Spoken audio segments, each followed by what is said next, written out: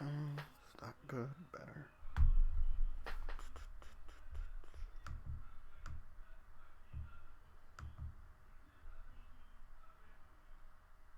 That's better.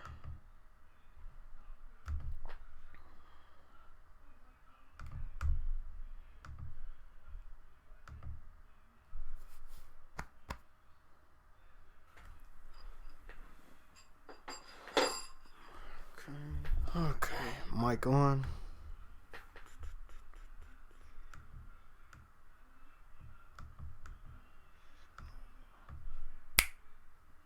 That's better.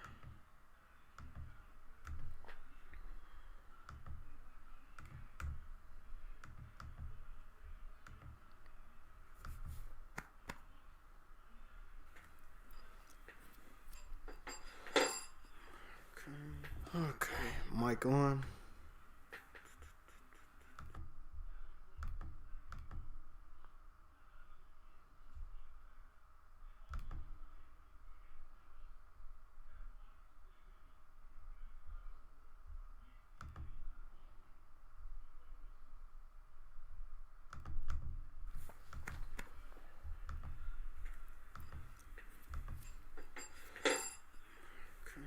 Okay. Mic on.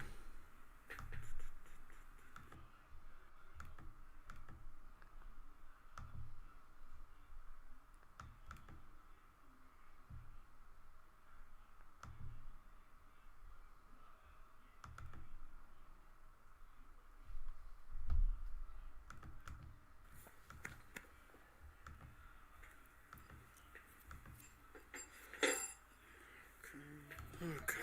Mic on.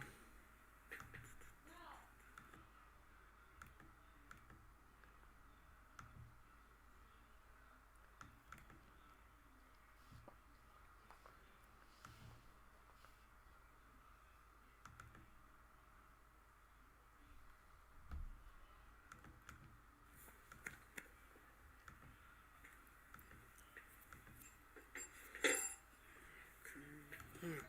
Mic on.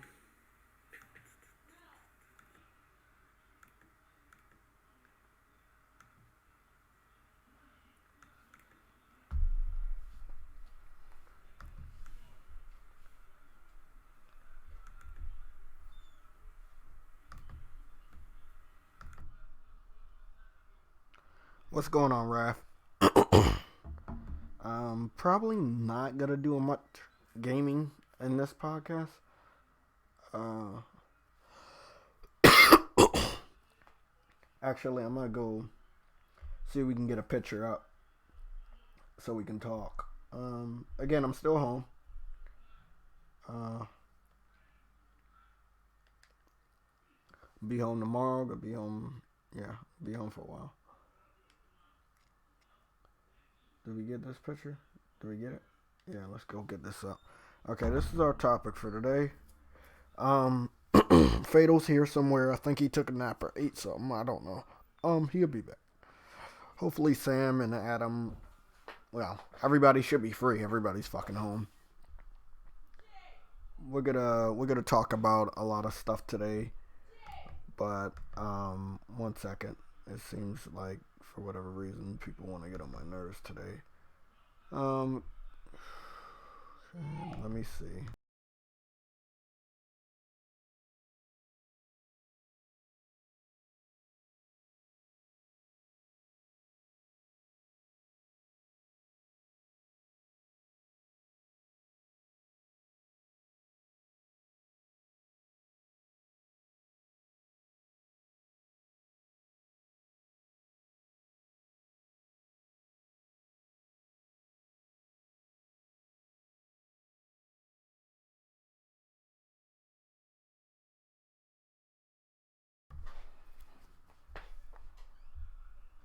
Okay. So we're talking about the quality of Xbox games. Um, and we're not talking about exclusives. We're not talking, like a heavy hitter. We're not talking about Gears. We're not talking about Halo. We're not talking about Forza. Today we're going to talk about games that are specifically catered to people that would not normally spend the money to play these type of games, but will play these type of games if they're put on a service that they're already subscribed to. And the service in question is Game Pass. And it's not always about these games scoring low because the gamers are not the ones giving it low scores. The journalists also agree with the gamers that most of the time are on the other side, like PlayStation gamers or PC gamers, even sometimes Nintendo gamers, that these games are not the best that they could be, or it's not something that they would like. I've talked to Fatal before he went off. He's still here though, and hopefully I can talk to the rest of the panel as well as you guys that this is very, very, very important. I'm not seeing the chat real quick, so let me go cut that off. Delete.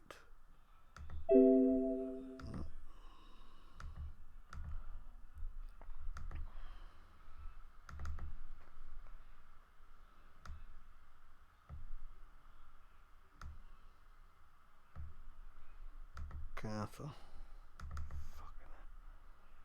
Chat box. Oh, I only got this one. Great.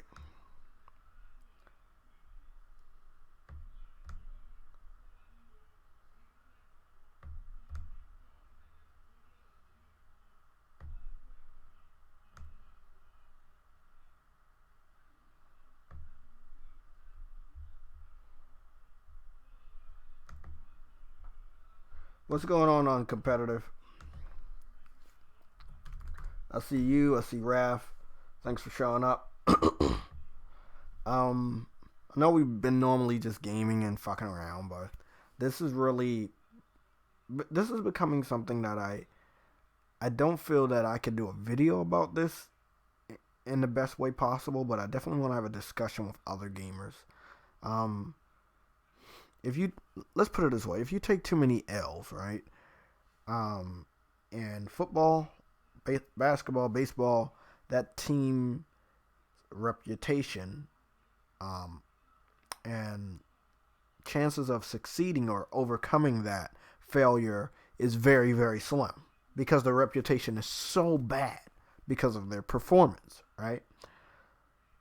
And I see that with Xbox, that their reputation as far as a game developer or presenting high quality games that will not disappoint, the chances of them changing that or turning that around next generation because you have new hardware is still very, very slim.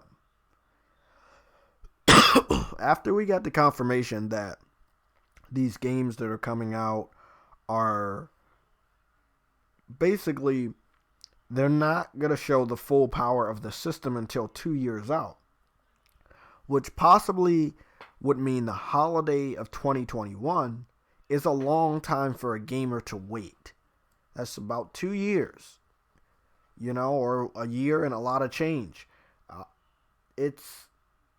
I just don't think that they can survive 2 years with new hardware based off of nothing but Game Pass games. And I'm not talking about any game that's on Game Pass is a Game Pass game. No. Okay, Grand Theft Auto, Monster Hunter, they're on Game Pass, but they're not Game Pass games. This is a game literally that was brought up and molded inside of the platform of Game Pass. God damn, I need some water.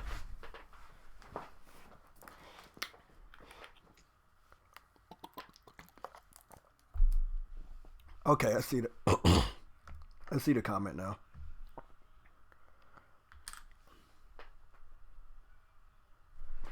Thank you guys for showing up.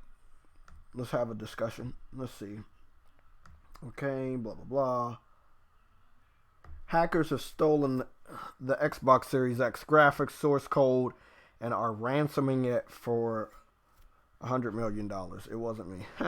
I don't know if that's true, competitive. Is that funny? Is that a trolling joke or is that true? It's on is that real? Is that something real going on?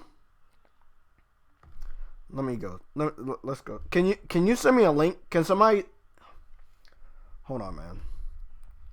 I thought Uncompetitive was trolling.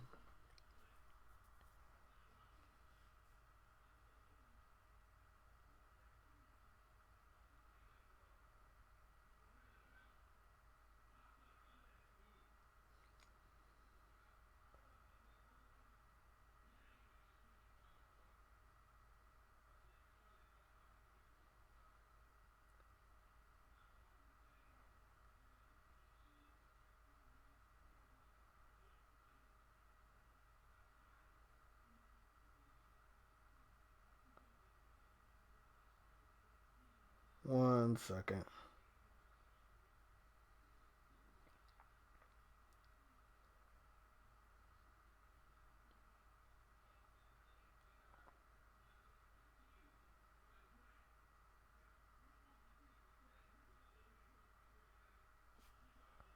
There we go. Let's go open up VG 24/7.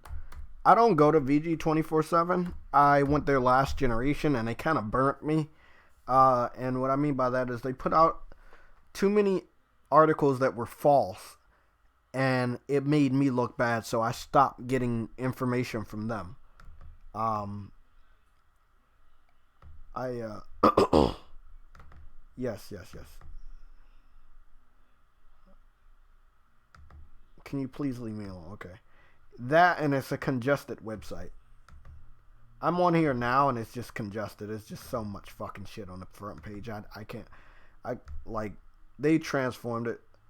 Does anybody have a specific link that you would like to share with me on Discord or in the YouTube chat where I can find this information? So, I'm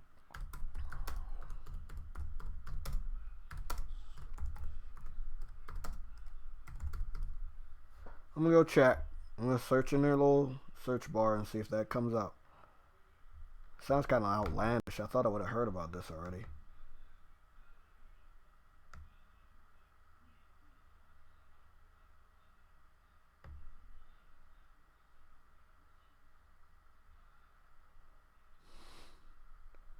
I'm looking it up now on competitive. I mean, I don't have any reason not to believe you. Oh, shit. 2 hours ago.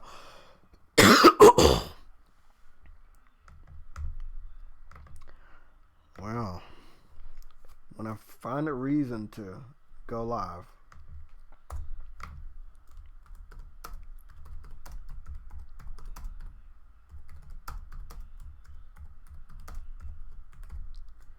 Oh boy, this is big.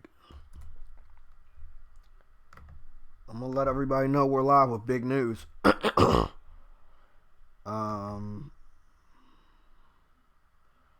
I have to find a way to get this information out before somebody steals my information, and I'm not gonna fucking. I'm just gonna put it out there.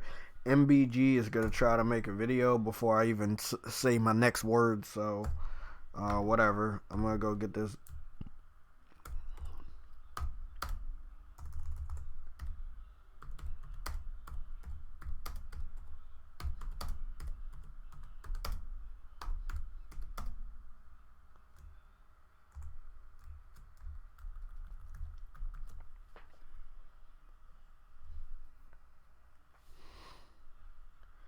Okay, I put the information up. I'm gonna use that to get the source so we can look it up on screen. We did this before. Obviously, we used the internet browser so we can get this information. Um,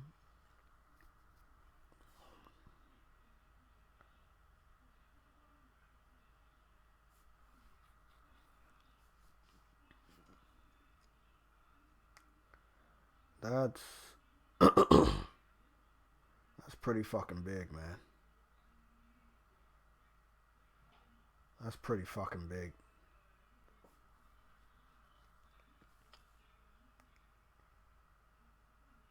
I'm gonna make sure everybody that I still fuck with on Twitter knows. So Jabari, uh, J Dub, Sick, um,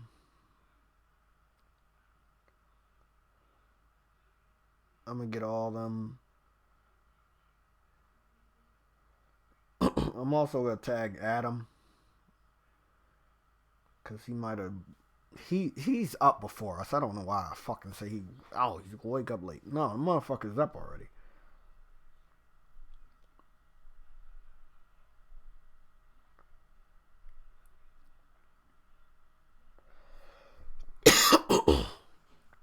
Okay. So I got the link. I'm gonna copy that. I'm also gonna get the link for Metacritic. Right. The reason why I want to get that link is because we do want to keep an eye on Metacritic to see what the real score will be for Bleeding Edge. Okay, so I'm done everything. Let me read the the chats. Okay, thanks for all the 10 people that are watching. Thanks for the 3 people that liked. If you're here and you haven't disliked, you might as well like before you pop in or pop off. Here we go. Of course, MBG already made it. Of course he did. We're good. We're still gonna follow it here. How does he get information so fucking fast? Let me. We already have it here, by the way. I'm just gonna pull that up real quick.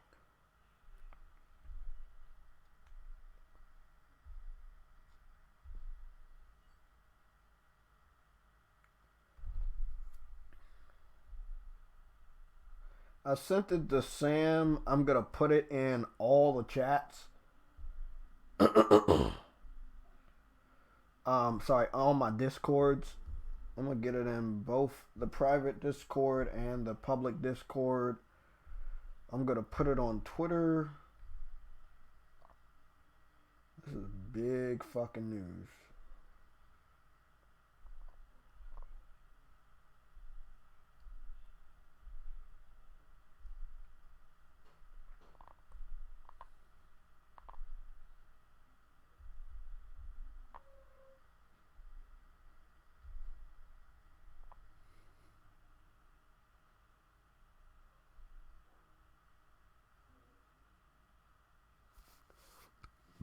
Let's see.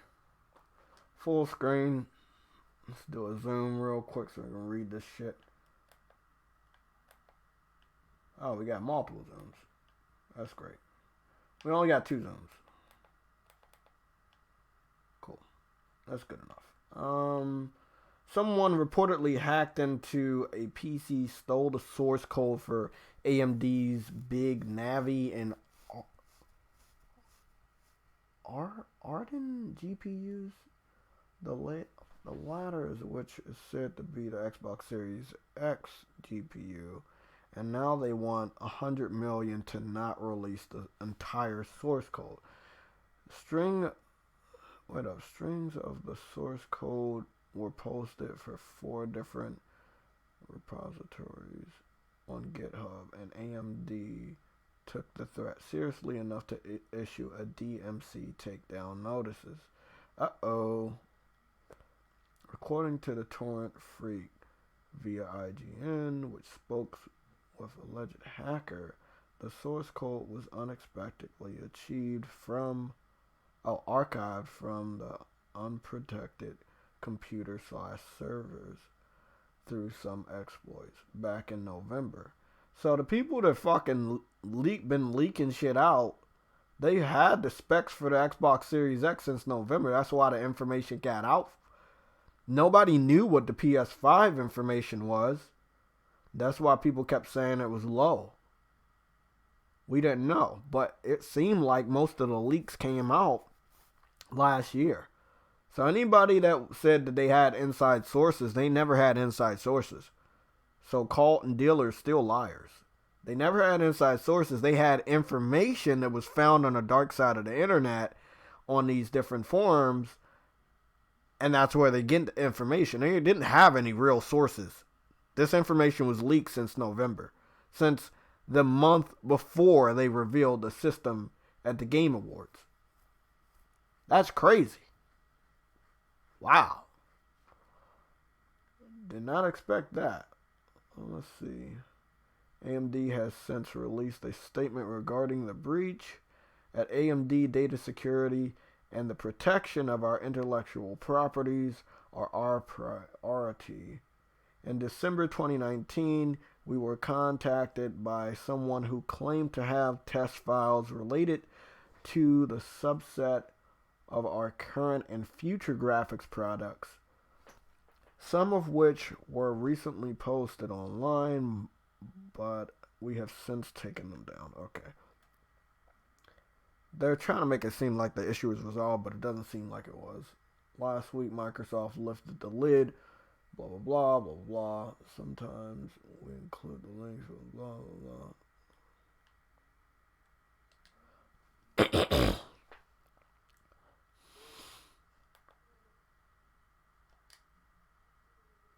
Whatever. So, that's fucking crazy. That's really crazy.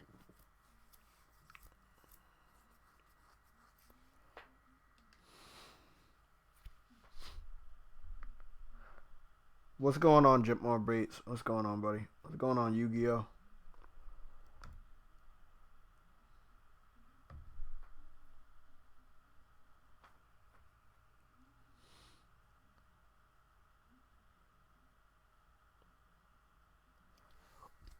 I don't know, man. That's a rookie mistake on their part.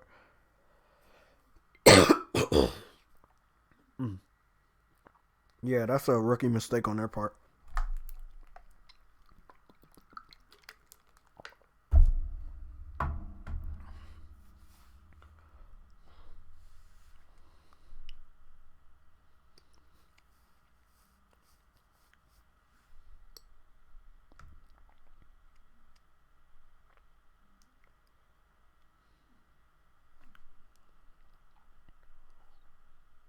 That is not good. Well, the information's been leaked out, but I don't know if they're going to release all the rest of the information, but I will say the launch of the Xbox Series X, Xbox fans are making it seem like it's good. It has not been good. I mean, we had all the info for months now. If you got on YouTube and you own a Xbox podcast and you're putting out information, you're claiming I got this information from a source, but in reality you got it from a forum, you're just as bad as these hackers. First of all, you're lying to your fan base, right? Second of all, you're trying to cover up that things are not going smoothly.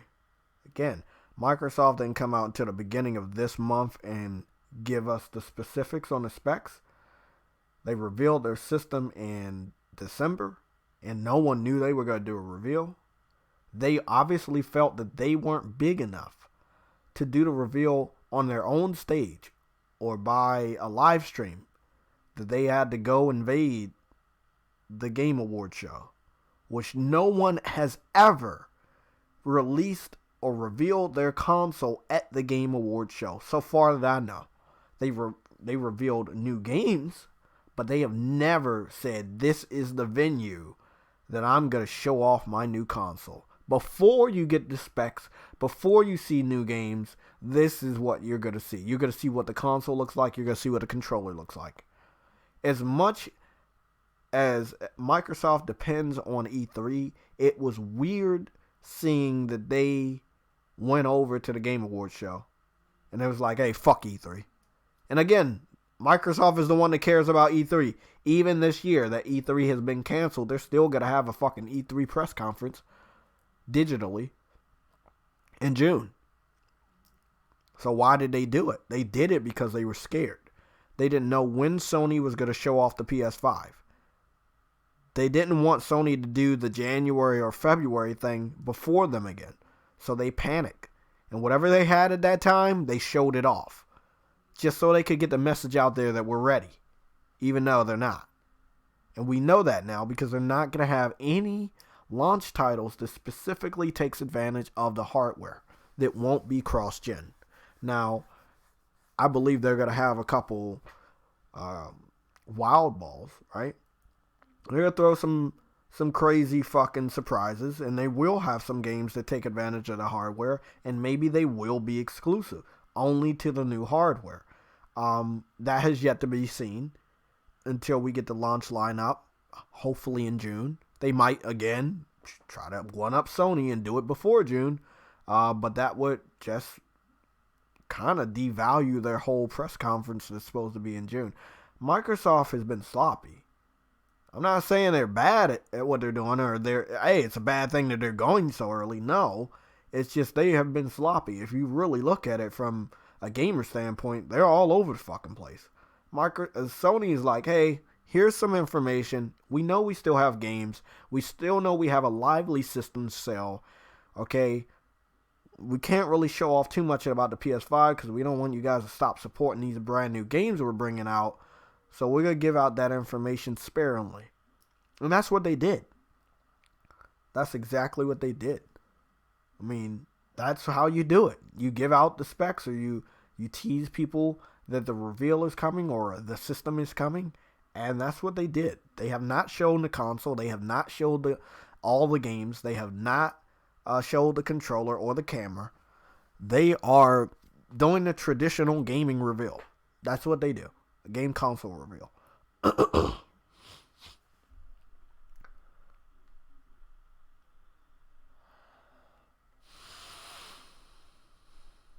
Yeah, I mean, that's the thing, bro. I hate that everybody blames Don Matrick. Xbox was in this shape towards the end of the 360 when they gave up and they believed they won. And then PlayStation overtook them, not only in console sales, but in game popularity. There were so many games that PlayStation had brought out in the PS3 that the popularity was trumping everything that Xbox had done.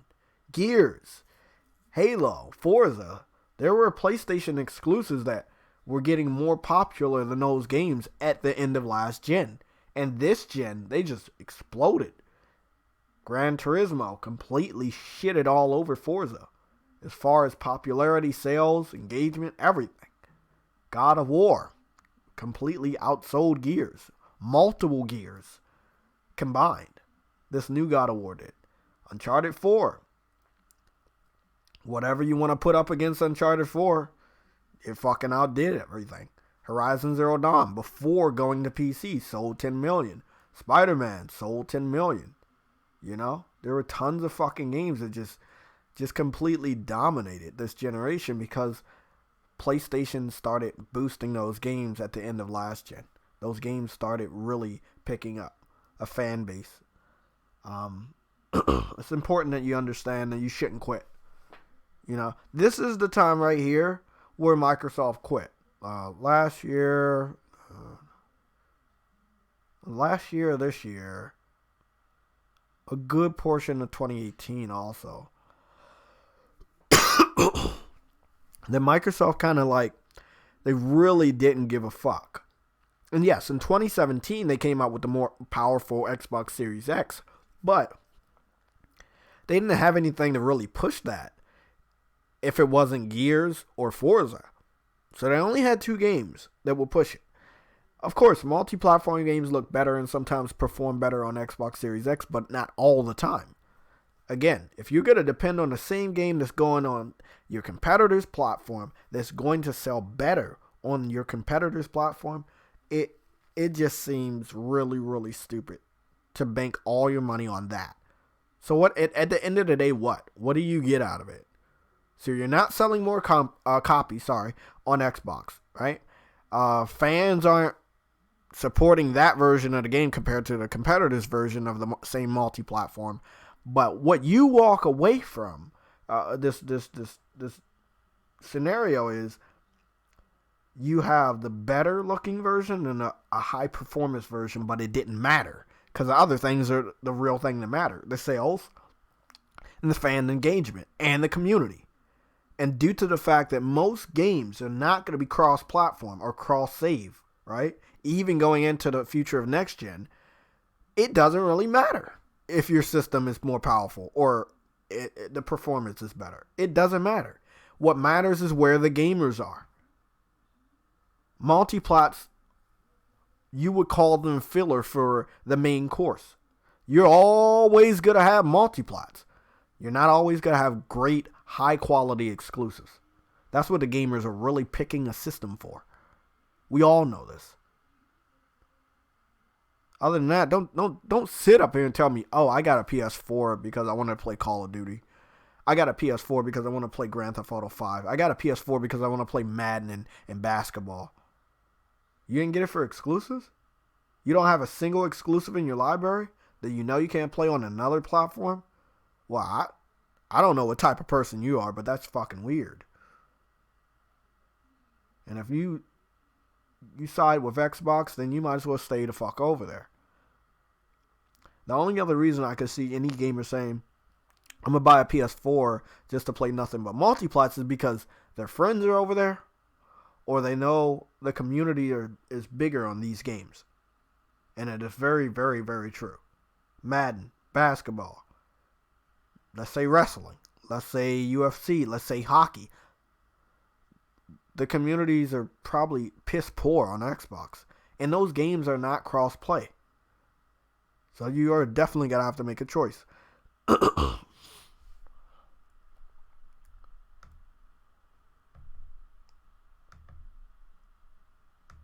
I'm reading the comment section right now.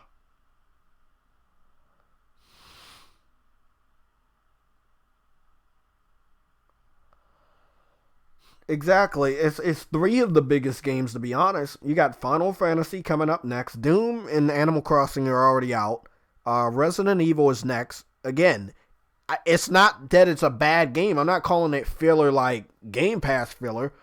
I'm just saying we're always going to have multiplats, right? Some are much higher quality than others. I'm never going to deny that. But they are on both platforms. And outside of some differences with the resolution and performance, they're pretty much the same fucking game. If you're not a computer analyst or Digital Foundry, you're not really going to know so much about how they perform differently unless you got a microscope, a magnifying glass. Other than that, it's the same fucking game. Mom and dad, aunt and uncle go out to buy a game for Tommy or something for his birthday or Christmas. Hey, they're like, it's the same game. Now, if they understand what an exclusive is, and most of them do, they know Mario can't be played on PlayStation. Everybody knows Mario can't be played on Xbox or PC.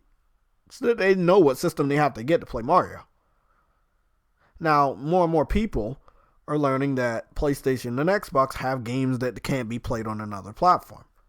Like Gears, Halo, Forza. On the PlayStation side, old school Ratchet and Clank used to be that. Jak and Daxter. Shit like that. Now, you got God of War. You got Uncharted. Bloodborne. Stuff like that. Gran Turismo. We understand the importance of exclusives. And because of what I'm saying right now, we understand that those exclusives give those platforms identity. But every generation, you have different types of exclusives for Nintendo and Xbox. For Nintendo and Sony. Xbox does have different types of exclusives, but they don't change positions.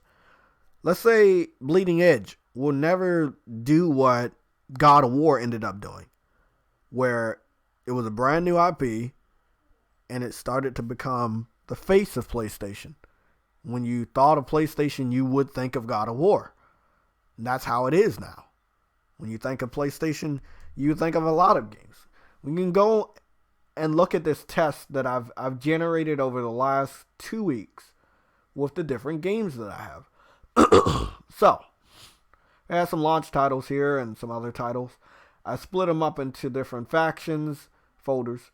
We got demos and betas. We got racing games, fighting games, multiplats, exclusives, RPGs, and shooters, right?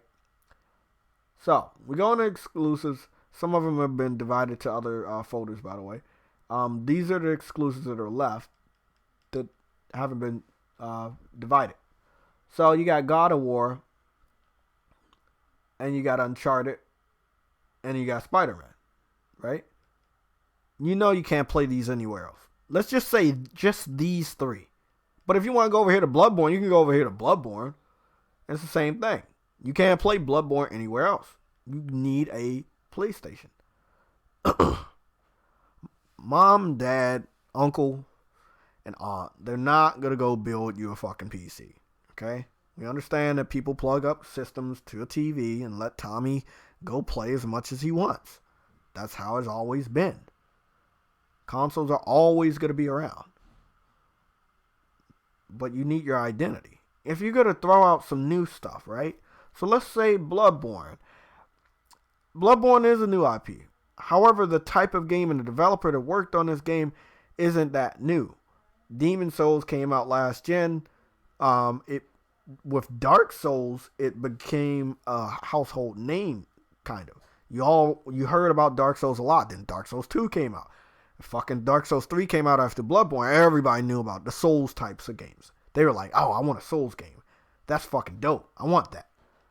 Neo wasn't a real Souls game, but people got it because it felt like one. Then they got it enough. They put it on another platform. And then the popularity grew a tad bit. They brought out the second one. But that other platform didn't support the first one, so they didn't bring out the second one on both platforms. Besides that, you know where you could play it. Little Big Planet, Fat Princess, these are older games. Jack and Daxter. These are 3 older games. But again, you know where you can play them at. When we get over here, we're just going to go talk about the classic multiplats. Most of the games in my shooter folder are nothing but multiplats, right? So we'll talk about that in a little bit. These games, you can pretty much play on all platforms. Yooka-Laylees are everywhere. Grand Theft Auto is on 3 platforms, not 4. This, 3 platforms. 4, I believe. 3 platforms. All platforms. I believe all platforms. I think this one's on all platforms. Maybe 3 platforms. I don't know if this is on the Switch yet. It should be, though. But I think the new ones are. I'm not even sure. 2 platforms, all platforms. I think 2 or 3. I don't know. Don't know. 2 platforms. These are from PC. This one's going to be on 2 platforms. This is Horizon Zero Dawn. Horizon Zero Dawn is not an exclusive. Horizon Zero Dawn is a multiplat. Once a game goes to another platform, whether you believe that platform is strong or not, it doesn't matter. That game is multiplat. You can't say shit else about that. But these games, you don't need a PlayStation for. However, once you get a PlayStation, because of the exclusives, you might as well buy these games too. They're always going to be there. These multiplats, types of games like this, they're always going to be there. They hold you over until the things you really want come out. Let's say we go over the exclusives. Some of those games might have lasted you until one of these 4 games came out. These individual years. Right? So Bloodborne came out, I think, 2015, right? Then I think the following year or that same fucking year, I think. Hold on, let me go get that shit right. Uncharted 4 came out. Then God of War came out 2018. Spider-Man also came out that year. It was a big year for that. It was a lot. It was just a lot. It was a lot of shit that came out. We had the remake of Shadow Colossus. This was a launch title, by the way, also. Fuck! I just clicked on it. But again, you know where you can get these games. Multiplats are completely different. Like, you can get them anywhere. But that's not always the reason why you buy an individual console. I mean, it used to be, hey, I'm getting this multiplat and I'm buying this different system because my friends are there. And then you would learn more about games that are unique to that system. And maybe if you weren't smart enough, you wouldn't understand that they were exclusive until you would talk to friends that didn't have your system, and they would let you know, this game isn't on my platform. I don't know how to play with you. Especially if that game's multiplayer like Halo or Gears. At that point in time, that friend would have to make the conscious decision. Do I want to go and play with my friend on the Xbox? Or do I want to stay with PlayStation and play the games that I like playing over here? Where if all you play on PlayStation is multiplats, and your friend says, well, those games are over here too, you're going to go over there. That exclusive got another person to play over there, even though that person was playing nothing but multiplats. There are always going to be more multiplats than exclusives. Nobody can doubt that. But the real reason why you switch might be the few exclusives that you know. In the case of PlayStation, there are so many exclusives. These are shooters. Very, very, very popular last gen. Not as popular this gen. This gen has branched off to open world games. This gen has branched off to action RPGs. So shooters are not as popular. As you can see, most of these shooting franchises are very, very old. Or you might say kind of outdated. They're still fun to play, especially the multiplayer if you have friends. Other than that, a Doom right here and the Doom in 2016, man, that shit's fun on a single player. And that's another thing. Single players are on the rise this generation. Last gen, it was all about multiplayer. Now, of course, the multiplayer is taking a different form in the form of Battle Royale. And competitive. More competitive. But still good.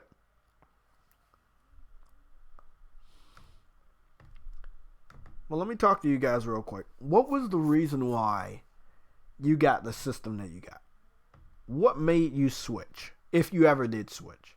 I switched from Nintendo to PlayStation because my brother had so many different single-player Japanese RPGs that he got from GameStop every fucking Friday for his PS2. How you doing over there, buddy? You alright? Yeah, I'm good. I'm just making fun of Japanese fucking RPGs that sound like that. Oh, yeah. Or how Link sounds when he gets hit, or if he dodges. You know what I mean? Yeah. So, Anyways, go on, carry on, I'm sorry. I moved on from Nintendo to PlayStation because of Japanese RPGs. Was I already playing Japanese RPGs? Yeah. Did I know that? No. Growing up, no. Not a lot of gamers growing up, we didn't know these different terminologies like action RPG, Japanese RPG, exclusives. We didn't know. Now, we did know that we couldn't play Pokemon on PS1 or we couldn't play Pokemon on a PSP. And, we just knew that. We knew that Siphon Filter was on PS1. For whatever reason, it wasn't on the 64. I couldn't play it. I mean, the one thing I learned as a young kid, around 8 or 9, I understood that disc and cartridges were completely different because the systems were underneath the TV entertainment system, and they were side by side, and one was a disc and one was a cartridge, and you could not find a way to play. They were different on that aspect. Right there, that told me, oh, that shit's different. No, I'm just saying that shit's different. So no, I'm just laughing at your chat. Oh, so you already know that those things are different. Mario 64, I beat that game. One of my first, not one of my first games to beat, but one of my first Nintendo 64 games to beat. Before that was Star Fox, which I played multiple times. I played that game and beat that game multiple times. I don't know why I kept doing it, but I just kept doing it. I love that fucking game. But it was different. Those were different games than Let's Get Ready to Rumble, even though I didn't know it was on the N64. I got it only on the PlayStation, so I thought growing up that was exclusive until later on I found out that shit was on fucking 64. But for whatever reason, my foster parents at the time only got it on the PlayStation. Test Drive. I don't know if that was on multiple platforms growing up, but I only played it on PlayStation. There was a lot of different games. But yeah, what made you switch? I know Japanese RPGs made me switch. I can't tell you the game that I kept seeing him play. It could have been Ratty Atta Stories. It could have been Breath of Fire, something like that. One of those games. But definitely Fable made me interested in Xbox enough to get his Xbox 360 when he got his PS3 and start to play Fable religiously. Again, because those were my type of games. Yeah, he got a PS3. And when he got his PS3, he no longer played his 360. So he gave me his 360. Literally. He said, And "No, you played Fable on your PS3. No, I played Fable on the Xbox 360 that he gave me." Okay, I was about to say. No. Yeah, I don't confuse that. So when he gave me his 360, I continued to play Fable. He played his PS3.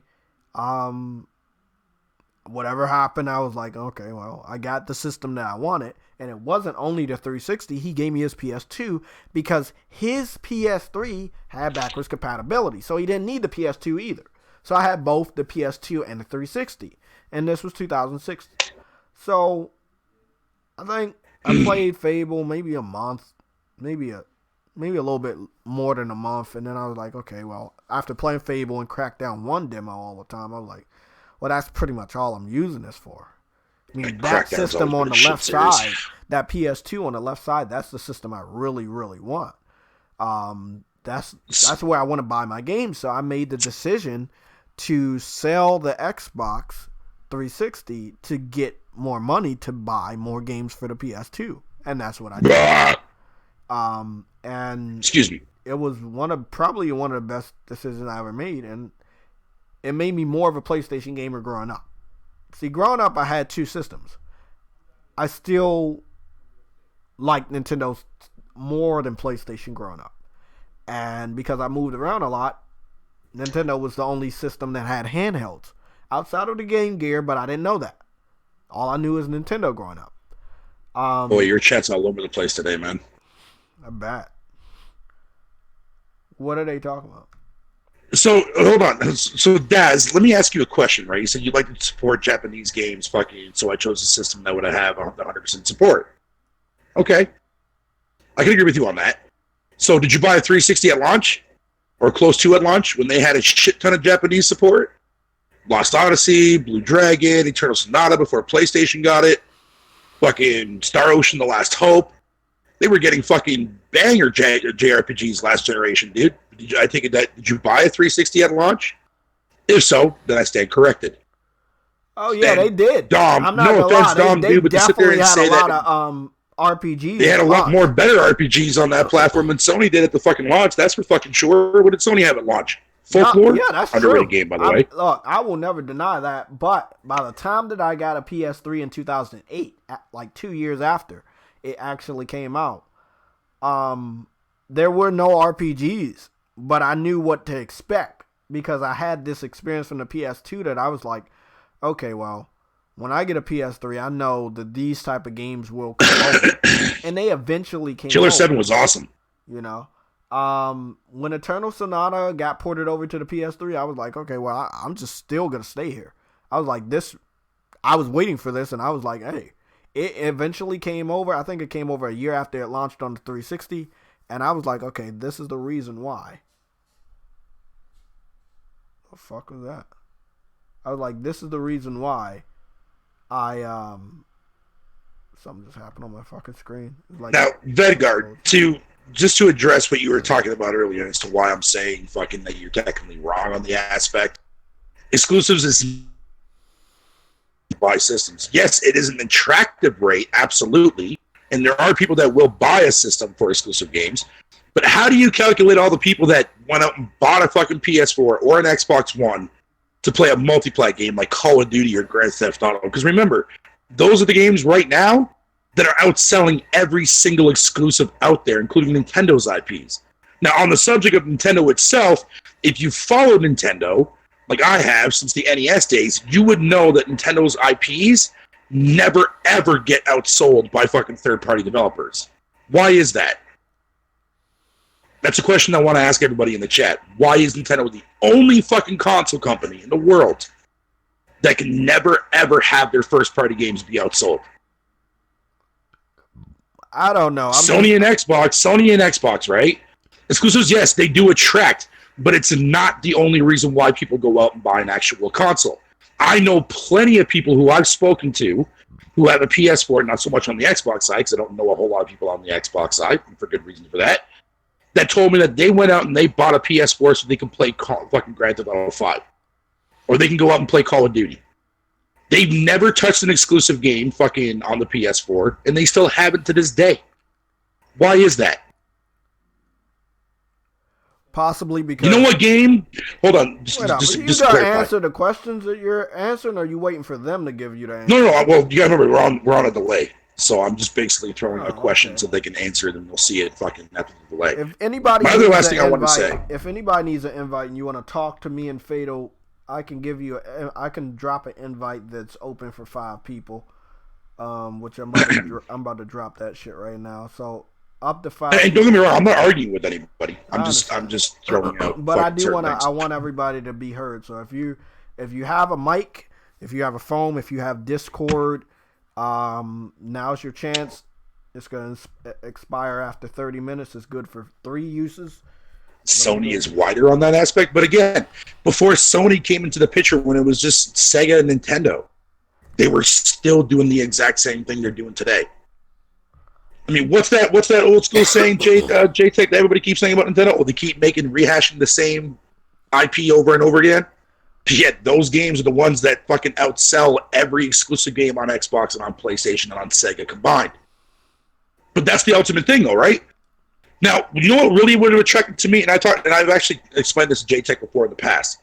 You know what game would have actually made me buy a fucking PS4? It wasn't a first-party exclusive game. The Division was the first game that actually would have definitely attracted me. Thank God that wasn't the goddamn game that actually made me buy a PS4. Thank fuck for that. But at the time when the Division was announced, that game was going to be the game that would have definitely got me to buy a fucking goddamn PS4. You know what game right now that I'm waiting to drop on the Switch that isn't a first-party game? Bayonetta 3. That's the reason why I don't have a Switch yet. And that is a third-party game. So no, not all fucking actual exclusives, first-party wise, is an attraction rate. Yes, I know Bayonetta 3 is going to be only on that platform. Yeah, whatever. But still, it still is a third-party game that could very easily go to other goddamn systems. Very easily if they wanted to. Because we don't know this time around if fucking Nintendo actually put the backing behind Bayonetta 3 like they did with Part 2. We don't know that. We know that Platinum Games announced it. We know that all I know Switch. is that Epic is, as of today, Epic made huge moves to become a third-party publisher officially. Yeah. At the same stature of Activision and EA. And that is going to change gaming as we know it. They got the money, and we know that's all that matters. They can become a publisher, and what they did with Remedy and some other developers today, a game like Bayonetta, a game like Bayonetta will, if Platinum Games goes the Epic route, that game will be on all platforms. I don't expect to see any single fucking Remedy game that will be exclusive to PlayStation or Xbox ever again, due to the fact that Epic is about making money just like EA. They're going to put their games... So now does that debunk the whole entire fucking Remedy being bought up by fucking Sony shit? That was never true. I never believed. Well, I know it was never true, but I'm just saying, like, a lot of people wanted to see that happen. For whatever reason, people that believe... completely debunks that. Yeah, it debunks a false rumor that was fake to begin with. Yes, it debunks a fake rumor. If I was anybody, you guys understand how damaging, how bad rumors are. Stop believing them. If they're not if they're not confirmed by the company, stop. My podcast might be boring, right? Because I deal in facts. But you got to understand, you're going to hurt yourself if you believe these rumors, because when they're later confirmed as false, what are you going to do? You're going to be depressed. And then you're going to take your anger out on the company that never confirmed these rumors in the first place. Like me, right? There was a rumor, a huge, heavy rumor, PlayStation All-Stars 2 coming out. Okay, I looked at all the signs and I believed in it so much. I made a video. I think the video's sitting at like 30,000 views or some shit. I believed in it so much. Never happened. They said it was going to happen year of E3. Never happened. Steel, that's the thing. You are right about that, but I have played both, and I love both. But I'm just saying, just in generality, you'll be quite surprised. And what better way to push somebody, like you were going back to the whole exclusive X-Men narrative, right? What better way to push somebody to that console? That's like saying fucking, okay, let's say fucking if Hellblade doesn't come to fucking PS4, right? Hellblade 2. You know how much it's going to piss off so many fucking PlayStation motherfuckers, dude, if Xbox does not, or Microsoft does not allow that game to go to the PS4? That means that people that really want to play Hellblade 2 are either going to have to go out of their way to build themselves a PC or play it on PC, or bought themselves a Series X. Most gamers are not going to want to do that. So they're either going to skip out or they're going to go to fucking PC and say, fuck Xbox. That's the way it goes. We've seen this before, too, as well. Take fucking Earthbound, Mother, right? That's a series that's been in Japan for how long? And we've only ever gotten, one fucking game out of that series overseas? Well, two now if you want to count. I think the 3DS one came out, I think, or something like that. Don't quote me on that. But that's right there. It's like, if you want to play a game that bad, you're going to find a way to fucking play it. Find a way to get it. You know what I mean? It's the same equivalent to like a lot of games that never get released out of Japan, that only fucking stay in Japan, right? Like, people will go out of their way to fucking do shit to play that said game. It's the same with Bayonetta. Well, most people completely fucking ignored Bayonetta when fucking Bayonetta 1 came out on the PS3 and the 360. That game didn't get any form of popularity until after fucking Nintendo got a hold of it and actually funded for the sequel.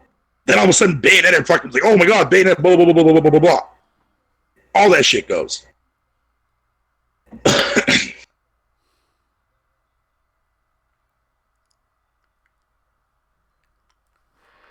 Okay, like I said, guys. Well, then I stand corrected there, Steel. Thank you for letting me know about that. The invite is good.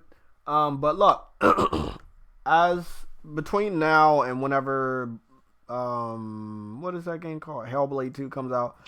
Look, I agree Hellblade 2 is going to piss off people, but we look at the total sales numbers. I don't know what the total sales numbers is, but I go look it up real quick. You got to look at that. I agree with you, Daz. I've been telling motherfuckers that for the longest time, but they don't see it, dude. But then again, like I told you before, I don't have a lot of faith in gamers this generation. I really fucking don't. They're not. I truly don't. This gen, some people that you believe are gamers or people that parade around as gamers, they're not gamers. I don't know what they are. I haven't found a good word for what they are, but they're not gamers. There are a lot of people on the RDX. I don't give a fuck who you are. They're not fucking gamers. I don't think of Cult as a gamer. Again, if you were a gamer, right, and you love gaming, where were you last gen? Why were you not speaking up? Xbox was winning. You're an Xbox fan. Why weren't you there? You love the console war. Why weren't you there last gen? Last gen was gritty. Yep. Last gen was as gritty as it would get from the Sega Genesis to the Super NES console war. The one where the companies were fighting. It was gritty last gen. But you guys were winning. Microsoft did everything in their power to secure timed exclusive contracts for games, not DLC. They were winning. They had the money. They came out a year ahead. They were a cheaper system. They were winning. They had the online infrastructure up and running. They had things that the PS3 never could do. They were winning. But yet we didn't see Tim Dog. We didn't see Call Eastwood. We didn't see Dealer. We didn't see D-Batch. We didn't see K-Mega. Where were these guys? I always talk about where were the PlayStation gamers on my side, by my side last gen, when I was going up against Xbox fans. Not just with my voice, not with my face, but with games. Always with games. Showing them what the fuck I'm playing. Showing them this is the reason why I picked this system. I know I couldn't find those guys. And I know these guys are probably on the other side. And maybe they're afraid that they were on the other side. Maybe they're afraid that the story will come out that they were on the other side. And I don't give a fuck about that. It didn't matter what side you were on. People swap sides this gen. It doesn't fucking matter. But you weren't there. I know for a fact, no Fatal, the people I just named, they didn't switch sides. Negative. Yep. Yeah, D-Batch, K-Mega, Dealer, Cult. They didn't switch sides. They were Xbox through and through last gen. But why weren't they here? What was so weird about last gen that they weren't here? Right. Now let's also talk about one glaring fact too as well. And by the way, though, I don't know where they were in the beginning of gen either. I didn't see nobody in the beginning of this gen. 2013, 2014, I don't know where the fuck they were. I saw Crap Gamer, though. They just randomly appeared recently, didn't they? Yeah. Like I said, 2015. Just a couple of years ago, I never seen Colt on Twitter. 2015 and 2016, who the fuck that guy was. That's where they started sprouting up, bro, in the middle of the gen. I don't know why they waited 3 years into the generation. I don't know what the fuck they waited for, but they waited till 3 years into the generation to spawn out of nowhere. So let me ask the chat a question, right? Okay. So the biggest problem with Xbox this generation has been first party, right? We can all agree to that. It's been shit or mediocre at best, right? So fast forward or rewind time, last generation to the fucking 360. Now, put away all the actual third-party games, third-party exclusives, and just specifically look at the first-party IPs that fucking Microsoft gave to everybody last gen, right? You have your Halos that was successful. Gears was popping last gen when it came out. That was successful. Forza Horizon and Forza Motorsports were there too as well, popping, and they were pretty successful. But outside from those three, if anybody that's an Xbox 360 owner from last generation, answer me this question. Were you satisfied? Outside from the holy trinity of Microsoft that is known as Halo, Forza, and Gears, were you satisfied with their first-party offering? It's a simple question. And I'm not talking about third-party exclusive deals or games. I'm talking about first-party specifically. It's a simple narrative question. Yes, you could say Halo 3. Yeah, of course. Go right ahead. That's fine. But I'm talking about everything outside from the Holy Triad, the Holy Trinity of games that Microsoft is known for fucking making and doing somewhat, well, not so much now, but you get the idea. Were you satisfied with what Microsoft was putting out last generation from their first-party offerings outside of Halo, Forza, and fucking Gears? Because that's going to paint a big-ass picture as to where Microsoft actually used to shine at. If I say I was satisfied with my foot, what does that mean? Shut up, J-Tech. Okay. That's where the truth is. The reason why I'm bringing this up is because when you look and you really analyze Microsoft's first-party offerings, right, that's not what actually helped fucking motivate that console last generation being successful. Halo, Forza, and Gears definitely played their part. Abso-fucking-lutely, man. Absolutely, especially with Halo 3's success being over 10 million. Ridiculous, right? But when you look at every single thing else, right, that Microsoft gave to us from their first party, mainly from Rare, all that crazy shit, look at those games. Were you happy with Perfect Dark Zero? Were you happy with Cameo? Were you happy with fucking Viva Pinata? And Viva Pinata went to multiple devices, for the record, by the way. There was even a fucking DS game that came out, too. Well, hold on a lot of people didn't even remember that. Hold on 1 second. Hold on. One. Hold on. Almost done. Almost done. So that's just, like, when you answer yourself that question, you'll begin to fully understand as to why Microsoft fucking failed so bad in that department, dude, because they were lying. They don't have what made the 360 have their strength, and that's third-party exclusive deals. Yes, they have third-party deals, but it's not the big fucking endeavors that you guys come to fucking know and love. Think about it. Last generation, they had the GTA 4 exclusive rights for fucking all the DLC.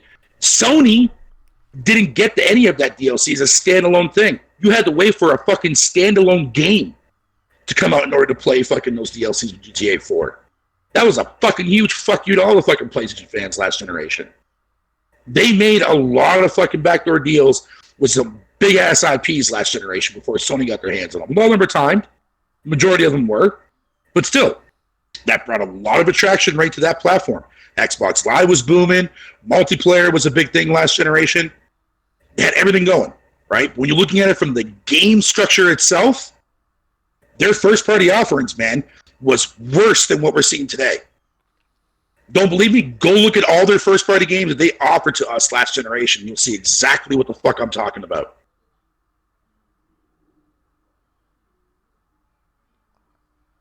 Well, and Fable, too. I forgot about Fable. Fable was pretty successful last generation until the third game came out. Yep, 1 and 2. Shit at that point.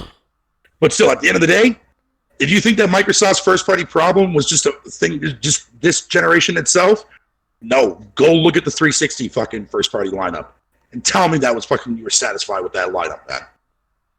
Outside from the Holy Trinity, that's it. And ironically, those are the actual three main fucking IPs so far that have sold the most this generation for Xbox. Comes back one full circle, man.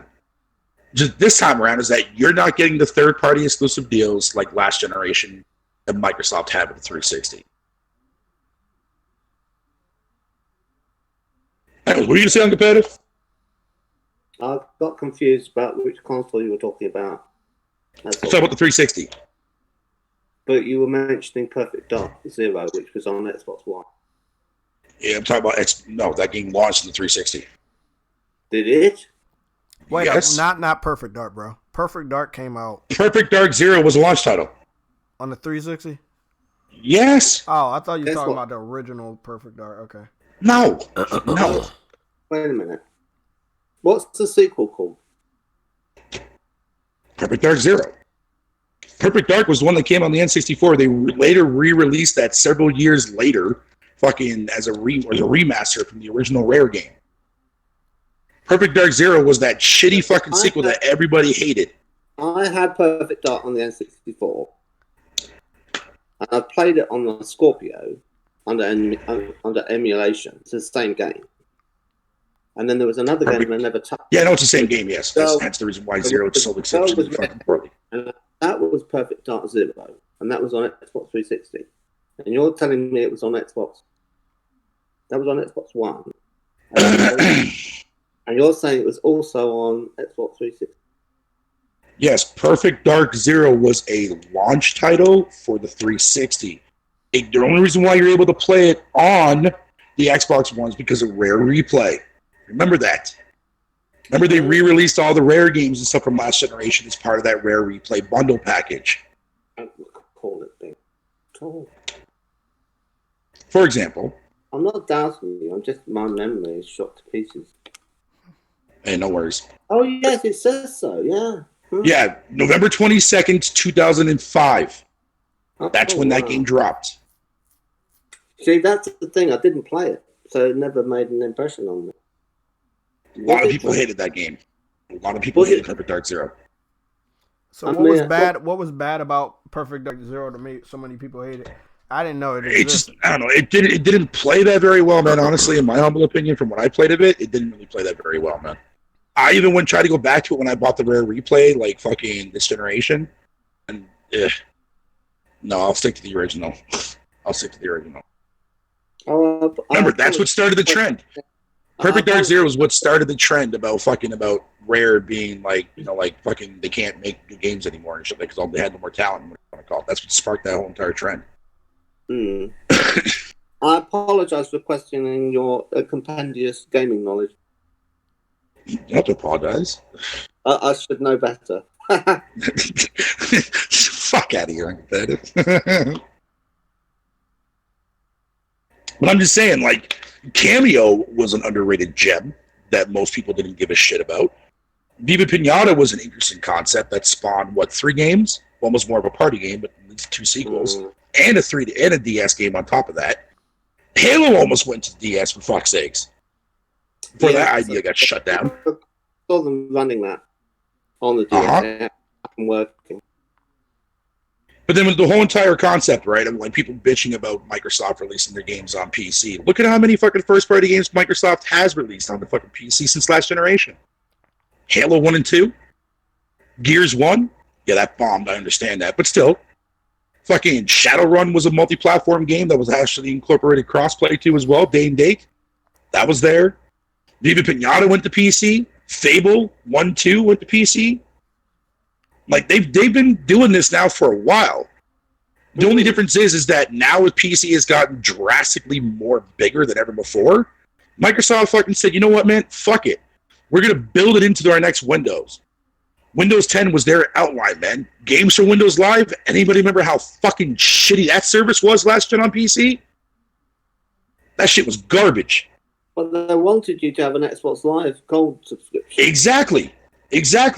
They wanted to incorporate this stuff ever since the beginning of last generation, pretty much. Now they found a way to do it, and all of a sudden, now it's a fucking problem. That all their games are going to be there day and date because they managed to find a way to do it. And it makes sense from Microsoft's standpoint because they are part of Windows.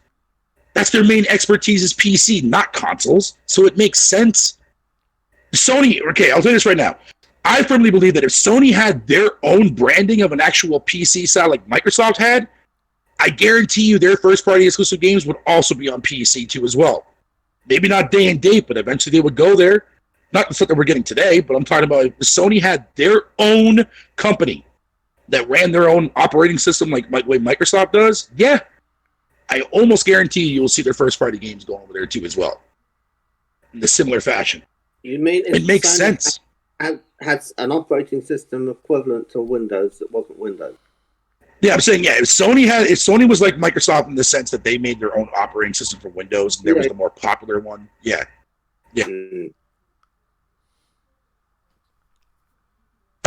When Microsoft puts their games on Windows too as well, because it makes sense to me. Yeah, it just makes too much fucking sense. They could actually do that because the PlayStation has got Linux on. So that's what exactly. Yeah. They could do that. It wouldn't cost them anything because Linux is free, and they just need to give it a nice front end and you know, maybe develop a few Office apps, you know, so that it's not looking like trash. Because fucking what was I gonna say? Steel. I wish Project Gotham Racing was still around. I really wish that game was still around. Well, that's true. They wanted to promote Windows Store, Windows 10, but still, they found a way to make it so that all their games that they make for the Xbox One would also be able to work on fucking PC. That's what they've been trying to do. They were trying to figure out a way to do that since fucking pretty much basically the end of the OG Xbox, which makes sense. This is what I'm saying. It doesn't bother me that their games are going over to PC because I don't give a shit. Because to me, I don't look at the PC as a console. Yes, it's a platform. Yes. But is it an actual overall fucking close platform console like the Xbox and PlayStation are? No. Two different audiences. Yes, PC has grown exceptionally huge over the last several years. Yes, I'm not even going to take that away or deny that shit. And regardless of my feelings towards that platform, people enjoy that platform for their own reasons. But at the end of the day, it doesn't bother me that Microsoft is doing that because it makes sense to them. Yeah, look, and I understand why they're doing it. I can understand you, and I respect how you look at it. It doesn't bother me because I don't care about Xbox or PC. But for anybody to sit up there and say that if these games did not go to PC, they would help the Xbox, or they wouldn't help the Xbox, you're wrong. No, not at all. These games being exclusive, like real exclusive, they would help people say, hey, I can only play this game over here. Again, everybody being older than in the 70s or 80s or 90s. We're older. We understand how shit works now. We understand what the word exclusive means. We understand that we couldn't play that on the PlayStation, or we can't play it on the Nintendo system or whatever was out when this generation launched. So we would understand you would need that system. Even if the launch lineup was bad. And it was bad. It was bad for Xbox. It was bad for PlayStation. The games got better. Xbox, I don't give a fuck. The games did get better. Sunset Overdrive was better than what happened at the launch. There were some other games that got better. Forza got more recognition. It got better. They came out with Forza Horizon. You know, I never understood why putting it on PC. But again, that's what they like. And this is another main thing. The games weren't moving. For whatever reason, on Xbox, the games weren't selling. And I'm not talking with that, Steel. I'm not talking about the multiplats. The exclusive games were also not selling on Xbox. Like, for whatever reason, the fans just wasn't supporting it. They would talk on the internet, but they wouldn't support it. This is what I said, JTech. I said this before. I said this jokingly a long time ago, back when I was playing Call of Duty World War II with Jabari and Persona. And I said to him jokingly, and I said, I really wish that Microsoft would reboot the Xbox fan base. And I completely stand by that. Because right now, the way the fucking fan base is, I detest the Xbox fan base, man. Not everybody, but the ones that are being the most vocal about their shit. The names that you listed off earlier. Those are the motherfuckers, man, that I cannot fucking stand. You know what I mean? Like, regardless of what you think about Bleeding Edge or fucking Recore or whatever other game that Microsoft has been releasing as Game Pass filler, quote unquote, I like a lot of their shit. And I'm out here I'm tweeting the Bleeding Edge developers right now, asking them to do crossover characters, which me and JTech talked about earlier. Yeah. I think that would be a great thing to do. Okay, guys. Put Senwa in there. Exactly. I want to talk to you guys about what we talked about earlier today off air. I'm going to see if Fatal can contact the Bleeding Edge devs. I want to sit down with Fatal, the Bleeding Edge devs, and I want to talk. I told Fatal that it will be private. If the devs, for whatever reason, want to go public, we can record that video and put it public. If they don't want to, that's all right. We can keep it private. I want to have a conversation with them about how they can make the game better. And I believe the best way to make that game better is to incorporate things in that game that the Xbox fans want. Again, you made a game inside of the Xbox universe, right? Yep. But Xbox fans don't really care because there's nobody that they know that's in that game. These are all random characters. I don't care how much marketing you did. I don't care how long the website was up. I don't care how many trailers you posted. For whatever reason, just like what we talked about earlier just now, people weren't buying the games. Well, people just didn't give a fuck. They just didn't care about Bleeding Edge. It was out there. People knew about it, but they just didn't care. Yeah. Why not incorporate something they care about? You did it for Gears of War 5. You put Halo ODST in there, right? A character, a robot. Yeah, they did. Okay. Yes, they did. You did the same thing with Forza. You put the Halo Warhawk in there, right? You did the same thing for Killer Instinct. You put Battletoads in there, right? Why not have a character that every Xbox fan knows and put them in Bleeding Edge? I guarantee that right there will spice that shit up. You shouldn't wait on it. You should not wait until that game dies to do something like that. This should have been in the talking points when the game was in development. It should have been. Oh, something tells me in my bones that I think it has been, because I could definitely see fucking Semwa fit in there, because they even have the Hellblade logo that you can attach to your fucking board. Exactly. Like your little hoverboard thing, whatever you want to call it, that's been in there. Hell, even Gears. In the gameplay that they have stuff like that. It's just like Gears. Don't they got like different Xbox flags for Gears has banners that promote State of Decay, Hellblade, fucking a whole bunch of slather of other Xbox games and shit that have already been released. It's like a promotion thing, which I think is kind of cool in my humble opinion. But again, like I said, okay, Steel, I understand the whole entire PlayStation All-Stars. JTech already knows my feelings on that, but at least Sony fucking did take that fucking risk to get a developer to cross over all their fucking characters. Whether you liked it or not, I mean, I'm with you on that. I hated that game, but for somebody like JTech who likes it and has a small cult following, people that do want to see an actual fucking comeback to that, fuck it. Go ahead and do it. Throw in fucking, like I said, Senwa will be a perfect character to work in a game like Bleeding Edge, because it's all based on melee combat. You already have fucking, what's his name, Damien, who has a sword already. So there you go, put her in there. That'd be fucking awesome. Put fucking Marcus Phoenix in there if you want to. I don't give a shit. Put other characters in there. I think that'd be fucking great. And as soon as me and JTech talked about that, I went and I fucking tweeted at the devs to tell them about that shit. I think you could put Master Chief in there and keep his blades, but of course take away his guns. Yeah, no, they can do that. Yeah, of course they could. They could easily do that. Take away his weapons, just make him have the fucking goddamn fucking blade thing, what the fuck you want to call it there, man. Make him use that. I mean, it'll be a great crossover promotion, not only to promote fucking Halo Infinite that's getting ready to drop, but it'll be a great way to people like, oh, this is awesome. This is fucking cool. I'm playing as Master Chief and fucking in Bleeding Edge. So yes, they got enough. Bleeding Edge lacks a lot of content. Yes, it does. Yes, it does. Every reviewer that reviewed the game so far has already came out and said that. Even I stated that. But the thing of it is, the reason why I like Bleeding Edge so much is because it's so much fucking fun to play. Now, look, I've seen people fucking take that K-Mega footage, man. Let me tell you one thing right back. I was in a game with that motherfucker. He sucks ass at the game, bro. He was playing that game like a fucking beat 'em up, man. When I play that shit, I play that game the way it's supposed to be fucking played. A lot of people don't do that shit. Okay, guys, I haven't done this, and I still gotta make independent videos. But it doesn't need to be a crossover game to start there, Steel. Like I said, look at what fucking Gears did with fucking Halo. You know what I mean? I'm talking about just to do that for promotional purposes. Make it a timed event. Fuck, Final Fantasy Realm Reborn did that shit with Final Fantasy 13. They can do it easily. But anyway, sorry, Jay, go ahead.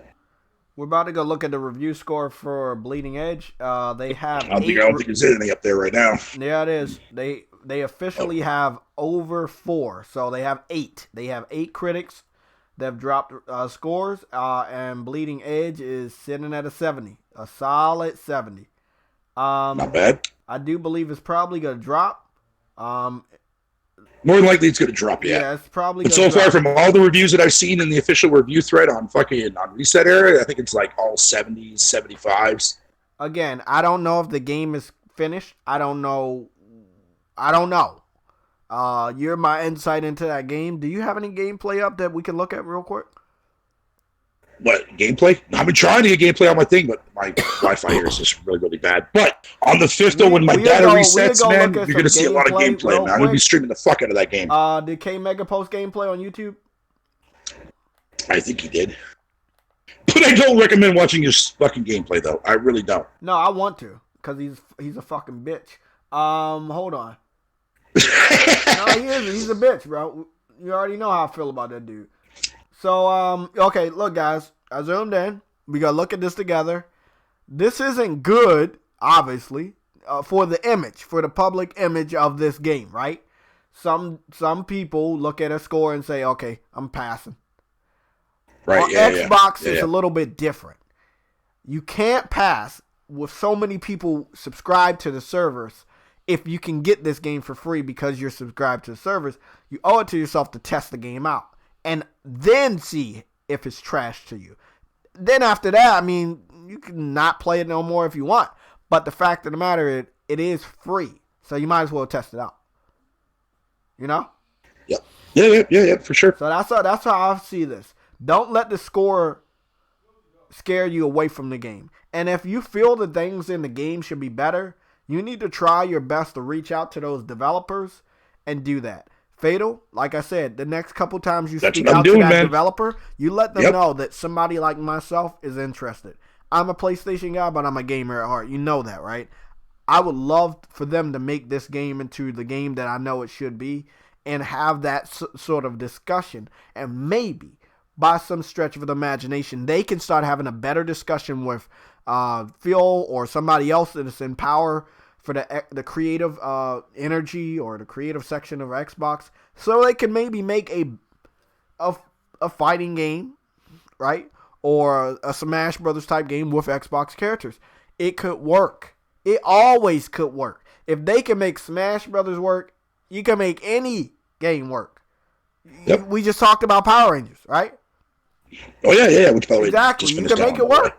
There was a Ninja Turtles game just like that. Like a Smash Brothers type Ninja Turtles game. There was a Dynasty Warriors Smash Brothers type of game. There was so many different Smash Brothers types of games just like that, bro. Dead serious. Yep. Yep.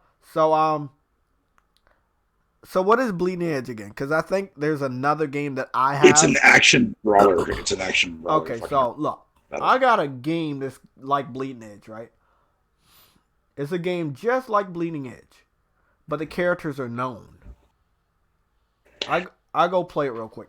It's J-Star Victory Versus. It was a lot of games came before this, but I will say Jump Forces is the successor to this game, but this game was better because this game had different areas that were based in different animes, but you had destructible environments. So while you're trying, it's a 4v4. So while you're trying to injure the other person and get his meter down and shit like that, you were fighting in these different areas that are from the most famous animes out there.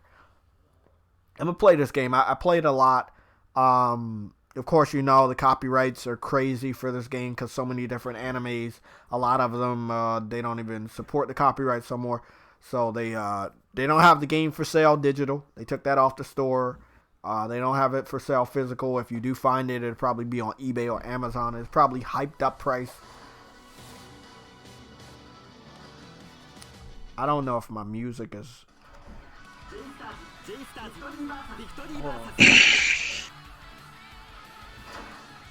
Now, I apologize if you guys don't want to see this game, but this game had a bigger following because they were recognizable characters. But I do see similarities in the action in this and in the action in a Bleeding Edge. I do believe if the action was still exactly same, but Marcus Phoenix and then Master Chief and other characters that you know from Xbox were in that, and it was the same action, it probably would have get a bigger reaction, even if it was double A. You know? It would have had recognizable faces. Let me see. the modding system, Bleeding Edge, is a big part of the actual game that's going to make that game fucking. For people that actually understand it, most people look at it and just think that it's just like, oh, cool, I just go around and just, press my buttons and that's it and I win. No, it doesn't work that way. I don't care what anybody fucking says. All those people that are out there saying that it's too fucking easy, no. No. If you don't have a solid team, right? That's the thing. There's a reason why when you fucking start every match and why you're on a timer, man, you have to see who's in your party. You're not going to walk around with one DPS, no tanks, and fucking 3 healers. You're going to get fucking, well, I mean, actually it might make it a little overpowered, but that's just fucking stupid. But you can work out combinations and strategies, believe it or not, when you have the right build. And I've given examples before, man. See, I play 2 characters exclusively as of right now. Mika and Buttercup, right? Buttercup is my tank DPS, and Mika's the healer that I always fucking run with. But the thing of it is that character gained so much popularity during the actual betas and the closed betas and the open beta that a lot of people always choose her, because if nobody can choose her, people will fucking rage quit the match. Kind of similar to Overwatch, right? So what happens when that character gets taken? Well, I use Buttercup. She's an easy, simplistic character to use, but she has abilities that I can use that take advantage of something that can actually help my team out, right? But there's also teammates that can also help you with comboing fucking things too as well. Like, I'll give you a prime example of that. Buttercup's one of her actual her fucking super turbo fucking ability that she has, right? Is that she gains fucking, I think it's like an additional 35% attack power, fucking more health to her and some other bullshit, right? So if I had her in the party alongside that fucking voodoo motherfucker with the snake, all that guy has to do is throw the fucking voodoo stick on a healer, and I just fucking, I throw the voodoo fucking thing, or get the teammate guy that I'm talking to on voice chat to throw his voodoo mark on the fucking healer. I pull the healer in, boom, that motherfucker's dead. Faster than anybody can blink a fucking eyelash at, man. Because that shit stacks. You see what I'm saying? But most people are going to look at this game, like Andrew Wilkins over here, they're going to look at this game and think that it's nothing more than just press X, X, X, and a couple abilities and you're done. It doesn't work that way. It really doesn't. Okay, people that say that only play 2 matches or don't know how to fucking play the goddamn game at all, period. I don't know if you can view it, but maybe you can view it afterwards. I'm about to play this game. You probably see some similarities in the chaos, but all in all, it is a brawler, but it's not so much focused on similarities for Overwatch. So it's more fun that goes into it, but there are some different mechanics. Again, you could still have that same exact game, but add some familiar faces. They should have always done that. Mm-hmm. You shouldn't have to wait after the development of the game and after the release of the game to get ideas from the fans to add characters after the game. No offense to yourself, is already dead on arrival. If you would have featured that these characters are coming soon, people would have got the game in anticipation. I agree. But now, it's like, that's how it is. When a game doesn't do well, the company might not support it. Nobody's going to support something that's dead. It's hard to bring something dead back to life. I mean, No Man's Sky did it. Sea of Thieves did it. No Man's Sky did it too. So I do believe it's possible if they listen to the people that matter.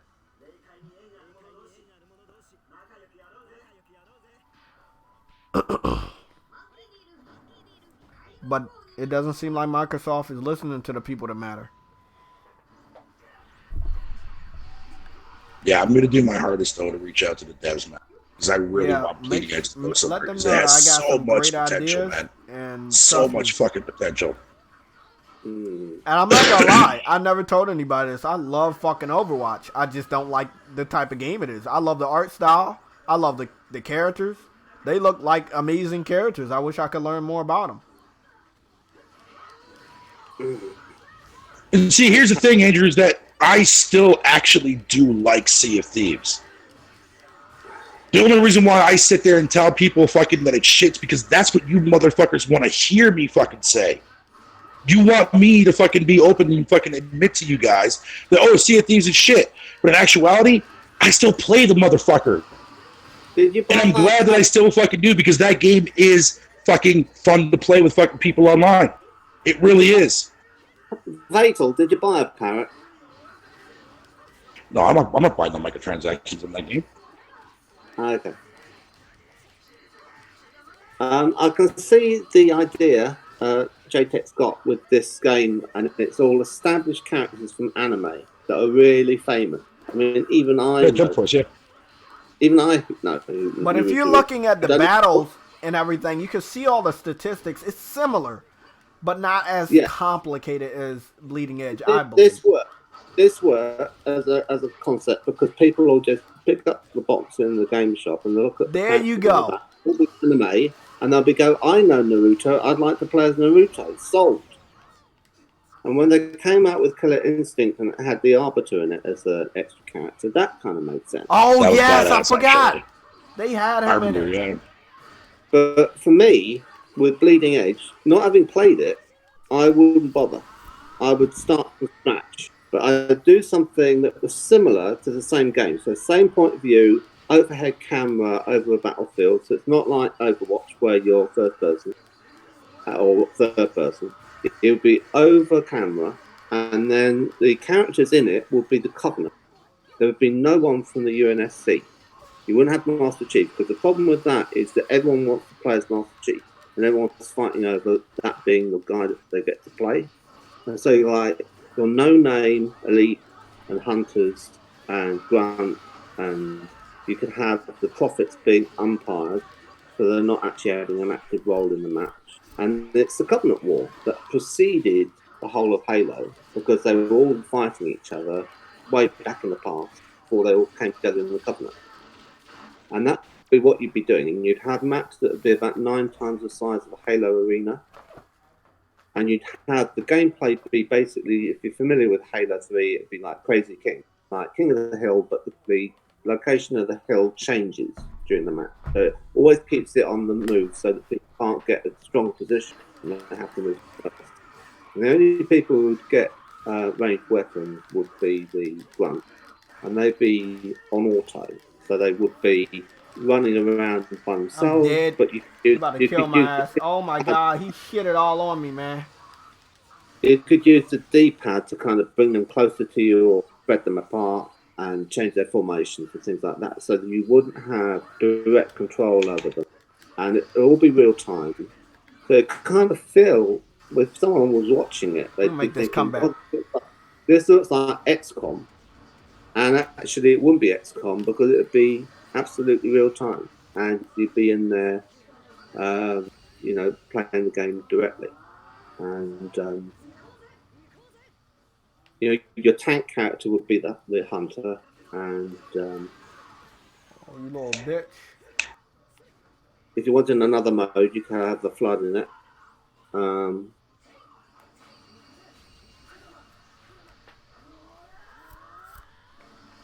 So there's a lot you could do, and it would be better than Halo Wars, because Halo Wars is too slow.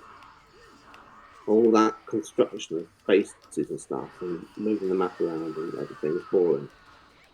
You want to have a really big arena, and then just have everyone running around in from a third-person perspective, which you can see down on them from above, much like it is in Bleeding Edge. So they've got the engine to do this game, the Covenant game, right now. They just haven't got the right characters in it. And I'm not saying reskin them or put those characters into the game alongside the Buttercup. No, you don't want an Elite and Buttercup. You want it to be completely rethemed as being Halo. And that would sell.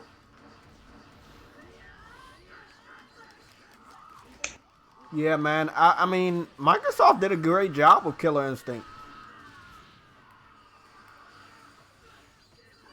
I mean, it's incredible that they've got all these great characters from the Halo series, and the only game they've got from them where they do anything is that one appearance of the Arbiter in Killer Instinct.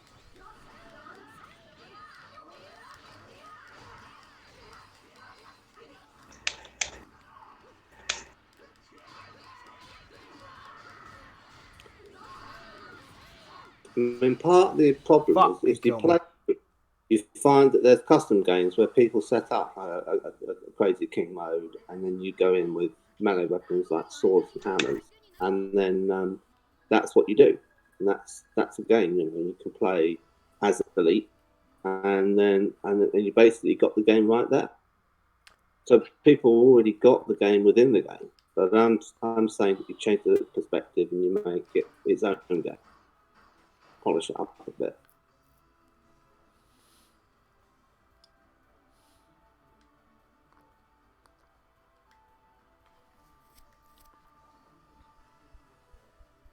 We didn't even go into the village, by the way.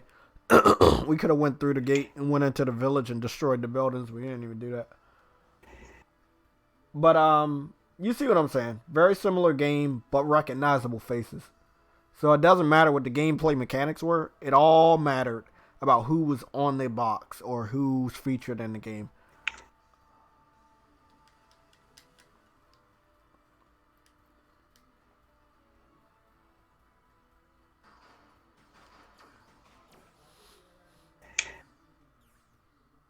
You still there, Fatal? Yeah. Yeah, man. When the last time have you talked to the devs? What devs? The Bleeding Edge devs. Yesterday. Oh, okay. Like, what's the name of their? Oh shit, who's that? That's Ninja Theory, isn't it?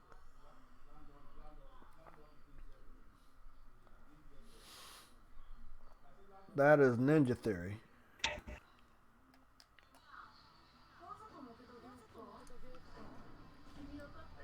Let me see if I can talk some sense into him. So, I know this dude's a dumbass, but games trailers, he believed that Death Stranding was gonna get a worse score than Bleeding Edge. See, these are the Xbox fans that don't make it good for the community to try to make some sort of a comeback. This is just not good for them.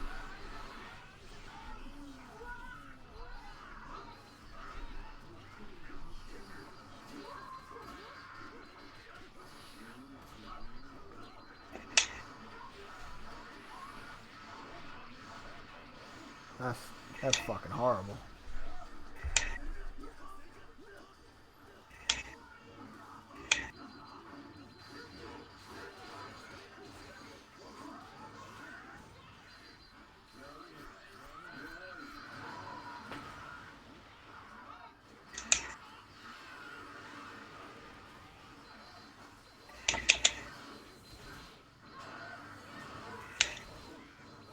Yeah, this game was fucking dope for all the characters that they had. This shit was crazy. Everybody had all their moves. It was like, wow, this shit was dope. And that's what I'm saying. It should be so easy for Microsoft to just get these fucking characters, man. Like, they got everything.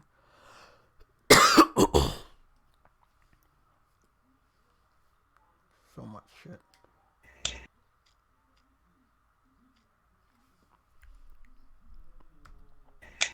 What's going on, Umar? There's rumors about Remedy being acquired by Sony was a lie. Yeah. Those were definitely a lie. I mean, rumors are always a lie, bro. Like, rumors are not facts. You know? If you hear leaks, if you hear sources, that doesn't mean something's a fact. What the fuck is this?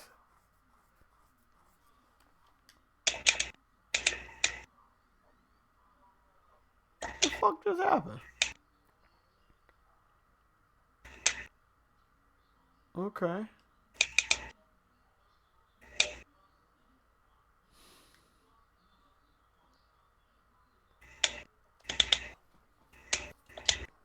It's not a 60, but it is a 70, which is good. Because at least it's not the lowest score. Let's see what goes down after here. Damn, goobity geep geep goo. Too bad. Let's hope they get. Look, Umar, I know we're PlayStation gamers and we want Sony to do good, but let's be honest, we don't really need them to keep buying studios. They don't have to copy Microsoft's playbook. Sony is perfectly fine not doing what they're doing. You know what I'm saying? So, look, just as a PlayStation gamer that's been supporting PlayStation from the worst time last gen to the best time this gen, I'm letting you know personally, you don't have to worry. They don't have to do what Microsoft is doing. Microsoft got a lot of studios, but they're not presenting a lot of great games. So that might not be the best thing for Sony to do. You want to buy the best studios, and you want to have the skills to mold them. Now, if you already have great studios and some smaller studios that can be molded to do better games and bigger games, then I'd rather you focus on that. Don't waste so much of your money buying all these studios. Invest that money into smaller studios that you already acquired and make them better. That's the best thing I can tell you.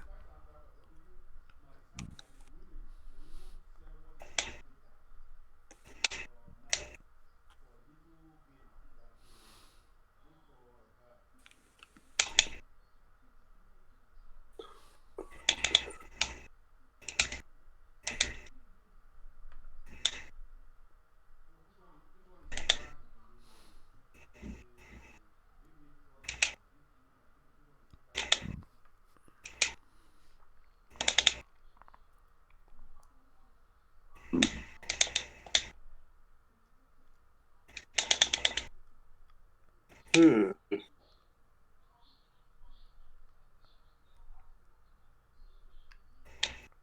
Hmm. Okay, I've got another piece of information for you. Uh-huh. This is from DualShockers.com, and it Yeah, says they're that reliable. I could fucking trust that shit. they reckon that there's going to be a Star Wars 1313 game, which I thought had been canned, and they said the guy in it, the main character, is wearing Mandalorian armor, and they're guessing that it's Boba Fett. Well, he's got the wrong colours to be Boba Fett, because Boba Fett is kind of blue and turquoise. This guy's in red, but you never know. But it's all set on Coruscant, so.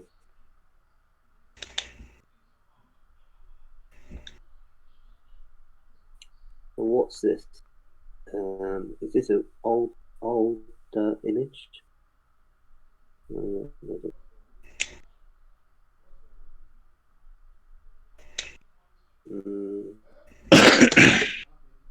Oh, I see. It's not coming. This is just like what we could have had. Why is it? Why even post it?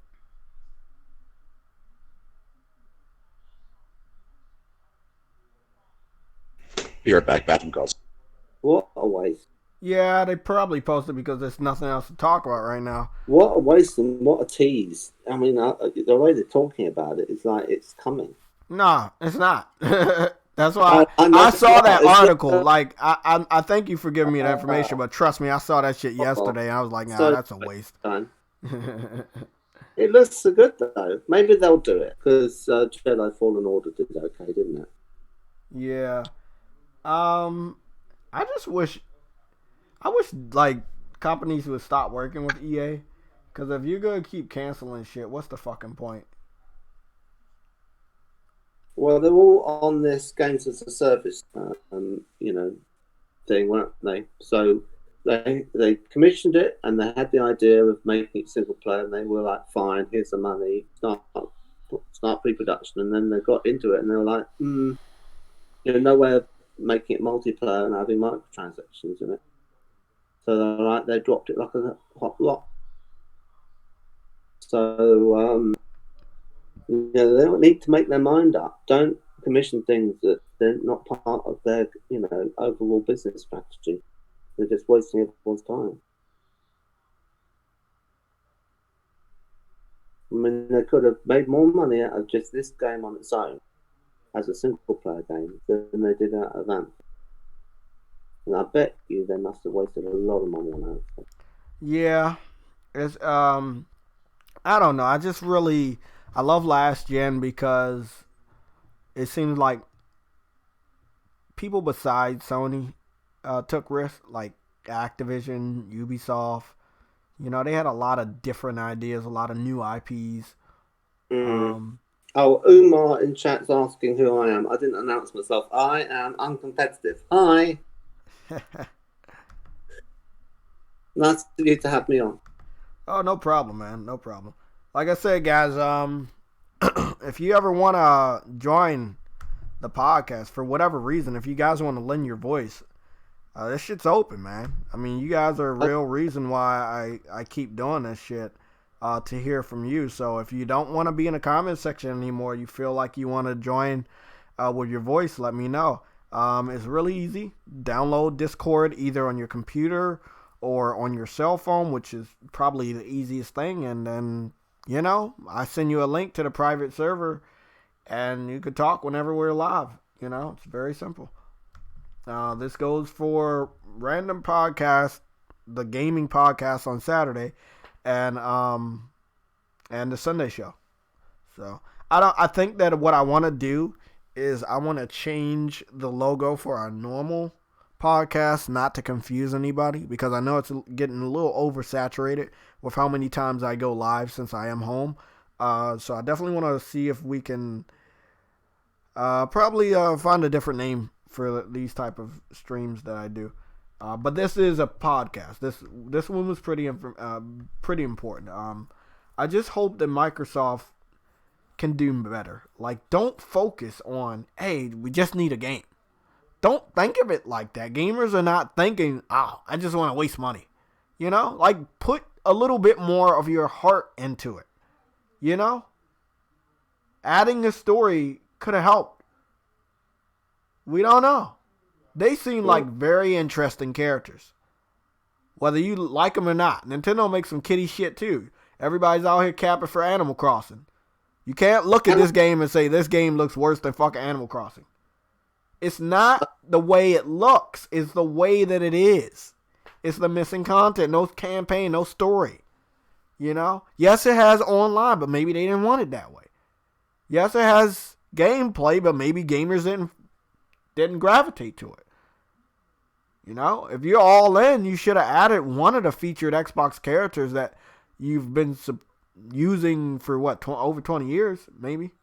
You know, like, I don't know, Master Chief, put him in there. Marcus, put him in there. Put somebody in there recognizable. I want to give you guys another example, right? Prime example, Brawlout. Brawlout, as you can see right there, has a lot of characters you don't fucking know. But then you have some characters you do know. Like Guacamelee. You have Yooka-Laylee. Then you have the Flashlight guy. And then the other one with the Shovel Knight. Or whatever his name is. You have 4 characters you know. And then you have 3 characters down the middle that you have no fucking clue. Like these guys. You have no clue. They were never in any other game. You buy this fighting game. These are all the characters you have. You're like, oh, I'm not buying this shit. But if I go to the single player, and let's say I'm gonna go to arcade, right? So you got, who's this guy right here? Dead Cells, right? You got the Dead Cells guy. You got June or John from Guacamelee. You got Yooka-Laylee right here. Then you got the Drifter from whatever indie game that he was in. So you have these 4 familiar faces, right? From different indie games that a lot of people talked about when they came out. Then everybody else you don't know. Then they have alternate outfits, again, from people you already don't know. Oh, Hyper Light Drifter. Yeah. So Yeah. You might be supporting this game because it's similar to another game, but you're also supporting this game because of the characters that are there or that were promised to be there. I believe he was in here. Yooka-Laylee got added. He might have already been in there or he might have been added later. This guy was added late and they promised that they would add more characters, but I don't think they're going to add more characters because the game didn't do so well. It dropped on the Switch. People had found out Smash Brothers was coming. They quickly dropped this game, went to Smash Brothers. That developer, which told people, we don't have any updates on bringing this game outside of another system besides PC and Switch, then had to break down, put the game on Xbox, put the game on PlayStation, which a lot of us said, well, fuck that shit, motherfucker. We were afterthought. I got it day one because I like these type of games. But the fact of the matter, I only got this game because I knew certain characters. I don't think I would have got this game as enthusiastic as I would have been if I didn't think that there was some sort of hope that other indie game characters that I might have recognized would also be in this game, which would have made it better. It's all about the content that you have in the game. That's what makes it better. Like God of War you couldn't make a new God of War and not give him more abilities or more weapons or more armor. So they put more content in the game. It made the game that much better. Did the same thing for Infamous. Every Infamous was different because they were different powers you could absorb. Same thing for Uncharted. They had different guns. They had different characters. They had different outfits for Drake. There was different content in the game. It makes you more attracted to the game. If you have something as small as a game like Bleeding Edge, a AA game, you have to have some content that's recognizable. You have to have something that you know the gamers want. I don't know if they put anything in there that gamers would want. You told them that this was going to be an Overwatch type of game with no fucking guns. Probably not the best thing to tell an Xbox community. Probably was one of the worst things you could tell the Xbox community.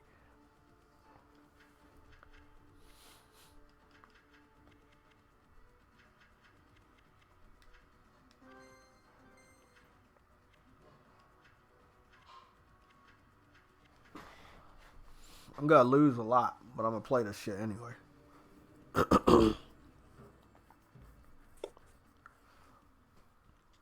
Can I mention some Nintendo news briefly? Oh, no, I don't care. You can, you can do that. Okay, Because I know they had their direct today, so it's probably a lot. So there's a phone of May the 29th for Xenoblade Chronicles Definitive Edition with a DLC of Future Connected, and it's going to be on the Switch. So what did you say again? What game is going to the Switch? Xenoblade Chronicles, the first one. Oh, yeah, the Definitive Edition, yeah. And I got that game for my 3DS. I was unable to play it because my eyes were not good enough to read the text that was on the screen. It was too small, and I was quite frustrated. So it's good now because I can hook that up to my TV and I can play that. So I'll be getting it when that comes out.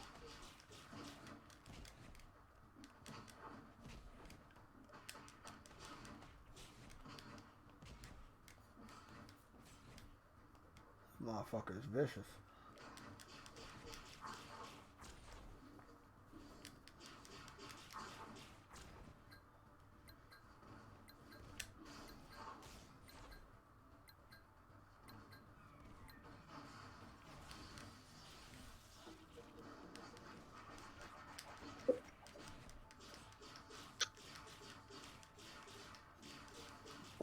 He's in a game at the moment. He's playing baller or something.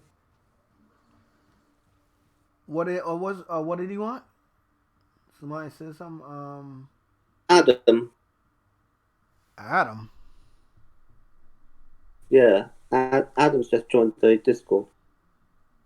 Is it Adam? What up? Oh, Adam was muted. Why the fuck is Adam muted? What's going on, Adam? I don't know why the fuck you were muted.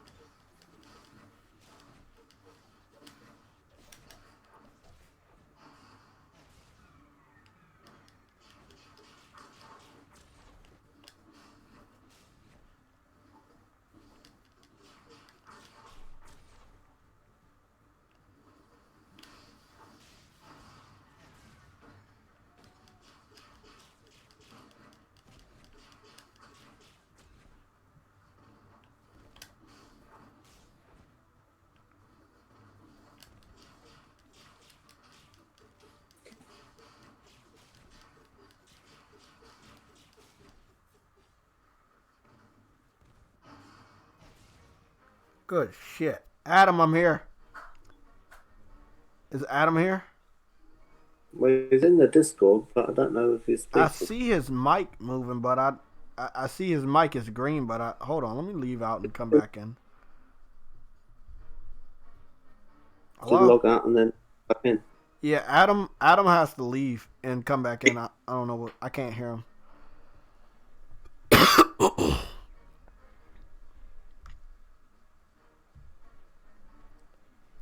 What's going on, Andrew Wilkins? Let me see what you're saying. To conspire means to think and plan. How you think people get rich and successful, everyone is supposed to conspire, silly.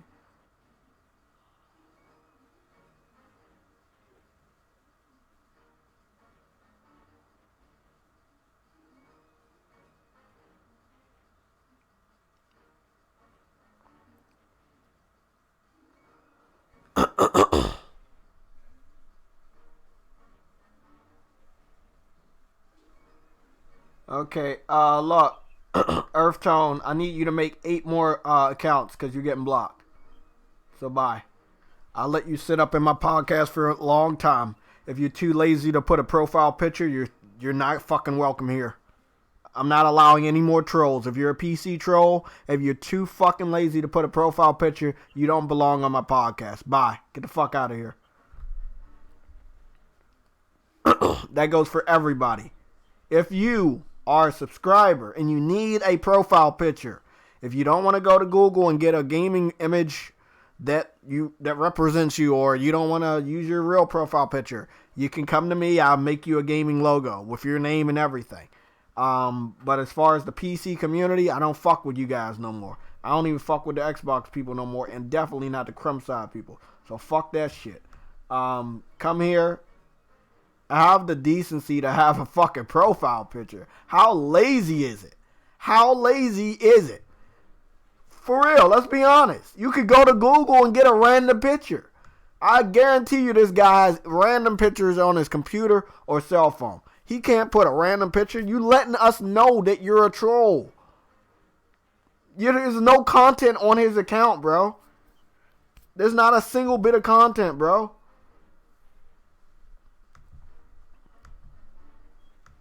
I want to expose the fuck out of this shit real quick. I want to expose these people real quick so you guys know what to look at. So, I think Das Macy's alright though. He's been around saying stuff. What happened? Das Macy, I think, is okay. He's been around for a while saying sensible things. Yeah, but that Earth guy, he can fuck off. He also has to have a profile pic, because then it's like one rule for everyone.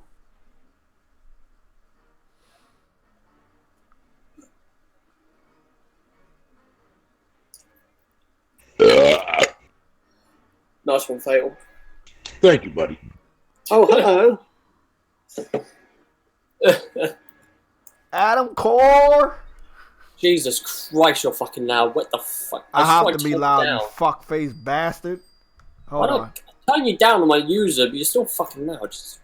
Hold on, I'll turn my volume up. Hold on.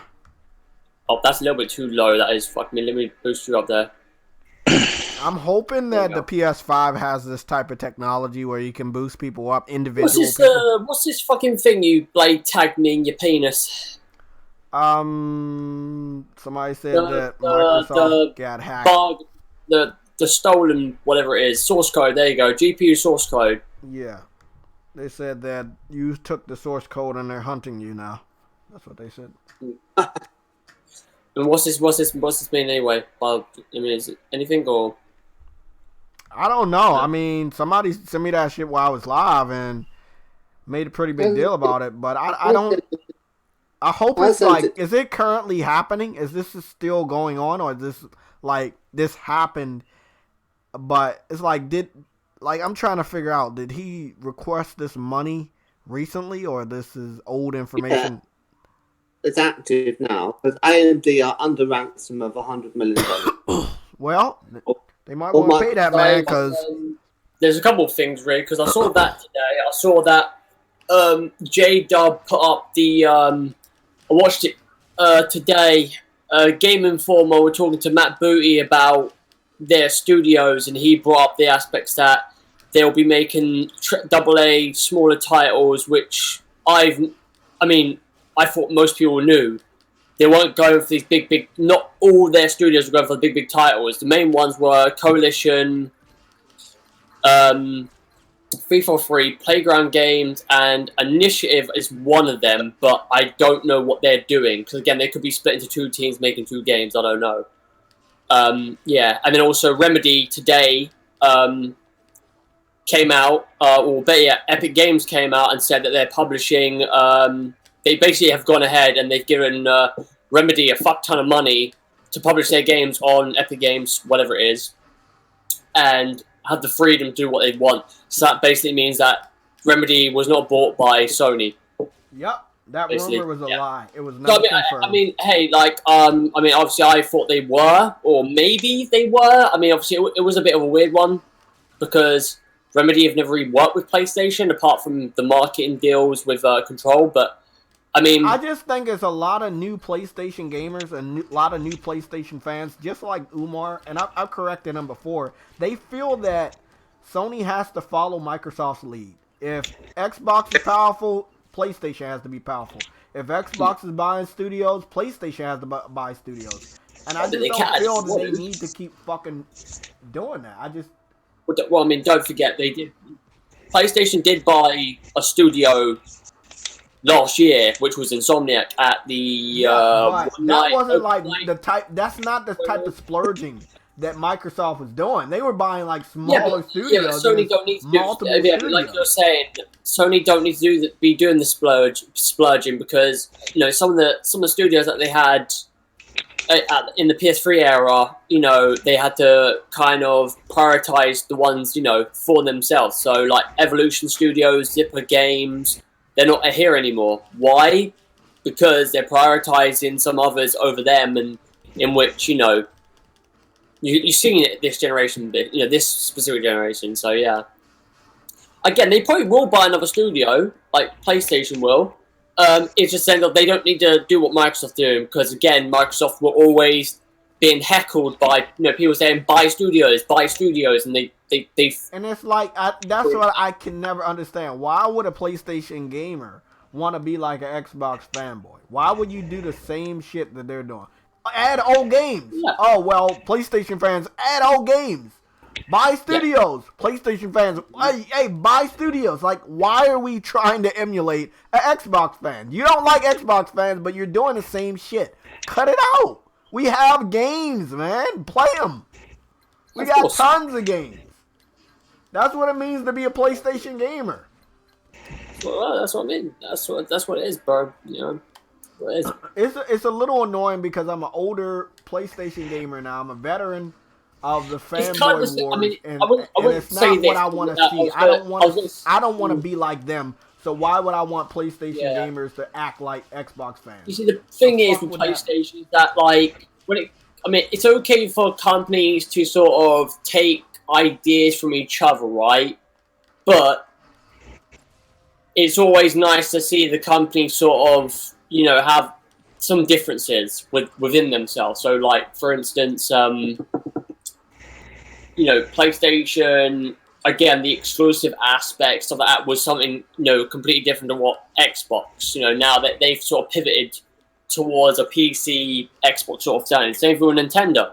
They are with Xbox and PlayStation trying to be the powerful console.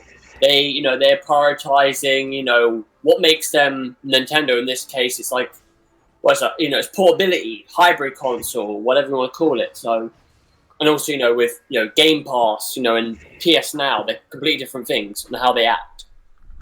Exactly. Yeah. So, yeah, what I mean? It's going to be, this generation is going to be the same thing. Like I can see Xbox doing different things to PlayStation, and everyone's going to be like, "Hey, PlayStation, hey, Xbox, you should do the same thing as these, the individual company or whatever." And it's like, no, that's the thing that makes them different. When you're like, if you have a product, right, you're not going to sell a product the same as the one that you compete against. You want to differentiate yourself by saying, "Hey, our product has got this, and their product has only got that." It's like, okay, cool. It's kind of like every year with smartphones, right? They always try to one up each other with the camera aspects, and eventually, exactly. And it's like, okay, so the first camera I ever got that had multiple cameras was the Hawaii one, right? I'm not saying it right, but whatever. Yeah. And I remember I told you about it, and I told you that my sister got this phone with multiple cameras, remember? Mm-hmm. And I was like, I want that phone. So I went out and I got that phone, and then, remember, she gave me the iPhone, but then she took it back, so she ended up giving me the newer version of the Hawaii phone that I previously had, that I gave to my other sister. Yeah. And I got all these cameras on the back of this phone, right? And I don't give a fuck about them. There's like 3 fucking cameras back there, and I don't even care. But that, you see what I'm saying? It's like, that's what everybody was hyping about, even though I already had experienced multiple cameras, and they got multiple cameras, and I had that same exact phone. Then I got the newer phone from the people that already had multiple cameras, and I don't even use them. You know, so, like, that's what I don't understand. Why would we be begging for, like, why are we going to do the same thing Xbox fans are doing, begging for old-ass games when you know you're not going to play them? You're wasting the company's time and money by them investing and doing research and development and methods in order to bring these older games back to life for new hardware when you're not even going to be using these games, playing these games, or let alone buying these games. But who's asking for these games, though? New generation PlayStation fans are simulating Xbox fans.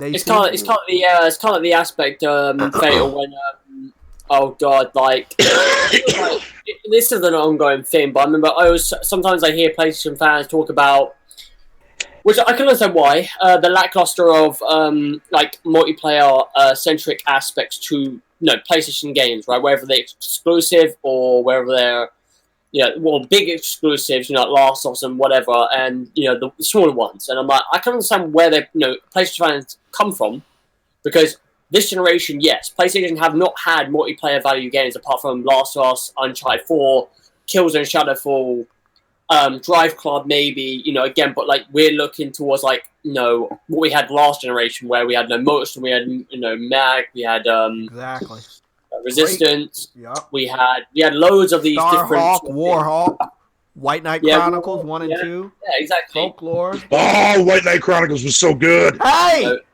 Oh my god! Finally, somebody fucking knows. Goody gig.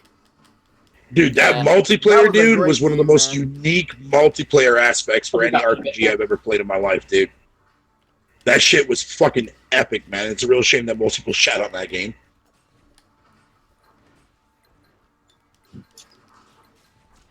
White Knight Chronicles, man. It was amazing game. I mean, it was an MMO, and it really, was free. Really was, dude. It was an MMO, and it was free, and it had co-op. Yep. Never played such a game, and it allowed you to customize your own combos. It was amazing, bro. It was so amazing. Mm-hmm. You think I could play that game? You think I could play that on PlayStation now? Not anymore now, fucking because the servers got shut down. I didn't need servers to play a single player on fucking I'm about to go for it, man. I'm about to see if I can play that shit. That was the fucking game, bro. I don't know if I have my old saves. Game was fucking. That game was so misunderstood, man. So misunderstood and so under fucking rated, dude.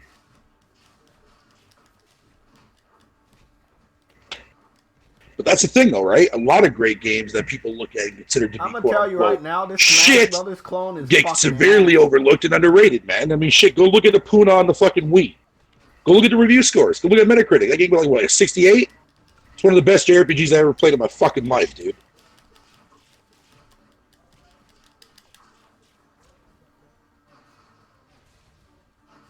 Ah, fuck off, Internet. Yo, Adam, what you up to, homeboy? He got Platinum Doom.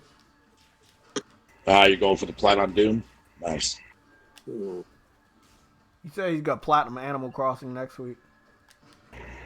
Wow. I'm getting close to getting all the fucking achievements already in Bleed Against because there's only 10 of them. Which is really bizarre for a game that gives you 1,000 fucking points for achievement-wise. 10 fucking achievements. All right, I'll accept that. Fuck, I ain't gonna complain. But I think I'm gonna hold off though and wait to continue playing Bleeding Edge there, fucking when my data resets, man, because I want to stream that shit. No, I'm not. I'm kind of skeptical if that's even possible that you could platinum Animal Crossing in a week. That's what Adam said. Animal Crossing. I mean, it's a 300-hour game.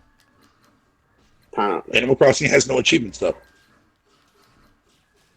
So, like, you just go for the platinum.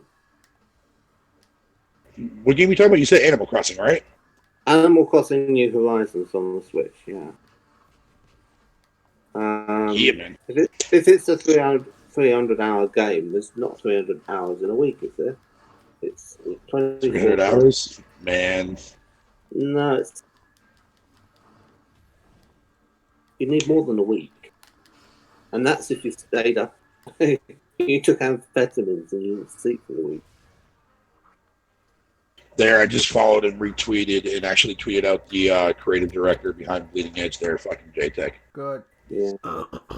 Yeah, this game is difficult, bro. The AI on this game is just fucking relentless. They won't even let you move. I love it. I love this game. I love that it even exists because I never thought a game like this would exist, small or big. Bro, you know, the online to me is what really made me find a new love for that game, dude. Because the fact that like you can sit there and like sell your own items, but at your own fucking fixed price in your own little fucking town, dude, that you can create online. Yeah, I mean that right there. Because remember, they took that from Dark Cloud. You know, being able to create your own town and customize your own town. But wow, bro, I'm on PlayStation now. Right now, I'm gonna go see if I can go find that shit, man. Well, I've been looking up into this backwards compatible thing, and a PlayStation 3 on eBay is about $320, including shipping. So it's not cheap. Yeah, but that's the thing I want people to understand, right? What you have to really understand is the cell processor isn't cheap. Okay, yeah, I have White Knight Chronicles on my list. You know, another really, really great game was Lost Planet. Lost Planet, the very first one was really good. I was addicted to the online. It was different at that time. I mean, a lot of developers last gen took chances. I mean, even more took chances on the PS2, man. But man, not a lot this gen. It's like, hey, you get what you get. So I think it'd be better for most people to get PS Now on the PlayStation 4 for playing PS3 and PS2 and PS1 games. It's just not cost effective. If they've got rid of their PS3, well, they were fools. I'm about to play me some White Knight fucking Chronicles. They should have just kept the PS3 when they got the PS4. They wanted to carry on playing their old game. Simple as that. Yeah. J-Tech, did you ever play the Tomorrow Children? Yes, I fucking did. I played it more than anybody else, but not like... I liked it, I understood it, but I knew that the support was lacking. And I kind of gave up on it, because it was like nobody I knew was playing that shit. No, I played it. I played it for fucking quite a while, dude. That game was fucking mint, dude. I played the alpha and then I thought this is terrible. I didn't know what they thought they were trying to do with it.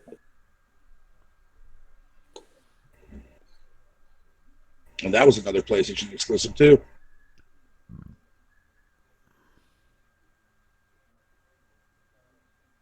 Oh, that's right. Spider-Man did predict the future of this virus. I remember at the end of Spider-Man there was a virus and everybody got sick. I fucking remember that shit. Oh my god. How did I fucking forget that shit, man? Oh my goodness. That's crazy. That's really, really crazy.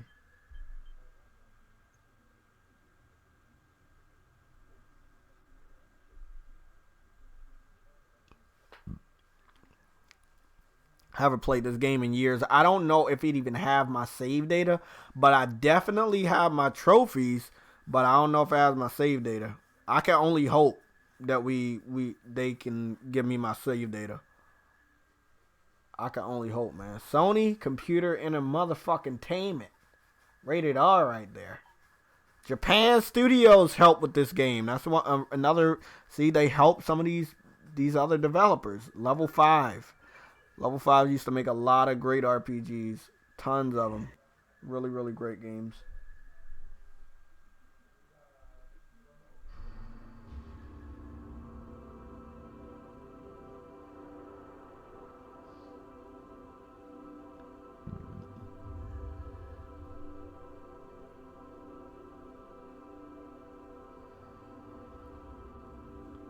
I think the Predator game is... I don't think I got... Do I gotta continue? Are you really gonna let me continue? Nah, because I don't got no fucking save data. Fucking bitch. Man, see, that's the thing about this. Like, yeah, I want to go back and play some old games, but I don't know where the fuck my save data is in the cloud. I don't know how to fucking load that up. I don't know how that shit works. But I played so many fucking PS3 titles. It's like, I don't know what my save data is. I could have swore I saved it to the cloud, but it is what it is.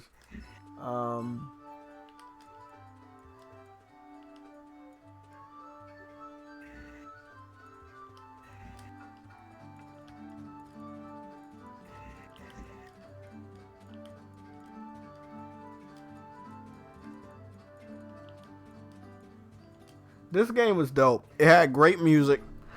It had great graphics for that time. A lot of attention to detail. Voice acting was crazy. Gameplay was dope. Big worlds, big areas to travel around in. It looks a lot better than fucking Saints Row. I tell you that. Like, I played Saints Row yesterday. Well, the game itself just didn't age well. But this game, not too bad.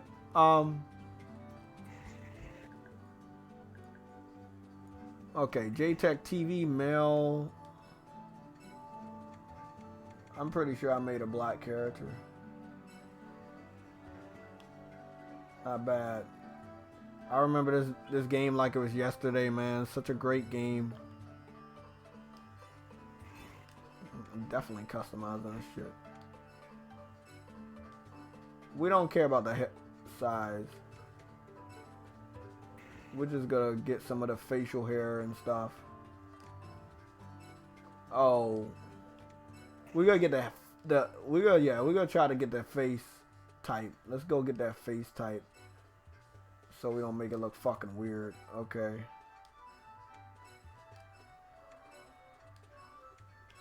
That's too much of a fucking jaw. I'm thinking now that I did customize my character a little bit more.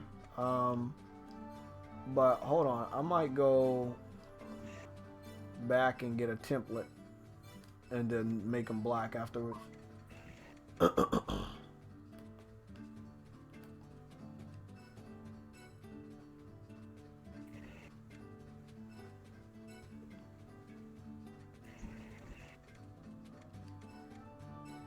I think it was 4. Yeah, I think 4 was the one I got. Face size, neck, blah blah blah. I think we're good on this one. I can't tell what the muscles look like at all.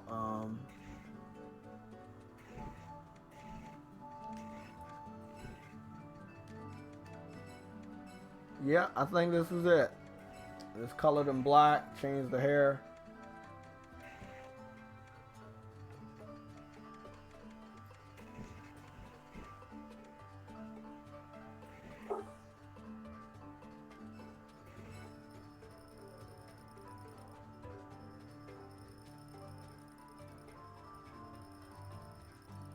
Oh, okay.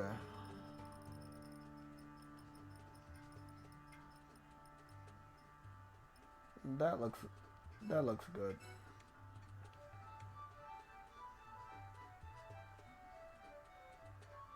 Next, let's do this. Facial hair. Oh, no. That's facial type. God damn it. Nope. It's a lot. I'm telling you, a lot of fucking... The customization in this game was fucking crazy, bro.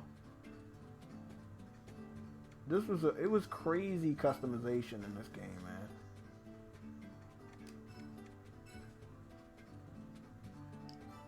And the second one was, from what I remember, it was deeper than I remember. So what are they doing now? Like eyebrows and shit? Yeah, I'll be back, man. Okay. What the fuck? Okay, there we go. Hairstyles.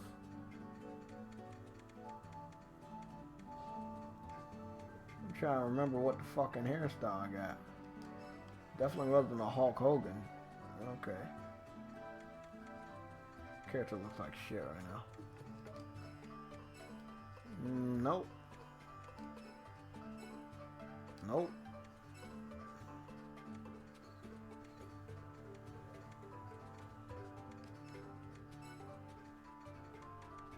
Might have went with my wolf.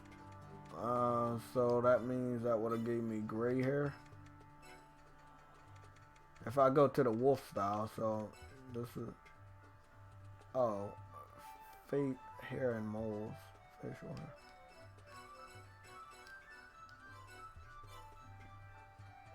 Oh, fuck.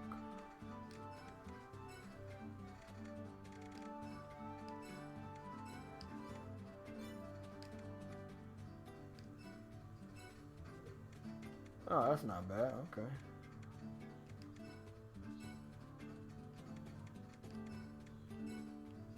Yep. Okay, that's looking better.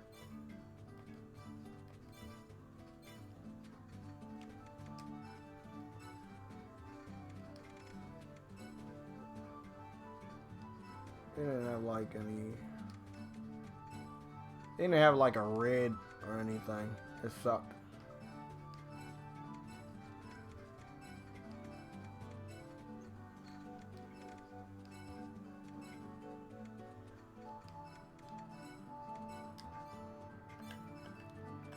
Okay, that's good. That's good. We can skip on all this other bullshit.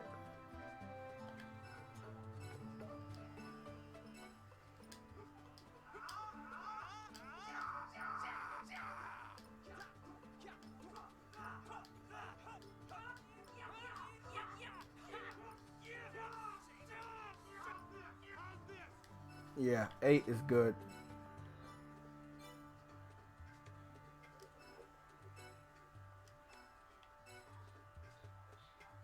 Yeah, that's good. Man, a lot of customizations in this bitch.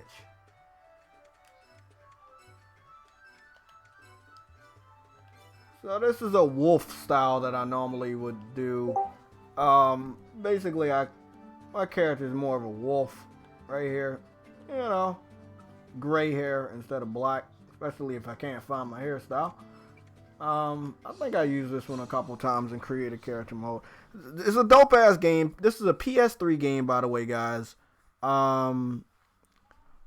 Really crazy. Really crazy. Shitty. Who the fuck is that? My name is Uncompetitive, and I don't like competing. God damn it! Sam. Hi. Hey Sam, bro, I'm about to play a PS3 game for these people. I'm streaming off of the PlayStation Now that you said I didn't have, that I do have, but I didn't know I had, even though I have it. What game are you gonna play? Battletoads? Yes, actually. Good job. Nah, I'm just fucking with you. Well Battletoads was never on fucking PlayStation. Was it? I don't know. I don't think it was ever on PlayStation. No, of course it was. I've been asking Phil Spencer that game has been for like months already. Shut the hell up. Nah, I'm playing White Knight Chronicles. Stink. It's a game that I think people need to learn about. It was dope. It was a dope ass game. PS3 title. I mean, PlayStation Now is not shit. I won't lie about that. Like, PlayStation Now actually works. It actually works. You can, like, easily play your fucking... I mean, if you want. It's just like, I mean, you're still getting trophies for some of these games. It's just not all the time you gotta want to do this. Plus, I can't take screenshots, and I can't take video. Surprised they don't got Demon Souls on there. Yeah, goddamn, right? Why not? It's got all these other, a bunch of JRPGs. Tons of Japanese RPGs, man. They got Eternal Sonata. That's one of my favorite ones, man. Dope ass shit. But they don't got folklore. Yeah, man, that was probably the best X-Axis game by far. Exactly. I love that it was like a grim ass version of Harry Potter, bro, and Pokemon mixed together. It was like the Fantastic Beasts, but a video game. Man, these graphics. Yeah, I think you had 2 selectable characters.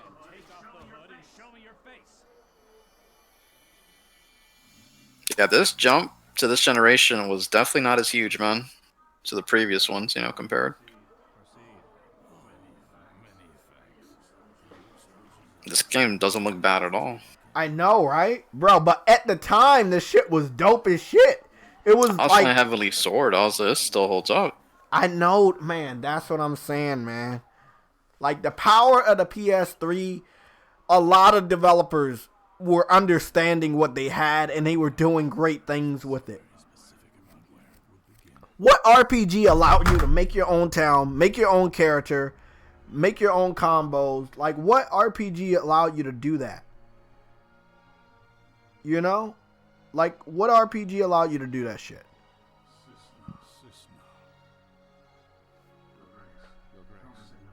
The guide stories, though. Huh?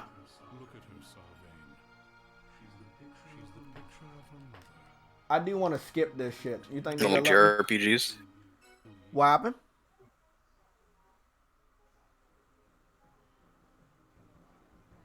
What's going on, Wraith? Anything to report? No, sir. I'm talking about a lot of Japanese RPGs on consoles. I don't give a fuck about the ones on PC. No, I'm talking about consoles. I'm talking about PS1. Legend of Legaia was a PlayStation 1 game. It let you make your own character? No, I thought you said combos. No, I'm talking about characters. Fucking cat. Hey, bro, look at this game, bro.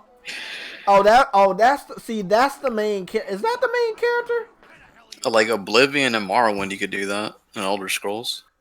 But Uka Luka didn't let you do it. It wasn't Japanese, motherfucker. That's American made. I think that was Crash Bandicoot. These graphics were dope, bro. These graphics were dope. I'm skipping through all this shit. Well, hi, I'm here for quests. Hiya.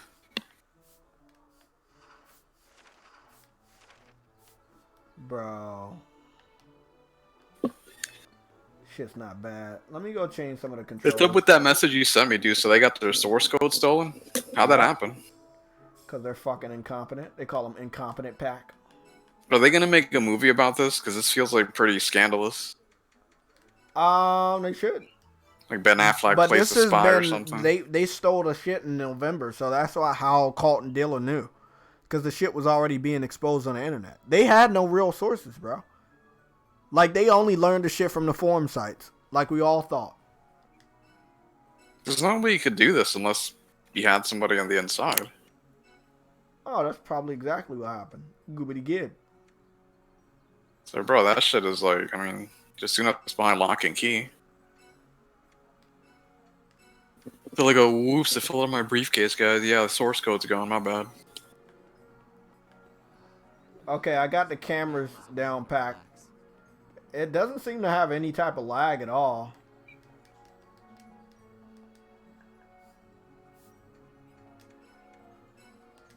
You can also change what character you want to walk around as. You don't have to walk around as the main character. Oh, you can switch? That's cool. Yeah. There was a lot of dope shit in here. So I'm going to see what I got. I got a sword, but I normally use like a buster blade or whatever. Also, whenever you swap your armor, a lot of games didn't do this. They did start to do it more and more. But whenever you swap your armor and weapon, you would see different designed weapons and armor. Again, this was a huge game, so for it to do all that you've already saw, voice acting included, English, as well as an online portion with online co-op and allowing you to make your own town. This was huge. This was really, really big. And again, I'm playing this on PlayStation Now through streaming, and I'm letting you guys see it. And from what I see, there's no fuck-ups. I forgot what what are we supposed to be doing? Streets are packed today. I forgot what the Did fuck you say they low-key dropped the Yu-Gi-Oh collection or some shit? This is like on the 24th though. I think so.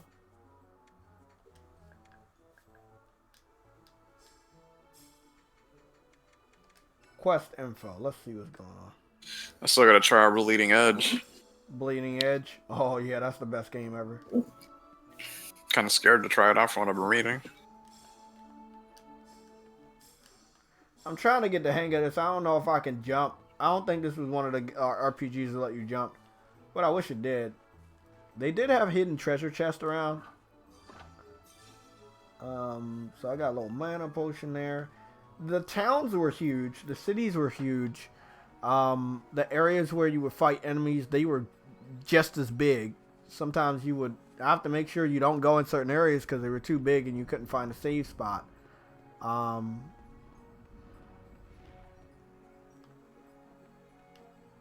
Me personally, definitely, I want to find a save spot, but I'm not gonna stop playing this game. This game is dope. This game was definitely dope. Slave drivers. Beautiful. Lots of everything in here. Different character models, crates, buckets, staircases, entrances, fucking cats on the step. Stupid fucking cat. Hey Sam, you see these damn cats? Let's see. Look at them. You're doing cat things, you know? You're over there begging for food and shit. Stupid ass cats. It's good to be a gamer, man. I know it's boring. I know it's better to talk about drama, but bro, I love being a gamer, man. I love that more than even looking at my foot 8 times a day. Gotta love it. The hell is there like even fake drama about? I mean, I don't know. The fucking bullshit that happened, like, I don't know. I think the PC shit kind of died down. Yeah, they don't even mess with me no more. It's like, they see the power of the PlayStation 5 and Xbox, and I think that they know they're threatened. They'll come back if they ever upgrade their systems. But as of right now, I don't see the PC fans trying to mess with us right now. So little kids are gonna get either system. Yeah, very true. If you know what's true, Ranner.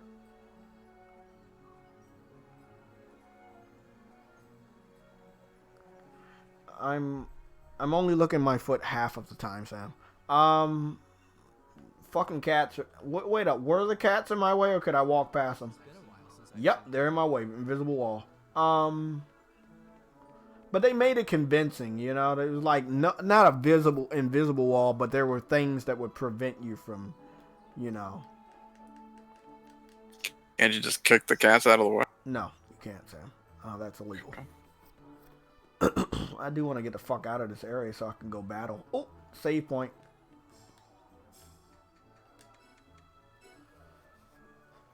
Well, that sucks. I really still don't have my old save, which I really wish I did, but it sucks.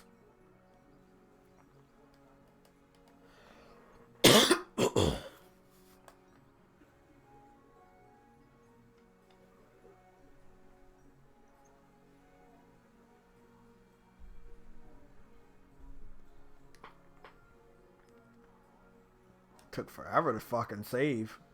God damn. So you're a literal white knight trying to protect this princess. Oh, me? No. So the White Knight is basically a Megazord that you get inside, and you fight other big monsters inside of it. Most of the time you don't have to do it, but if you want to, you can, and you can fuck up the smaller enemies. But of course you got your own character and your crew of different members, and you can customize their combos or attacks. It's kind of like a freeform turn-based. Like, you will see the monsters before and you enter a battle. And there's like, you have your turn to fight and their turn to fight, but it's a little bit different, you know? It's not like we're all standing in a line and they're standing in a line. It's like you can move around, you know? Bro, would you look at that motherfucking water? God damn. Look at that. Look at that PS3 water, bro. Bro, I'm telling you, there were games. Oh, I knew it was a treasure chest down here. There were games, I'm telling you, man, that had amazing water last gen. I cannot believe I'm playing PlayStation now. And what's funny, I don't even got the Ethernet cord hooked up to the PS4. I'm using Wi-Fi while streaming. Sam, didn't I tell you there was nothing wrong with Verizon Files? I never had a problem. It was a fucking computer. Now, if I try to play this fucking game on my computer, I guarantee you I'm going to have problems out the ass. Guaranteed. I should do another fucking test with the Ethernet cord hooked up, man. I should do another test. Because on my phone, it's like, it's stuttering every couple of seconds, but it's not crashing. Exactly. Bro, you see how big this kingdom is? God, bro, I never saw a kingdom this big. Never, bro. Like, not even in games we got now, bro. It's not, like, this is fucking crazy. And of course, you can't go into every building. I do hope more games allow you to do something like that. I forgot. There was something that had to happen. What up? Are they going to let me go to the kingdom? Can you smack that kid? What kid? No, you can't smack the kids, bro. You can't do that. That's illegal. Come on. I don't remember saving on this game taking so long, but I don't know. It takes forever to save. But there is a lot of data in this game, man. It's a big-ass game.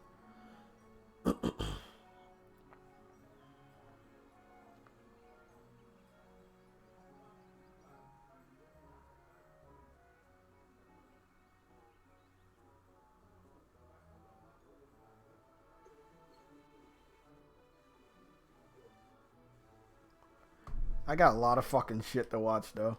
So hopefully I can get off this stream in a little bit. Looks like a lot of people getting bored.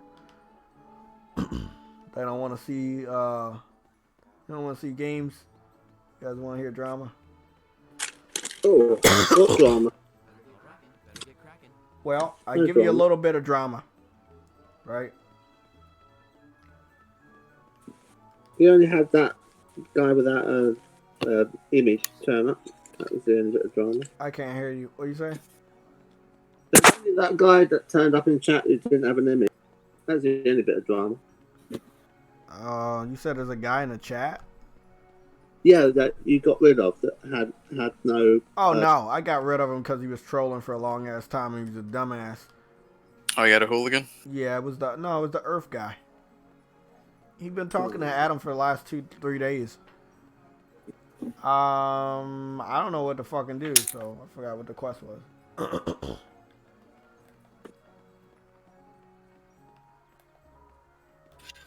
So picking on Adam for 3 straight days, that must have been fun.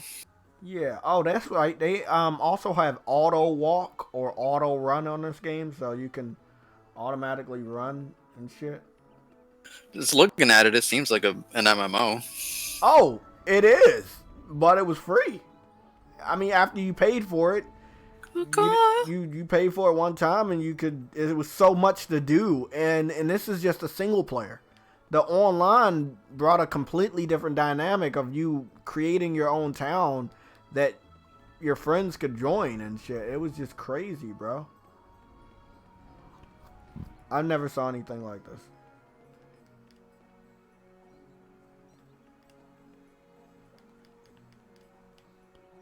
Yeah, never saw anything like this. What other games does the PS3 have on this service? Because it seems like it's a lot. Got like 800 games in there. They probably have a bunch of old PS3 I know, games. right? Like, the PS3 has a huge library, man. I think the PS4 obviously is a bigger library, but they supported the fuck out of the PS3 on PlayStation Now. Like, they knew that people wanted backwards compatibility between the last gen, and they did a great job by continuously putting games on there. Now, I don't know if they keep putting PS3 games on there. Now, I think they only care about putting PS4 games on there. But, yeah. They just start putting old titles on there. That's what they need to do. Keep putting PS3 games on there, man. As many as you have.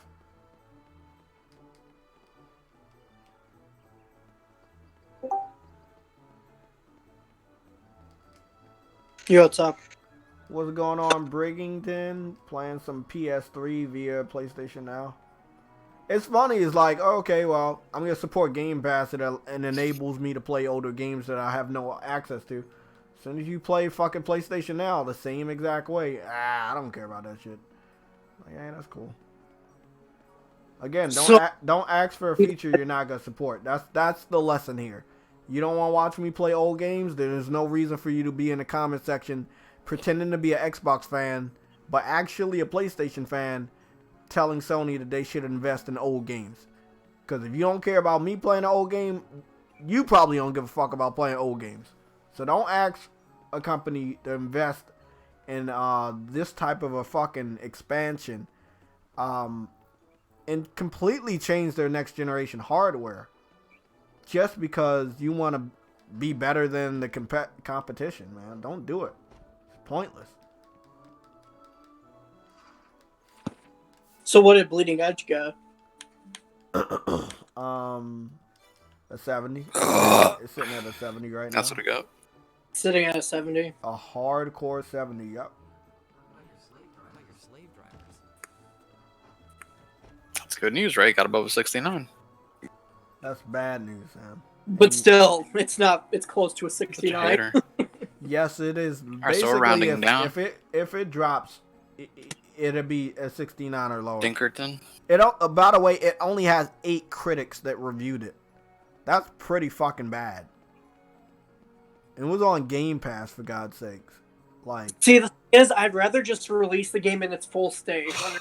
I think that's what they should have did. I don't know if it's its full state, but they should have did. No, it's not, because they're still adding content to it down the line. Okay, well that right there, I don't like that. See, I would just rather put all the content out there and put out the full game than just having target-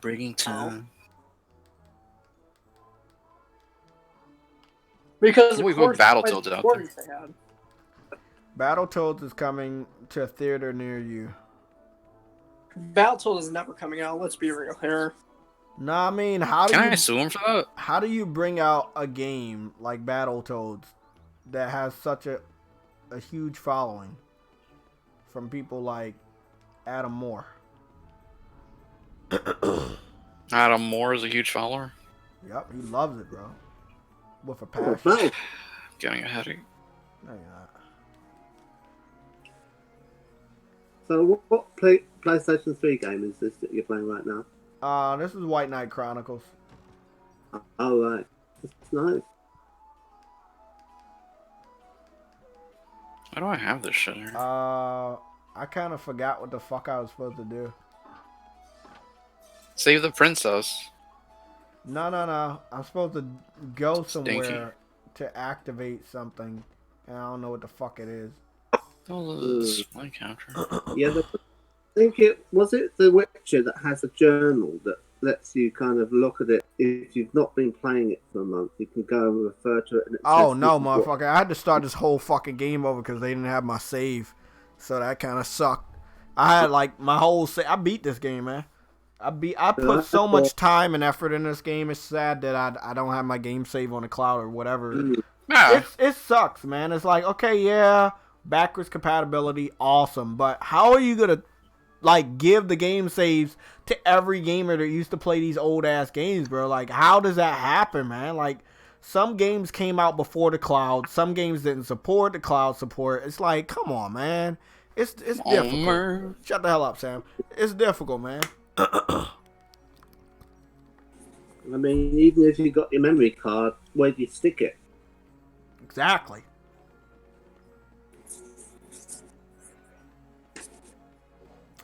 I think for some weird reason I'm supposed to go out the front gate. Yes, there we go. That triggered it. Oh, okay, we're gonna walk and bump into this guy, and he's gonna look at your foot, and then you're gonna die.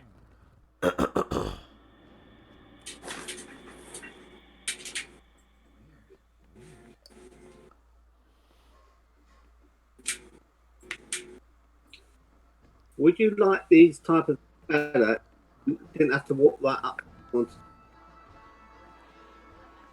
So like you look at them from a distance and you like shout out, and then they turn around and like you're talking to me. Yes, now we can fucking fight. Okay, so all I had to do was go down the street and activate the cinematic. Okay, or the cutscenes. Now I can go out into the plain grass and show people what my combo skills look like. Rated R. Oh my god. Damn, I remember this shit like it was yesterday. Woo! This is RPGs, man. The classic age of RPGs. PS2, PS3. Frostbite, what's going on, bro?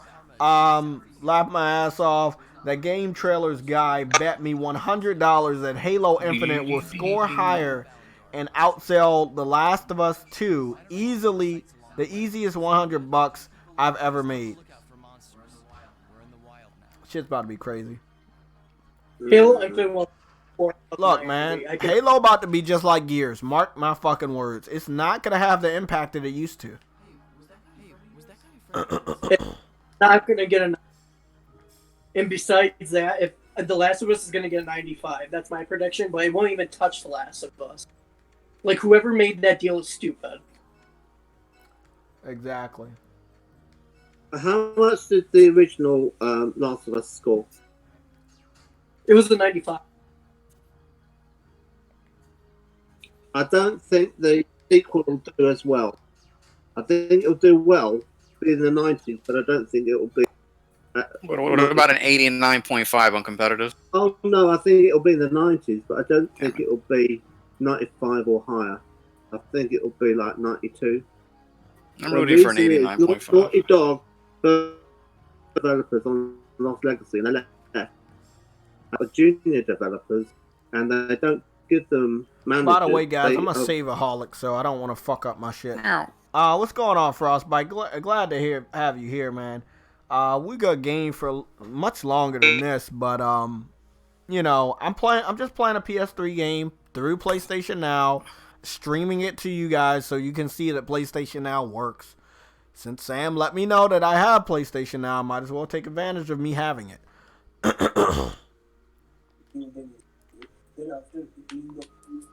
Adam sucks, by the way. I don't know why, but he does suck ass.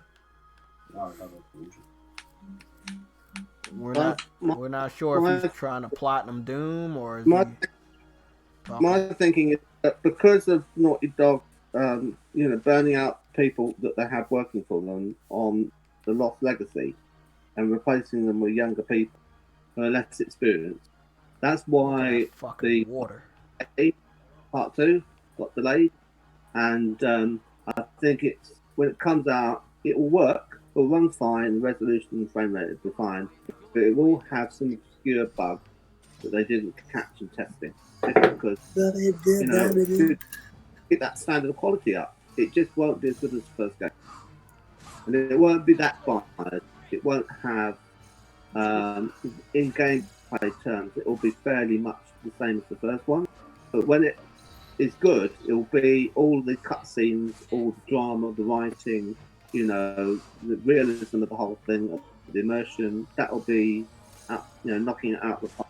So really, most people won't think it's a bad game or will think it's better. But it'll be all the story elements of it that will be making it good, and the subsurface scattering of the flesh, and that sort of thing, and they had like technology for the noses for the girls to form when they were kissing and things like that, but their noses were colliding.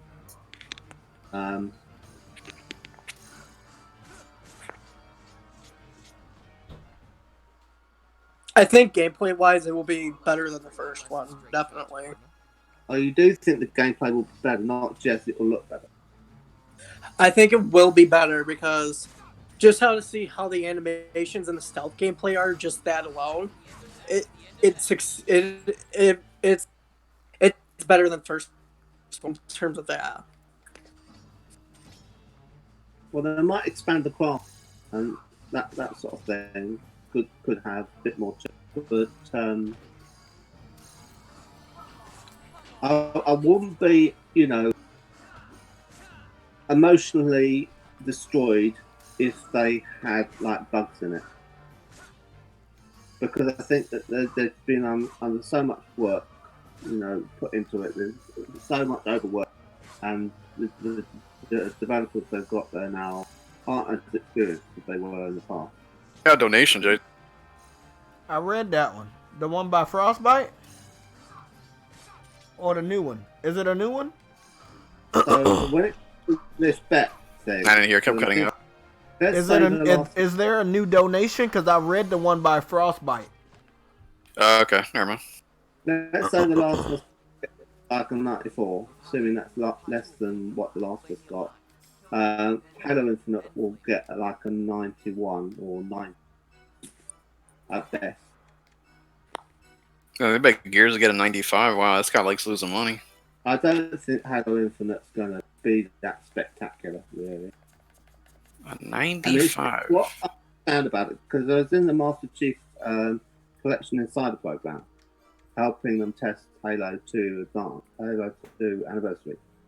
And there was information that was circulating on what they were doing with Halo 6, which is what became Halo Infinite. And they were saying that it was going to be no Spartan abilities apart from sprint. And I thought, okay, well, I can live with that. I would rather didn't have sprint, but that's huge progress. So that means no Spartan charge, no ground pound, no thrust. These are things that characterise Halo 5's arena gameplay, and I thought it spoiled it, made it too much like Call of Duty Advanced Warfare. And it's fine in the COD game, but that's not the identity of a Halo game. They both need to be their own separate franchises with their own thing. And then a lot of people have been saying it's going to be like Destiny and it's going to be like a looter shooter, and I don't see why they say that. I think it's going to be fairly regular, Halo game. I think it's going to be set on Zeta Halo, because that was one in the Morse code of the original trailer. That someone decoded it and it said Zeta Halo. And I think the Flood are going to make another appearance. And I think it's going to, they said, a spiritual reboot of Halo. So it's going to effectively be Halo Combat Evolved. Now, I wouldn't be too surprised if it's all three games in one. So that would mean that anyone who's fresh to the franchise and buying an Xbox for the first time will just buy Halo Infinite, and it'll be a complete story, and it will be like an abridged version of Halo Combat Evolved, Halo 2 and Halo 3 in one, and then it will just stop there. They don't do Halo 4. There's no need. I don't think they're going to do a follow-on from Halo 5 with Cortana being evil. I'd be surprised if they did that. Then they're going to flip it back to before they screw it the story with Brian Reed writing the story.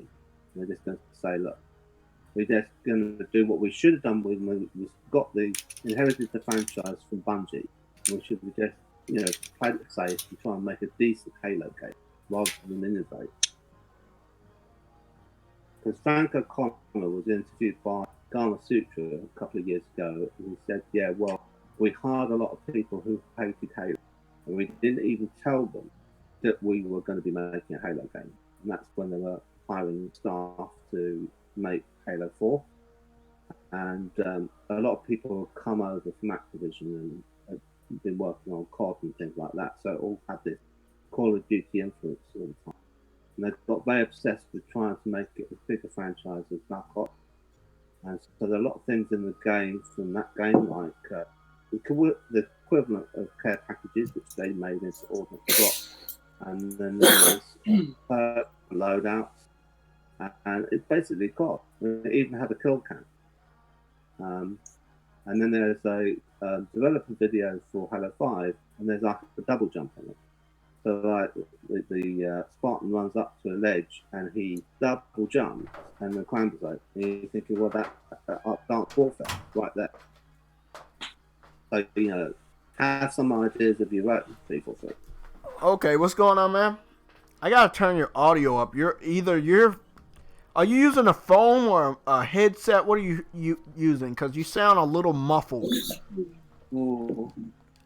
I had to move rooms because there was a dog barking next door. Oh, okay. I'll see what I can do about it.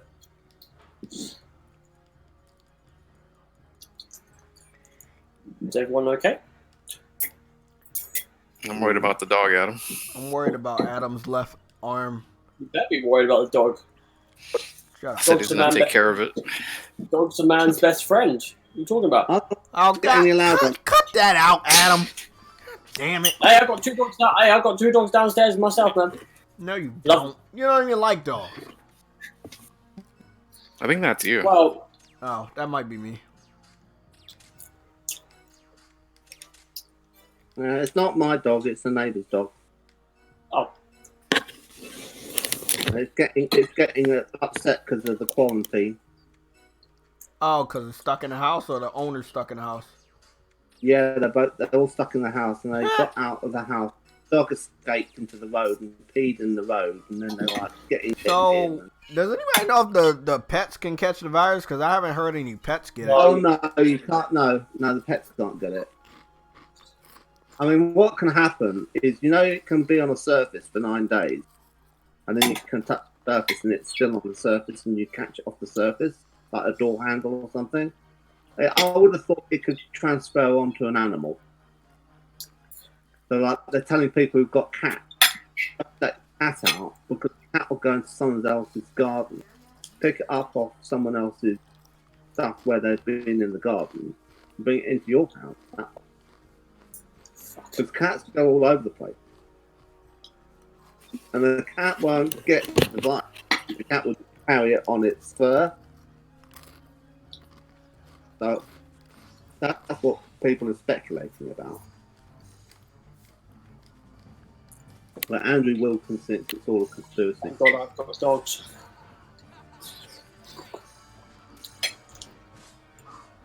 I don't know whether Andrew Wilkins believes the conspiracy theory that it's a way of getting everyone tagged. Because all the people that are going for the COVID swab, they're supposed to stick something right up into, and they're like thinking, are they actually swabbing you, or they're putting a chip up inside of your nose where you don't know that it is up there? And I'm thinking there's easier ways of tracking people than through a chip up there. I mean, most people are using their credit cards and debit cards whenever they go shopping now. They just do that every time they make a transaction. They know where you are. If you don't want to be found where you are, use cash. And don't have a club card in the supermarket. They're always pushing those things on because they can use that to track where you are. And then you can't use your phone.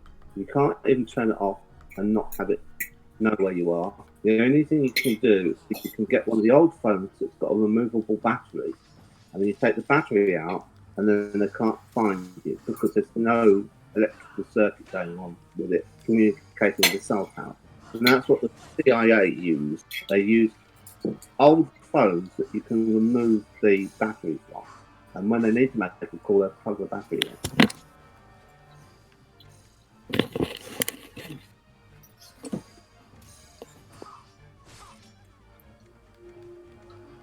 It depends how paranoid you want to be. I mean, apparently every phone conversation in the whole of Washington, D.C. is recorded. All of them. And then there's a mainframe that will listen out for, I think, all the phone calls in America for certain. So that if you basically, if you're discussing a terrorist attack, This game No. is too fucking big to play right now. This game takes... I mean, even the first area where you fight at is huge. It's like an open world area. Even though it has a fucking map down there, it's fucking huge. Mm. Like, this was a crazy game back then, man. Yeah, it's good. Nice. I like the grass. And what's that? Cornflower? Not cornflower. Adam Core, wake the hell up. Yeah. Wake up. You gotta wake up, man. What? What do you want? I hear you snoring over there, man. I don't want you to snore. Oh, fuck up.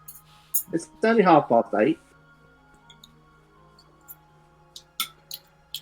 I'm in Kent. What part of the country are you in, Adam? I'm in Norfolk. Oh, Norfolk. I'm going to be moving over to Essex, hopefully. I'm going to be living in Colchester if I can get the whole damn move to work. I was going to be moved last month, and then it all got hit with the virus, and the government said you can't move. Oh, yeah. And I'm like, oh, yeah, I suppose I can't, you know. Yeah. Virus. But, I mean, I think it's safer for everyone that they do what they do. Oh, it is, man. I mean, like, the funny thing is, it's just that, well, what's transpired. I saw a few videos yesterday of, again, even though we've got the lockdown things in place, I think it's in central London, I think, there are people, like, literally going outside, lounging around in the park, well, whether it may be, like, park, centric things. I saw them sunbathing in Shepherd Green. It was. I think just people just didn't. I think there's a substantial amount of people that think that the government are not keep true to what they said, which was, if you're seen, outside, we're gonna have to tell you to, go home. And that's, I remember seeing the video. Literally, police were literally in like a line going down this park, saying, "Hey, listen, guys, what did the government tell you? Got to stay at home. We're in lockdown." It's like, Jesus Christ! Like, people actually don't believe the government. It's like, God. You can go out. You can go out running or walking. You take the dog out just to get some exercise. So long as you keep away from everyone else, you can go to the store, get some food. You're better off going on off-peak time, and then you go on to the pharmacy if you need any medicines. Yeah. I mean, I was moving, right? So I ended up with, I'm on medication, and I ended up with like 6 packets of medication. Because I thought, I don't want to get to the new place and not be able to get any from the new pharmacy. Some bureaucratic problem. And I just have it. So it's weird. I just completely prepared, And all I had to do was a couple of big shops. But one of the things I did wrong was I got all this food in a big shop, and I got in a taxi, and the guy who was in the front seat, the guy driving, was like coughing and coughing and coughing. Yeah. And I didn't realise that he got it. Oh. And now I called it off him. And since then I've had like muscle ache, and I've had a fever, and my eyeballs have hurt, because my temperature's gone up.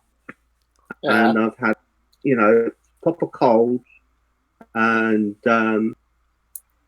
coughs, but like not like a cough that goes on and on and on.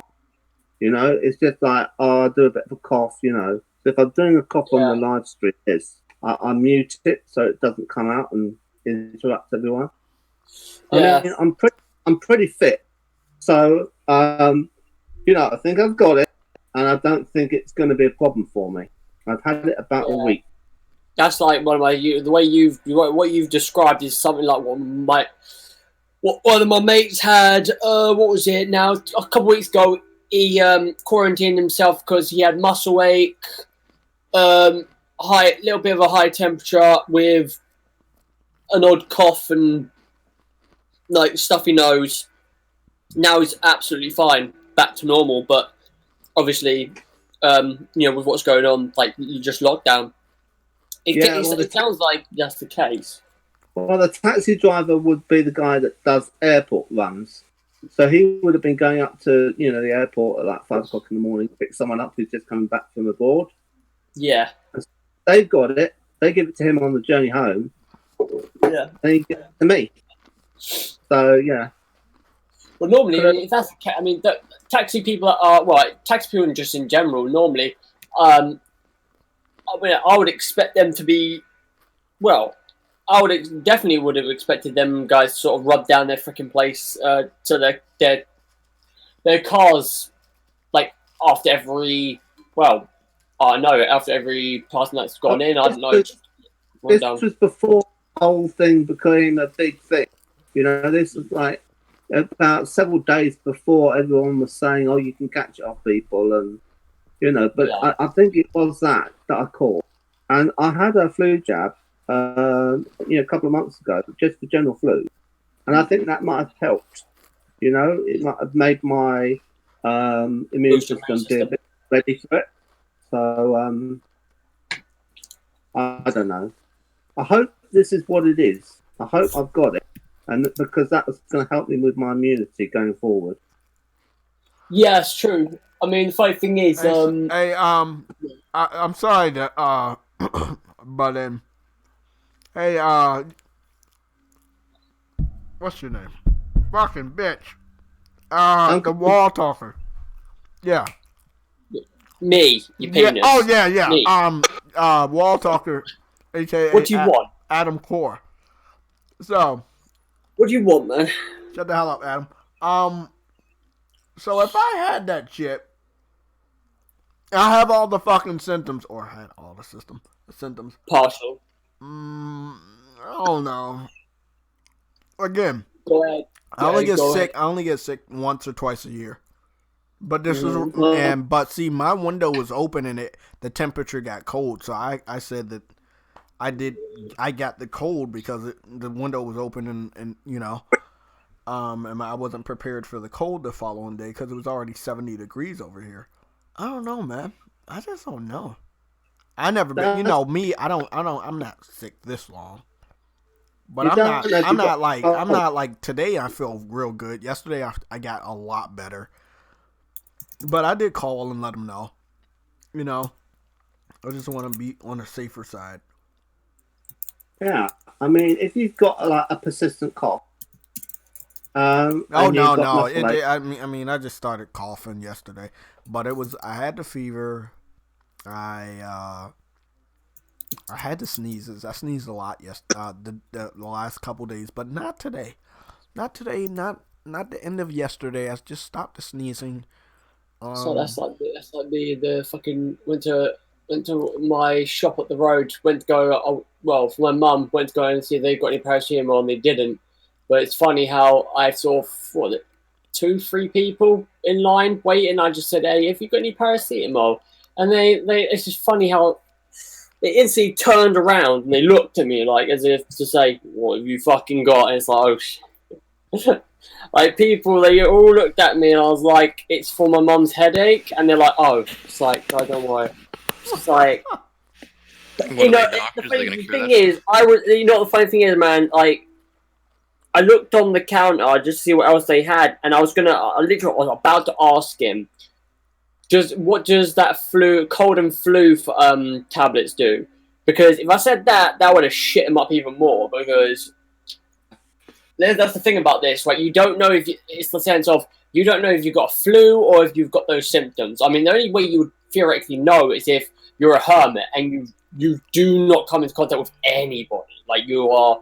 And you have a cold, like, symptoms. Like, okay, maybe I've just got, probably have got a cold. No, I can't see anyone else, No, you can still get it. You can still get it because someone could leave you a leaflet or give you some post, and then you take it off the post, you see. So that's true, yeah. I've been wearing rubber gloves when I go and get the mail. God damn. Yeah. Death Stranding? This guy. Yeah, Death Stranding. Deliveries. Well, I've been like that But like, I've got my front door isn't my front door; it's a garage next to my house, and I use that as the way into the house. And so it's like this big space that you could have a car in that has its own front door. And the delivery guy came with my Amazon delivery, and I thought I'm going to make it really simple for him. And I like opened the door right wide and walked right back into the depths of the room. And like he came in and he left it on a table, my delivery, and he took a photograph of it. And I said goodbye, and he was like out the door, as quick as he could, But I thought I might be infectious. And then I went and opened the package up to see it was the right thing whilst wearing rubber gloves. Because he might have it. Yeah, it's. Adam, do you remember? I don't know, for whatever reason I didn't remember this. You remember the virus that went around on Spider-Man towards the end? Yeah. Yeah, somebody made an article about it today, PlayStation something, universe probably. And I never thought about that before. Not once did I think about connecting the dots. Don't you think what I've said about Death Stranding, though, is like my situation? Because is it Sam? And he goes to deliver things, and the hologram of the person appears. He doesn't actually meet them in person. And then he kind of puts the item in a container that then goes underground. So it's kind of like makes absolutely sure you don't make actual physical contact with the person, because it's like there's some... almost like the virus outside.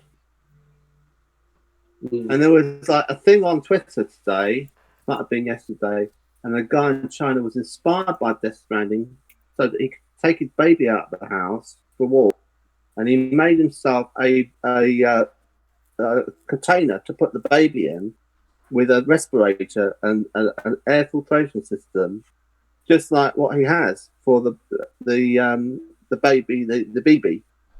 In the game, just the same. It's weird to look at it, and he was using it. He's walking around with his big baby in this ventilation thing on his chest. Baby. The baby was big. It was Adam's fault, by the way. Like blame that guy for everything. Of course it was. We know it's your fault. Oh shit, they got the Silent Hill HD collection on PlayStation Now. Wow. So many games, huh? So many games. Do you think people will want to play The Last of Us Part 2, given that it's like about zombies and infections and shit? I think that if you're smart, you're going to want to not miss that before you might die. So I think that... I just wondered if it's something that subject, I don't know, but I mean, getting on PlayStation Now, I'm remembering all these amazing games. Some of them which were on, I played them on the Vita, and they're on the PS3, and it's just, yeah, I mean, it's good. It's a good service, obviously, but damn, bro, shit's crazy. It's so many games on the PS3. Now I'm watching it now, and you've got such a good list. And this is just PS3, right? This is crazy. Proteus is good. It's very short, like almost like 5 minutes long. Wow. It's probably Adam's fault. I blame him for that shit. Let's see.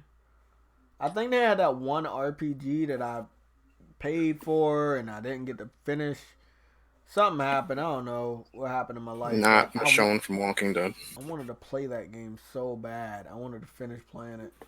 Yeah, you just because you brought it up.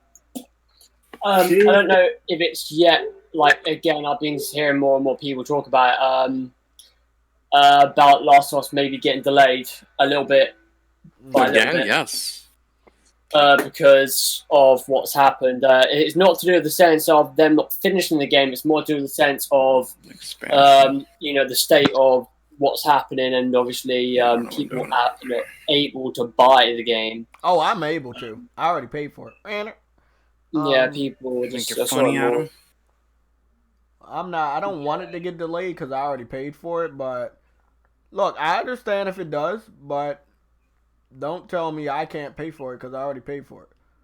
No, you pay for it. It's like Resident Evil today. They came out and said that there might be in short supply for physical versions, which I knew that was going to fucking happen. But did you know about what was going to happen?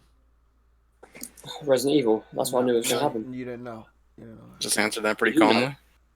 Did you know about Brian? No, you didn't. So. I know about Brian. I know where he's at. Where's Brian at? About Brian. He's somewhere. I know where he's at, though. You know. Somewhere. So who's downloading the Predator game tomorrow? Well, they're gonna make jokes about me if I download and play it tomorrow, so I might as well do it anyway. You're already a joke, J-Tech. It's alright. Shut the fuck up, Sam. Okay. Cut that out. I see that Nintendo got some nice games as well. Borderlands. A lot of games today. 3 Borderlands games, Bioshock as well, 1, 2, and 3. And Burnout Paradise. They got a lot today. Yeah, in that little man, they got more games than you, Adam. They got a lot of stuff today. Congrats to Nintendo. They got games that have been around for like 10 years. I mean, hey, you're right though. You're not wrong.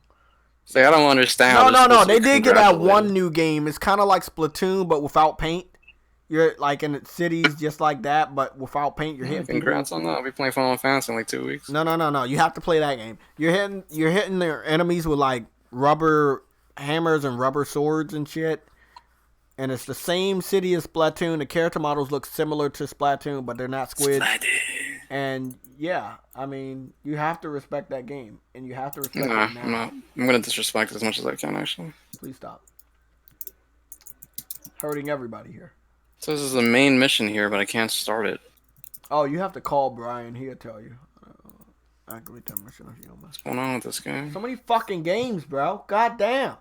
Right. Okay, I've been looking at this while you've been showing, and as someone who's got an Xbox, this is so much better than an Xbox Game Pass. It's a joke. Thank you.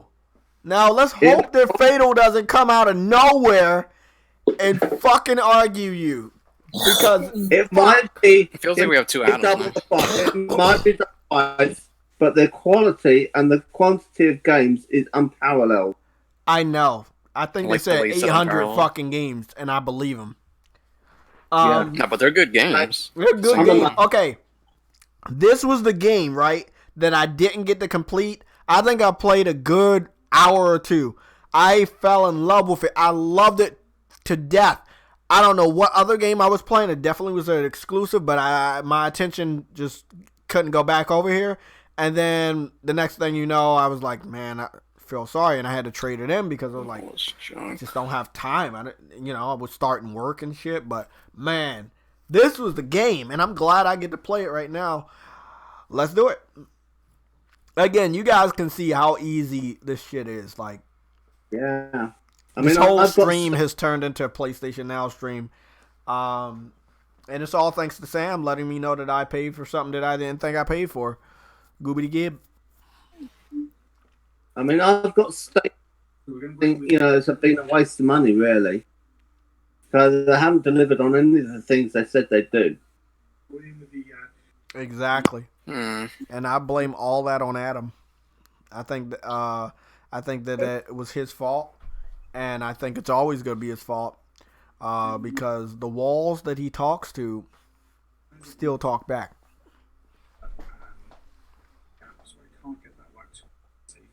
It's all right, Adam. We know how you feel. How do I go for missions in this game? What game you playing, Neo? No, Koei Tecmo. Koei Tecmo made this, Sam. Oh my god. Oh yeah. You already know it's gonna be a good action-packed game when you see that name.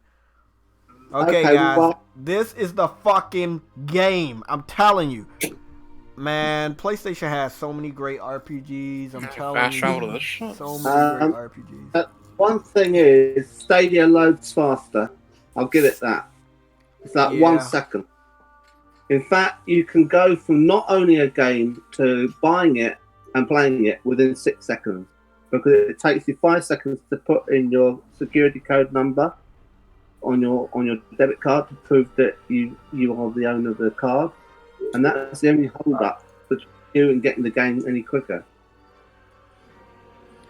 It's immediate. Sam would love this game because it reminds him of the game he's playing now. Gary, you've been playing. So this is No, I said it reminds you of the game that you were playing. It's just slightly slower to boot into than backwards compatible game on Xbox, but it's not really a big deal. And that was like 22 seconds. I mean, it's quicker than loading it off a PS3. Honestly, that'd take you forever.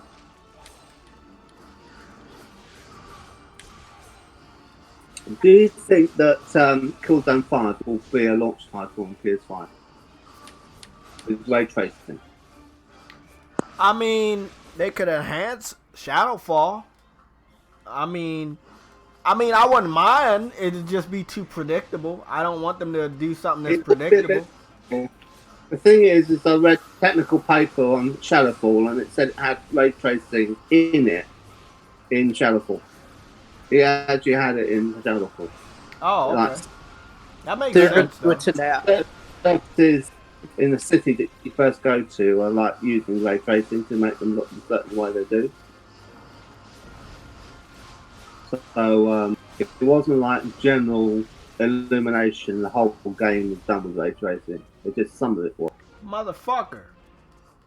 And I was like, really? Oh, when I read that, wow.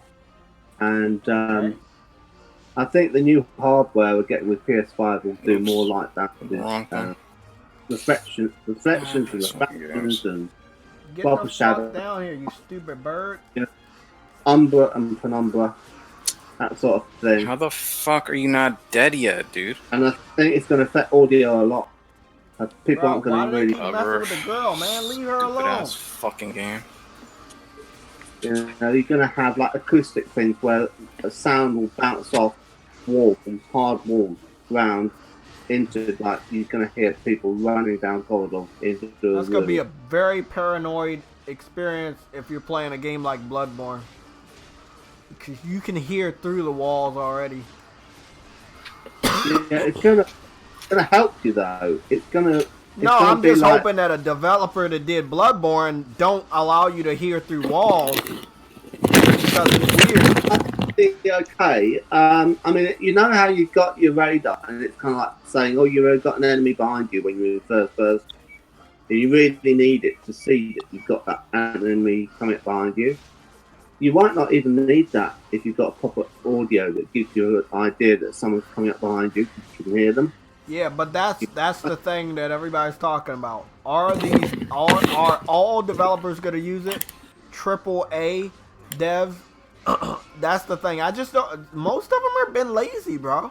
I'm not gonna lie. I don't expect a lot of them to use it because their development style sucks. It's like, hey, let's put out a game and have these people buy it and put microtransactions so we can make extra money. Well, most Microsoft games are going to take advantage of most of the things that are in Xbox because it's just the way it is. It's kind of like you can take a game that's already made, wasn't made for it, and you can, like Gears 5, you can put it on the new system. I'm about to die. And it runs at 100 frames a second, and people are saying we could probably improve that to 120. So that's that's just doing a straight port, no code changes, and it's just using the SDK of the system, and you do a new build off that, and it just comes out taking advantage of what's in the RDNA 2. And it's just like, well, that's easy, and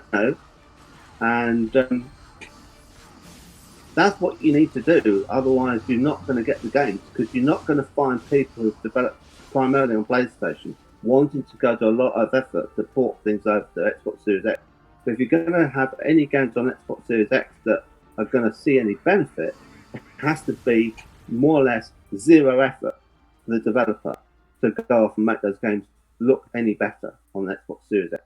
And basically that's what Microsoft set up to do, is make it so that software-wise is zero effort.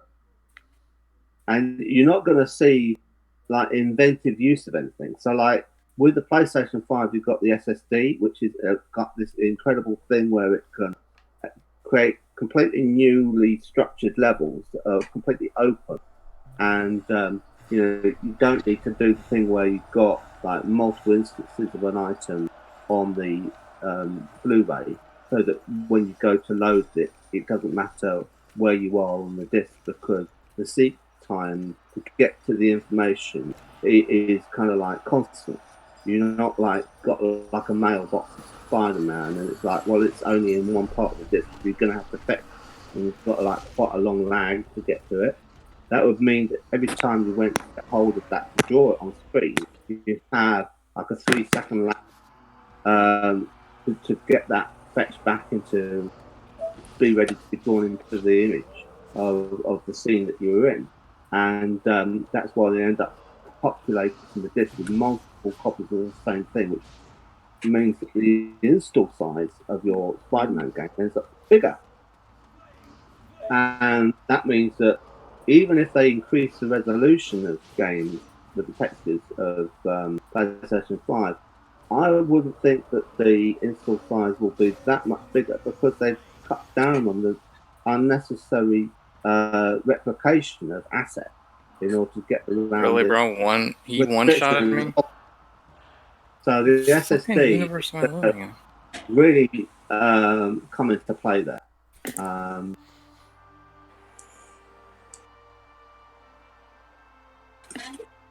And I've noticed that a lot of people play on PlayStation. They tend to play one game at a time and complete it, and then move on to the next. So the fact that it's 825 gigabytes minus how much the OS takes up isn't going to be too huge of a problem, because they can like have, maybe 1 or 2 games installed and swap another, new game, so that not using it to store the whole collection. Whereas with the Xbox, it's more a case of, we're going to allow you to switch between lots of games. And they did that demo where it had like 4 games being switched between quite quickly. And it's because none of them are really that engaging. I played them for that long, so you kind of get bored with them. And you kind of, let's, give Forza a rest and let's try Gears. And oh no, let's give that a rest, let's try Cuphead.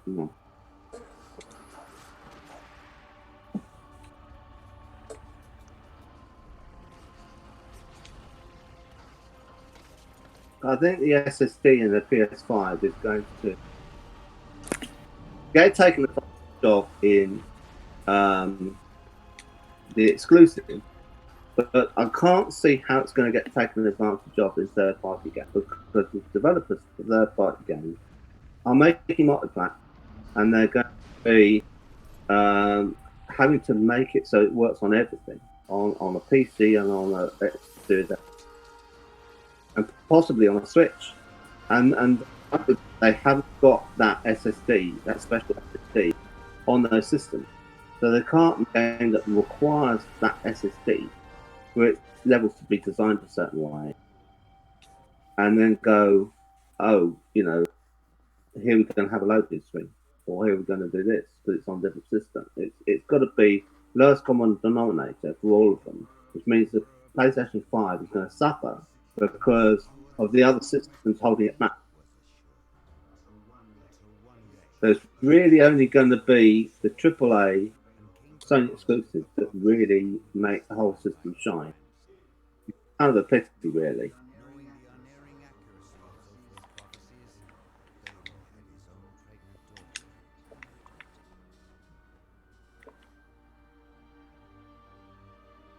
But I think they're going to be doing another one. I think there's going to be a PS5 Pro in 2023.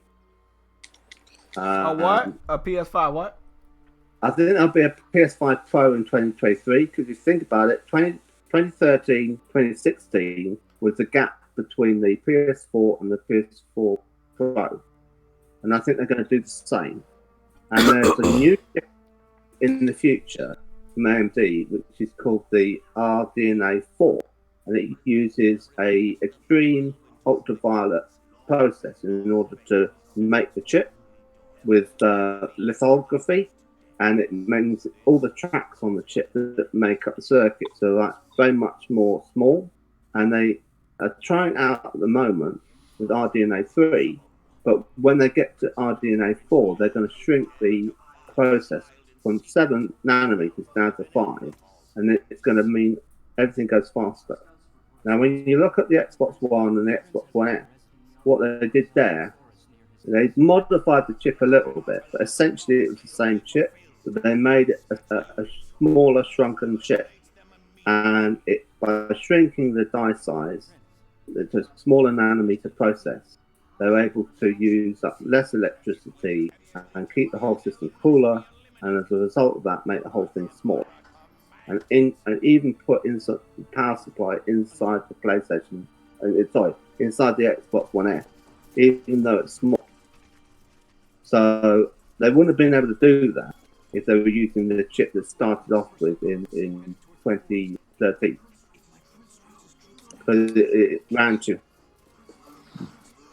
So I'm thinking that the RDNA 4 chip for the PlayStation 5 Pro will be 5 nanometers, and as a result, any cooling issues that happen with the PlayStation 5 won't be a concern, and they can even clock it so that it runs faster or put more compute units on it.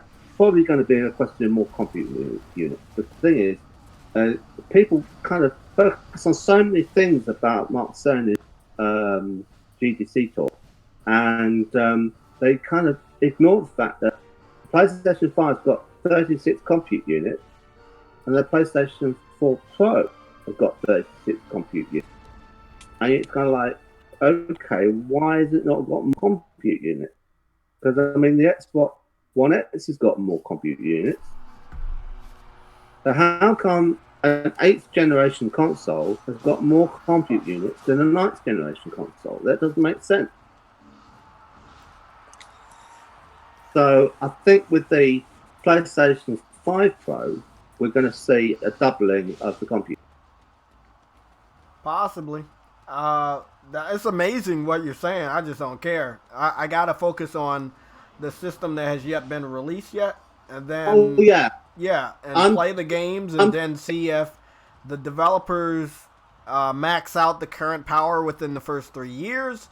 And then maybe I can say, hey, I support this. Even though I know it might happen, I would support it. But there are so many developers that didn't even max out the PS4. I was trying to figure out who wanted the PS4 Pro. The thing is I wanted the PS4 Pro because it did HD. No, I'm not saying that consumers, once we found out, existed, right?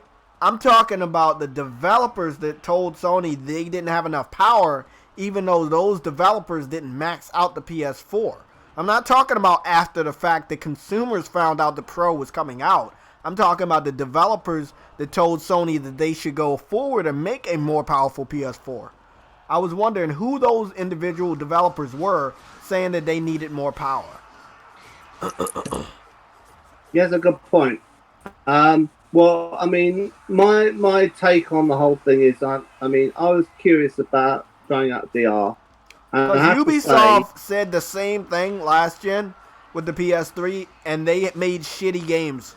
And then Naughty Dog came out, and they showed that, hey, bro, you really can do amazing things here. Of course, Sucker Punch did the same thing with that complete turnaround from Infamous 1 to Infamous 2. And it's like, people were like, what, you can do that on here? It's like, I don't like that here third parties are shaping the way that Sony is making their consoles in the future, making a mid-gen refresh, when these same developers have not maxed out the current hardware. Okay. So you're saying, basically, if I understand what you're saying that these other developers are forcing them into updating their console before they fully utilize the console. Exactly.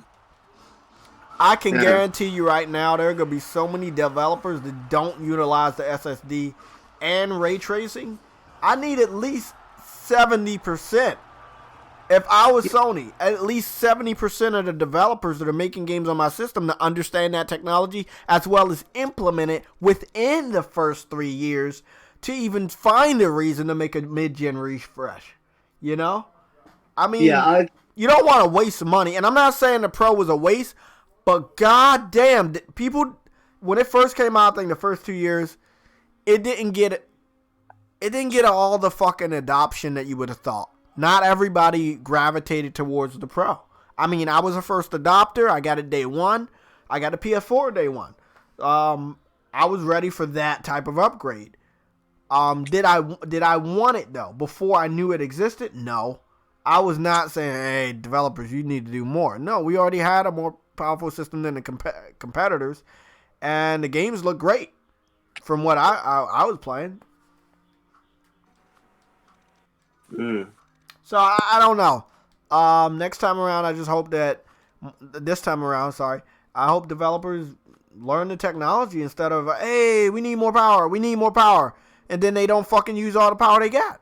You know, it's like I need more toilet paper, but I only have one ass to wipe. You know what I'm saying? And I'm only shitting 2-3 times a day.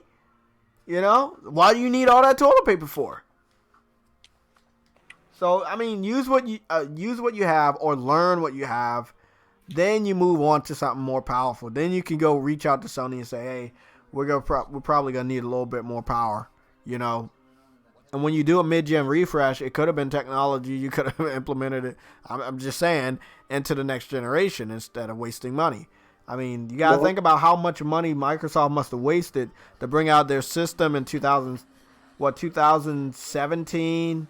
And then they ended up introducing the Xbox Series X at the end of 2019, which you already know had been probably in development for the past 4 years at that time. So it's like you're making two systems at the same time. It came out in 2017, the Xbox. You mean Series X? Yeah, Series X in 2020, but the Xbox One X in 2017. The thing is that I agree with everything you're saying about the games being made for PlayStation 4 and being just looking a bit nicer and smoother on PlayStation 4 Pro. You don't have to have a PlayStation 4 Pro. It's completely unnecessary for flat screen gaming. I would say that the whole fashion for pushing 4K TV, 4K gaming, has been a waste of time this generation. I don't think you can tell the difference between a 1080p image and a 4K image when you're sat on a couch 10 feet away from the television. There's like mathematical sums that you can do to work out what the pixel density needs to be for the resolution of your retina of your eye for you to be able to discern the improvement in quality. And what it comes down to, there's this blog online that I found that this guy had done. And he said that the most typical living room scenarios where you're like sat 10 feet away from the television, you're not like at a desk with a computer with a monitor, it's 3 feet away. A television. And when it's like that, you need to have a television that's 100 inches diagonal for it to be 4K and you to be able to go, oh, that's better. Now, I looked online for 100 inches diagonal. Fucking big kid. And I thought, okay, not only do I need a bigger house to have it in because it's so huge, but I could only find a 98-inch diagonal TV. And it was $50,000. And I thought, well, that's ridiculous. I'm not spending that amount of money to get 4K. It's not worth it. And so they're now talking about 8K TV, as if, you need 8K. But I just think this is something they're going to perennially keep pushing, higher and higher resolution, because they can make the new sets and they can get you to get rid of your old set and get the new set. Because once they sold you a television, increasing the resolution. look, that's the thing. It was difficult for people to get this new system. I mean, And- it's television for a long time. You know, they don't die overnight. They're not like they only live for like a year or two and then you need another one. You get them and they last quite a while. So that's bad from Sony's perspective. They need to be able to make a television so that it's obsolete, and the only way they can do it is to bring a better television that's got a better resolution and make you think, I'll have to have it. And you don't have to have it. You don't need 4K. And you won't see the benefit of it even at 65 inches. Now, if you had like a monitor on a PC, that makes sense. Okay, because you're so close to it, you can see the pixels. If you've got 1440p monitor, that's probably about the sweet spot in terms of the amount of money you're spending and the refresh rate, because the higher the resolution goes, the lower you get for the refresh rate. Otherwise, you're spending ridiculous amounts of money to keep getting high refresh rates on a 4K monitor on a PC. So, personally, I'm happy with 1080p, and I like the way that the PlayStation 4 Pro renders at a higher resolution than that, but then super samples it down so that you don't get aliasing. That's the jaggies that you get on a straight line that's drawn on the screen. It softens it. And, that I think is nice. And I've got a lot of games that I played on PlayStation 4, and I play them with the addition of the super sampling, and it's much nicer. But I don't have to have it. I mean, if I didn't have it, I could live without it. But the main drastic difference between the PlayStation 4 and the PlayStation 4 Pro that really made it worth having was, for me, having it with PlayStation VR. I tried out PlayStation VR on the PS4 and I've been a bit disappointed. It was almost not good enough to be tolerable. It's like really pixelated. And I thought, well, it's VR. I'm getting the sense that I'm in a 3D world and everything, but I wish it was better. You know, I wish I'd held out for longer rather than this be my first experience of VR, because it's not good enough. And then I got the PlayStation 4 Pro, same game, and night and day difference. It just makes that slight difference that makes it borderline acceptable. And what I'm expecting from the PS5, and definitely from the PS5 Pro, because the PSVR 2 headset isn't releasing simultaneous to the PS5, which is another thing that put me off about it. I was thinking, why am I getting one if they don't have the headset? When the headset releases, then I'll get one. And I might just wait for the PS5 Pro, because it's just going to do the better job. I mean, if I get to like 2023 and they haven't released a PS5 Pro, then I'll get a PS5. But I think it's worth hanging on to PS5 Pro and PSVR 2, because it's just going to be a slam dunk for VR. I mean, they're talking about doing something that's called foveated rendering, which means that it has a thing inside the goggles that tracks where your eyes are, where your pupils are looking, and it then makes it so that it makes it high resolution at that point of the image. And then the peripheral part of your vision is blurrier. But because your peripheral vision of your retina can't actually discern detail that well, you can't tell. So you think it's like 6K, and it's not anywhere close to 6K, but it feels as if it is. So, yeah, all I want is devs to take advantage of the power, right? That means no excuses. Every game should be 4K native. All games should be 60. Because again, if you're gonna tell me as a developer, huh? I think that's the case. I think that's achievable. Yes, Because Mark yes, Cerny- I know it's achievable, but all developers need to do it and no more excuses. Not by Sony, not by the hardware. The hardware is not going to talk to me and give me an excuse why it can't do it. It's up to the developer. Now, you got a big boost from 1 terabyte to 10 terabytes. That's well over the amount that you need to do 1080p 60 frames or 4K 60. Right? There was tons of videos that cut. Remember games couldn't, like Battlefield. Battlefield couldn't be native 1080p and 60 frames.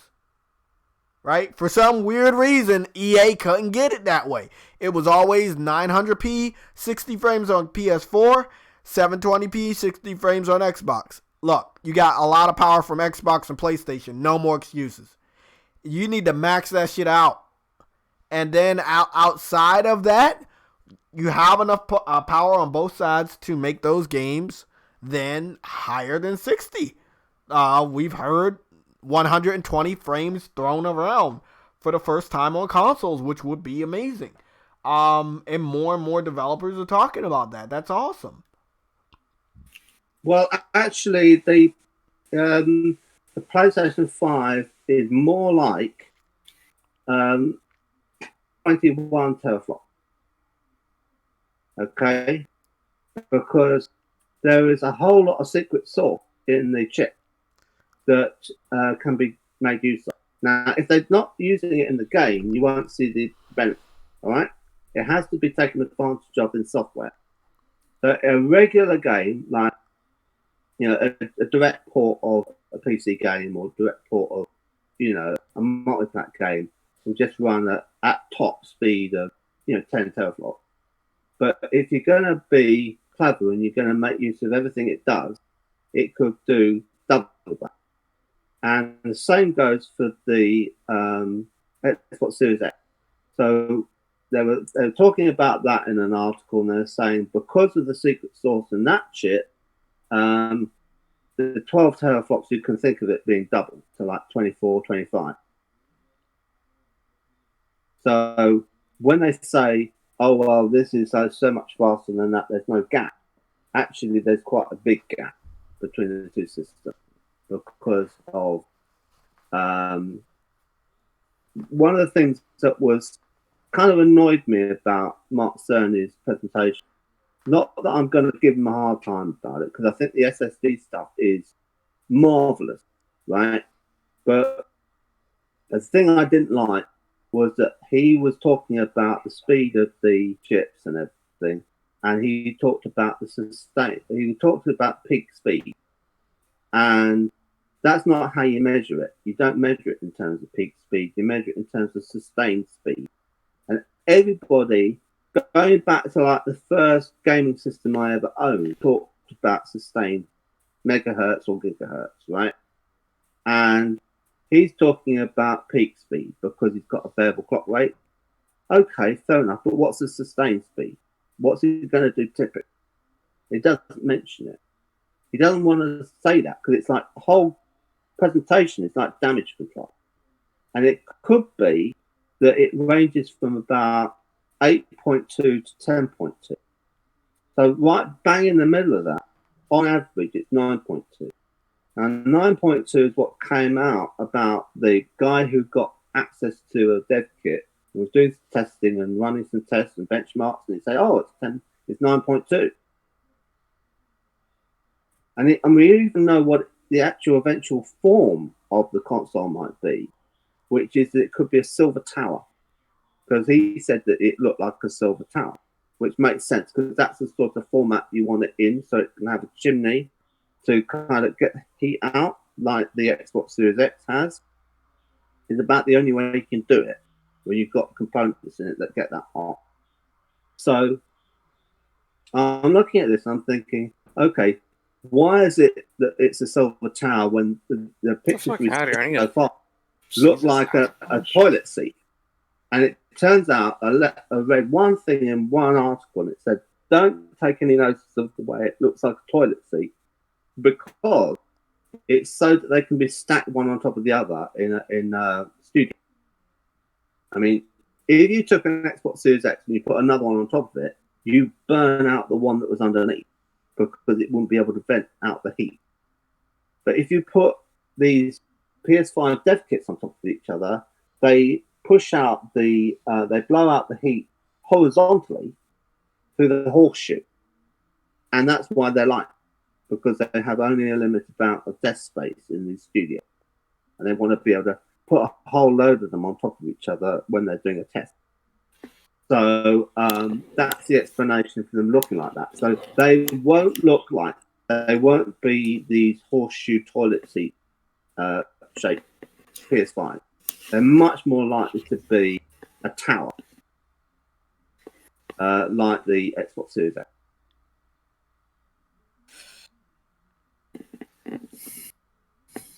And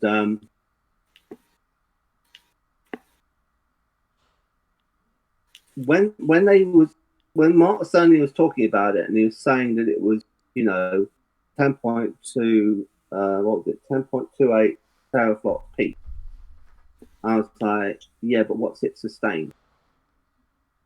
So you're saying it can put out more power than 10 teraflops?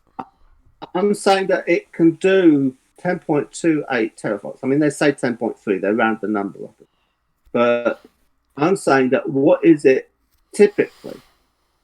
Now, like, let's say, for example, you're running, I mean, it runs PS4 games. Let's say you're running Pix the Cat on, or, Hollow Knight. Is it going to be running at 10.28 teraflops? No. It's going to probably run at 8.2 teraflops, if not lower. It'll probably run at 8.2, and it'll run at 4K 60 frames as a kind of boost mode, as a performance mode. And it'll look really good. But when it comes to typical on average games, I wouldn't be surprised if it benchmarks at 9.2.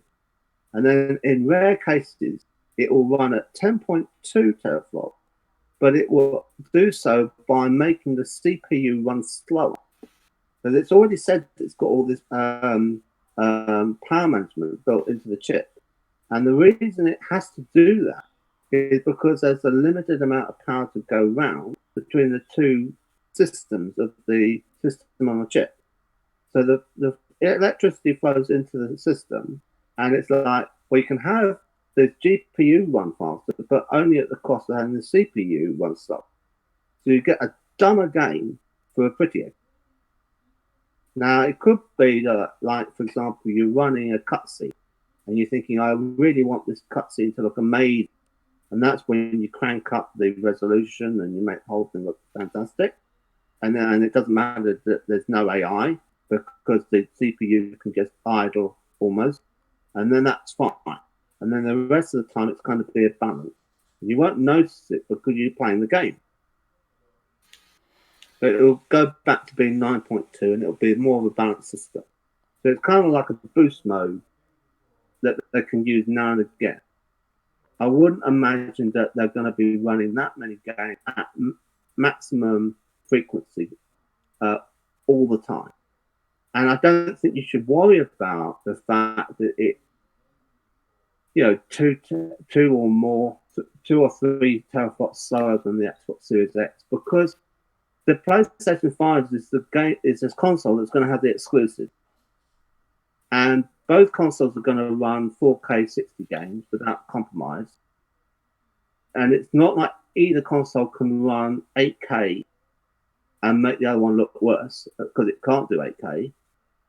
So it's kind of like, well, okay, so you've got one console, the Xbox console, that's like better, but it's not like it does anything that you can tell that's better.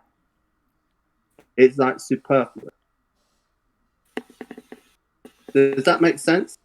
Not at all to me. Adam probably understands that shit.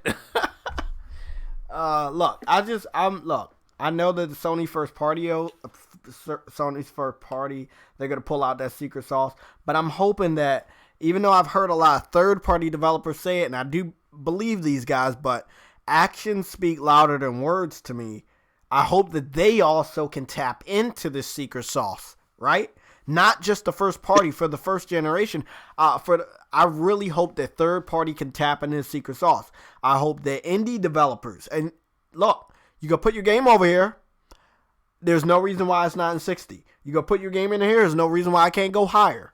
You know, I don't expect to see anything lower than a 60. Every frame rate for all games need to be higher than a 60. Dude, it's gonna be 30. Shut up. Shut up. I mean, my only worry on fucking cat lover.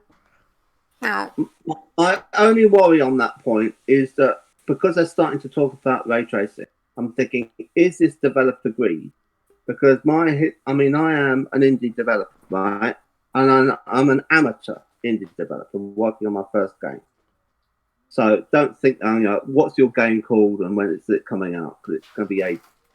But the thing is that from my long experience of looking into all of this and following all about everything, I think that the way that it's always been with every generation of console is as soon as developers get hold of some more power, they squander it. So you're thinking, this will be the generation we'll get games at 60 frames a second. And you get a couple, but generally it ends up being everything's at 30. Because they want to make everything look nice. And they squander the power they get on making it look nicer every single time. And the reason for that is that when you market a game, it's in the video game. The publisher's paying the developer to make a game, and the publisher's marketing department says we've got to have a way of marketing the game that will look good in a YouTube video or in a printed magazine photo, and the still of it, people will look at the still image of the game and think, wow, the graphics in this game look amazing, right? And it's a still image. It doesn't matter how many frames it is.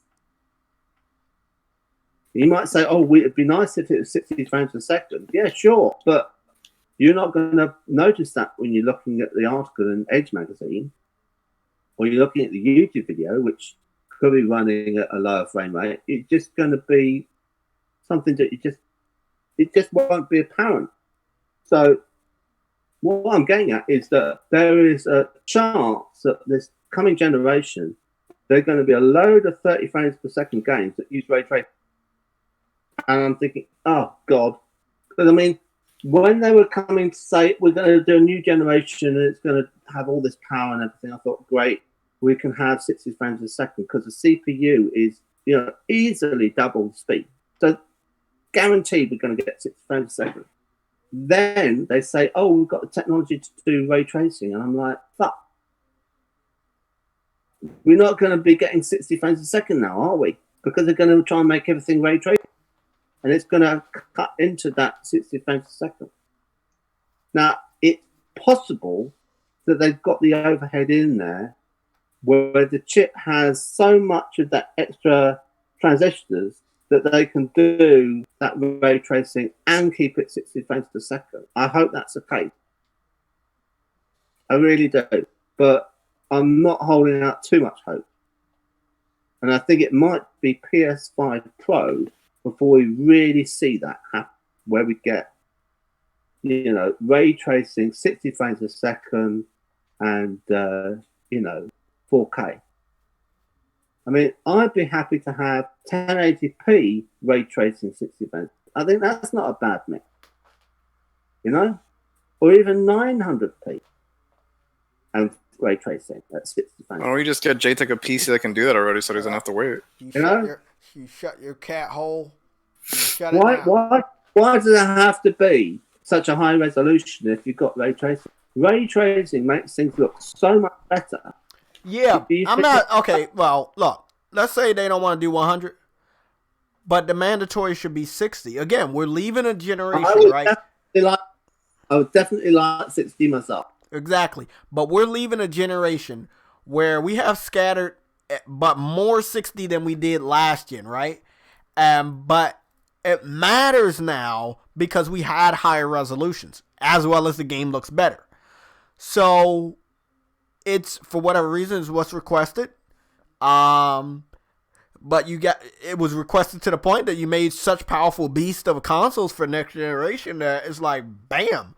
Now, I wish we didn't have the mid-gen refresh. And the reason why is because look at the jump that would have been if we didn't have the mid-gen refresh. Now you're going from 4 to 10 teraflops. Xbox is going from 6 to 12 teraflops. You see what I'm saying? But think of the jump it would have been without the mid-gen refresh. They could have justified $500, $600 consoles. They could have. That's a huge jump in power and processing speeds. That's huge. But hey, this is what we're living at. I don't support it, even though I supported it. I don't support it. But this is the way we live now. It must be now a trend. If we see it this new generation with a mid-gen refresh console, it will be a trend that you get these more powerful systems in the middle of the generation to continue the generation for developers that want to push the bar before the next generation. Or you could not do that this time around and say that these games will be enhanced with the next hardware. I wouldn't mind having that, but again, we're living how we're living. This is ass, by the way. This is just a moving video, bro. I'd like to know what the Sony exclusives are for next generation. I would too. I think everybody wants to know. I want to know right now. But for whatever reason, specifically because they have 3 heavy-hitting AAA exclusives, they are reluctant to give us that information because they don't want to hinder the sales of their current games that are coming out over the next 4 months. And I respect that. Oh, yeah. I respect that. You got Final Fantasy in April 10th.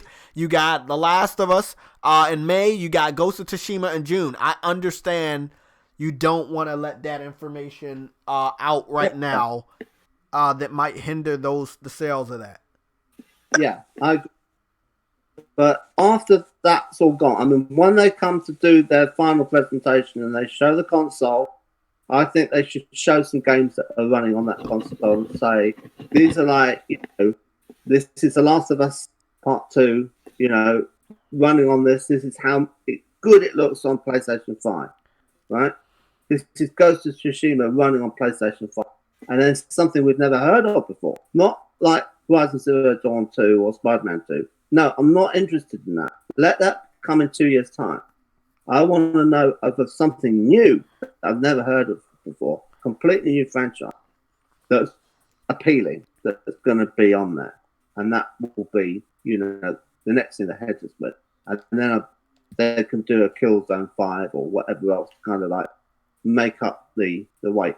I would have thought that Guerrilla Games could knock out a Killzone 5 quite quickly. It wouldn't be that hard. Yeah. Again, it's so obvious that I don't want it to happen. You see what I'm saying? I want a new either. Look, if they were doing a presentation and they went and said, "This is what The Last of Us 2 looks like. This is what Ghost of Tsushima looks like," and then they get on to the first game to buy the PlayStation 5 for, and it's Killzone. That's a mistake. That's a bad presentation. Exactly. You go for something completely new that you couldn't have done before unless you had an SSD. Exactly. And look, I love Killzone, and I love playing a multiplayer more than anything else, right? And I would love a new Killzone, but I understand that we just got that at the beginning of this generation, so it'll be too obvious, and it might not be well received.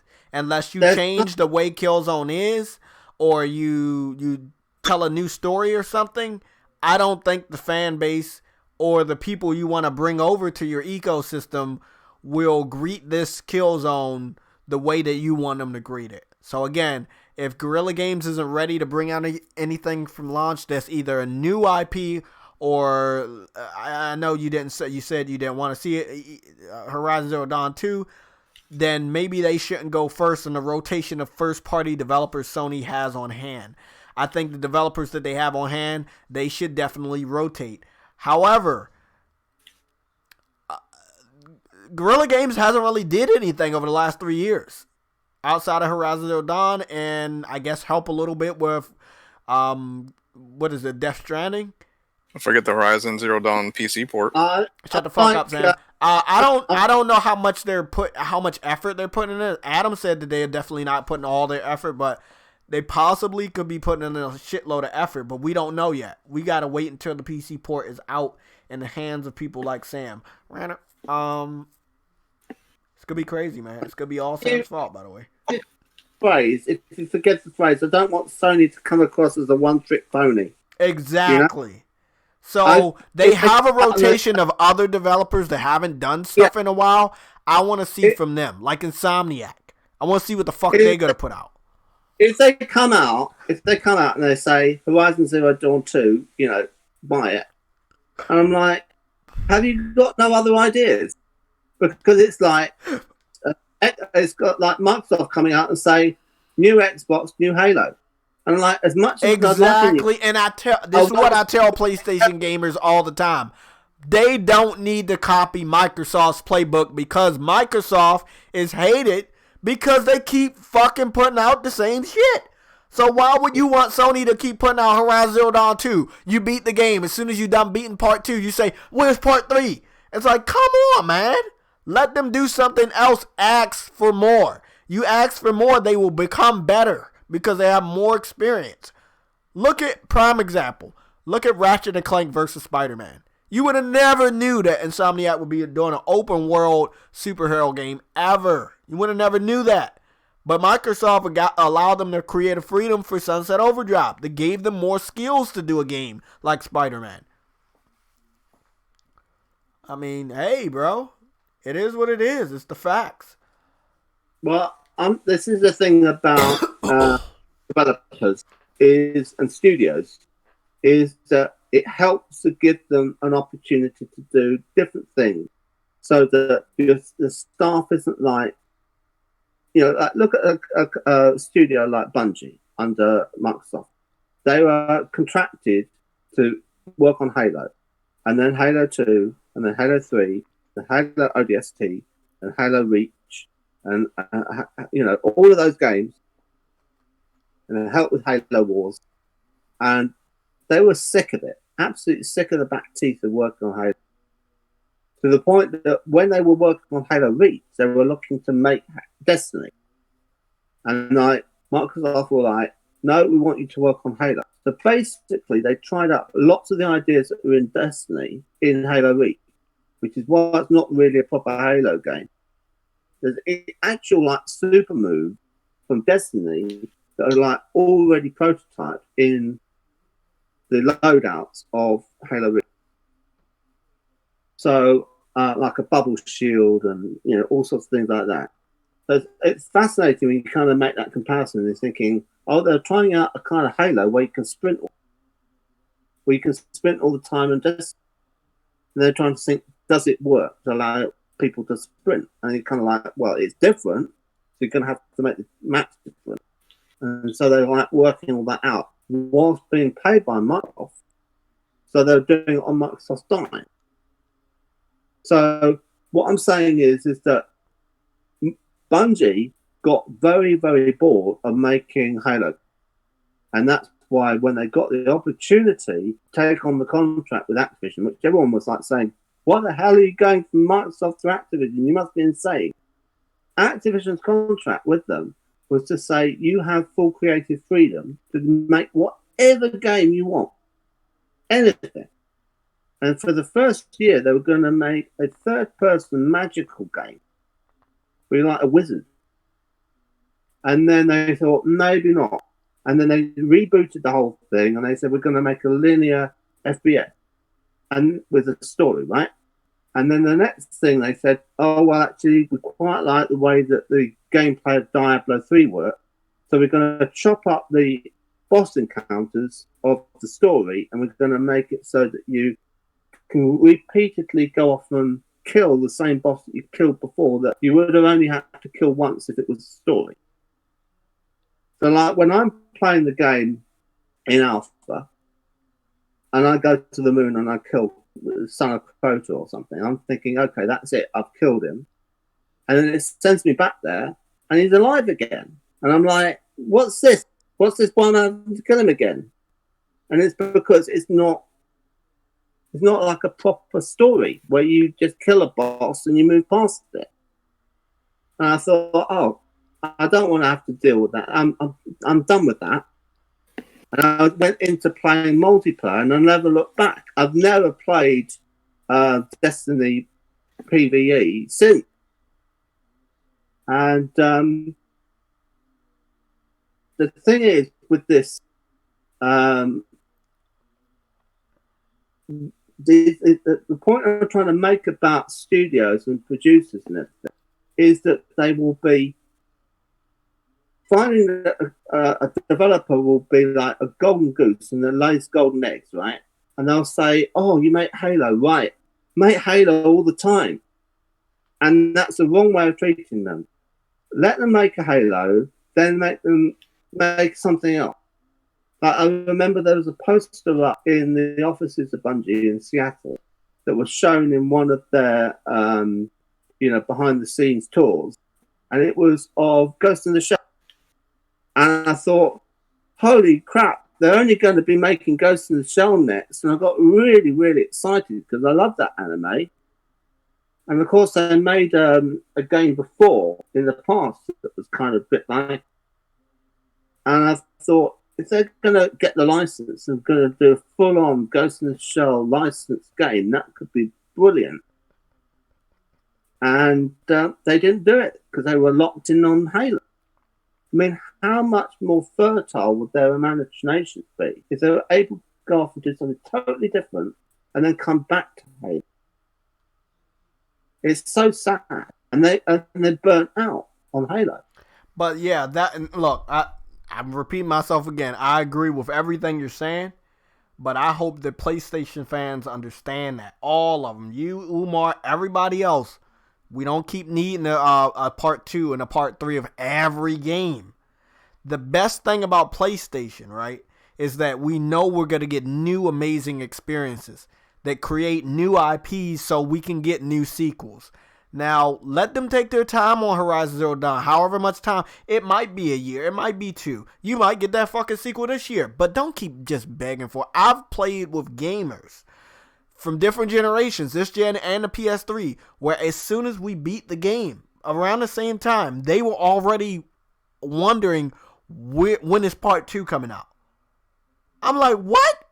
We just got part 1. I used to be that way when I was young, right? Okay. That makes sense. Shut the fuck up. I was like that with X-Men. When I first saw the X-Men movie, I was wondering, when the fuck is part 2? I had gotten on the internet at the office down below, the group home that I was at, and we were searching about the actors that they were going to cast as Storm and shit and all of this and what they were going to do, and we found out we had 2 years to fucking wait.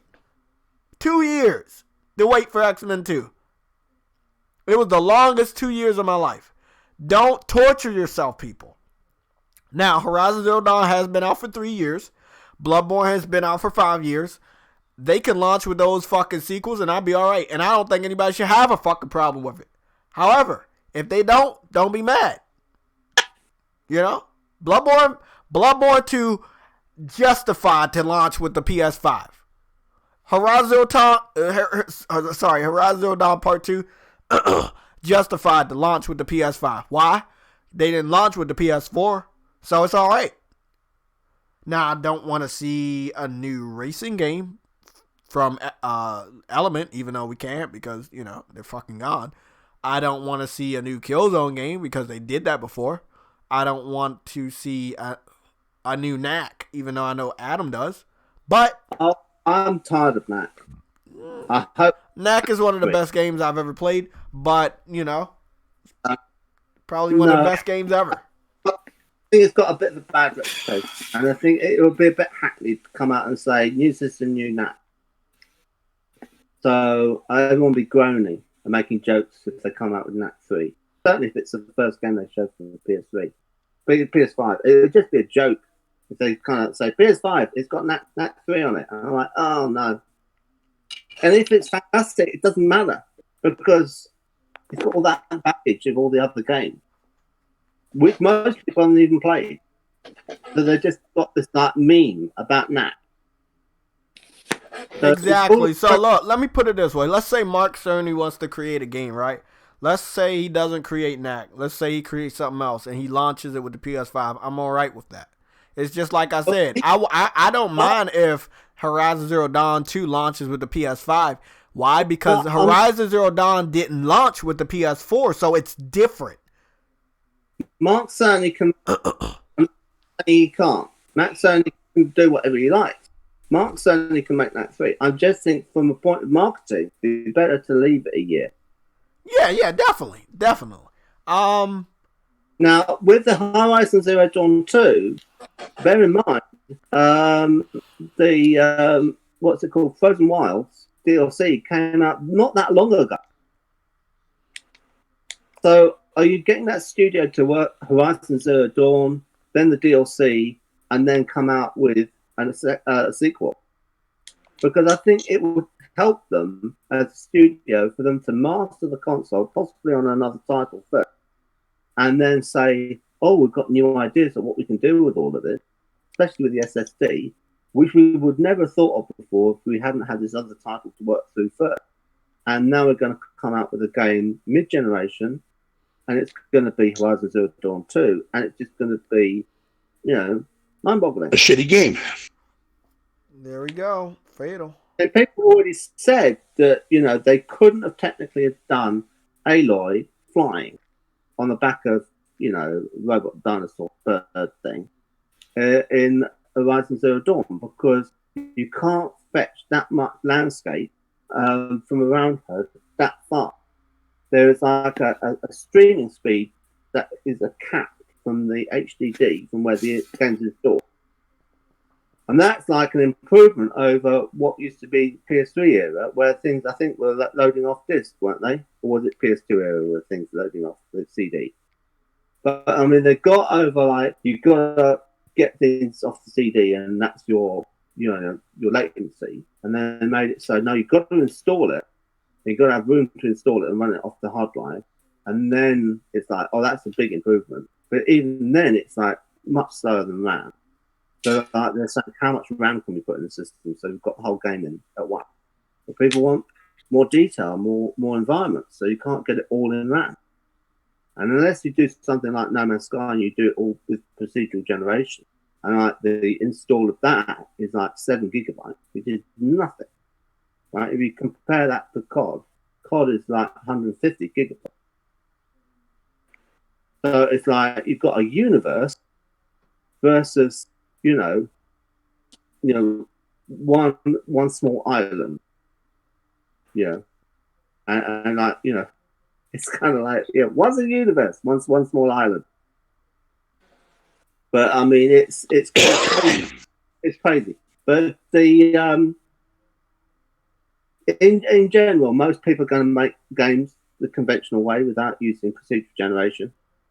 I don't think that sweeping over the way that everyone develops games for at least 5 years, and we're going to end up with install sizes that are going to be creeping up a little bit still, and we're going to end up with people saying, I've got my PS5 but I've already filled up the hard disk drive, I mean the SSD, and they're going to need an external drive almost when they buy it, and they're going to be swapping in and out the game they're currently playing.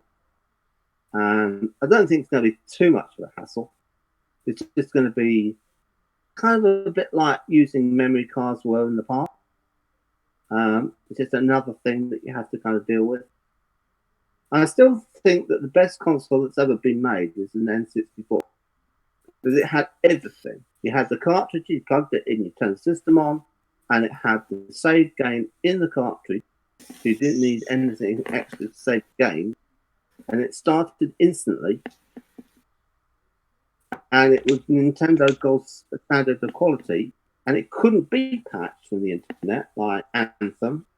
So they had to make it so that it had so few faults that it was basically, fine to work with. And anyone that could find exploits would just find them for speedrun. Yeah, well, I watch anime. Actually, I'm gonna go into it real quick and show you. some of the anime that I'm watching.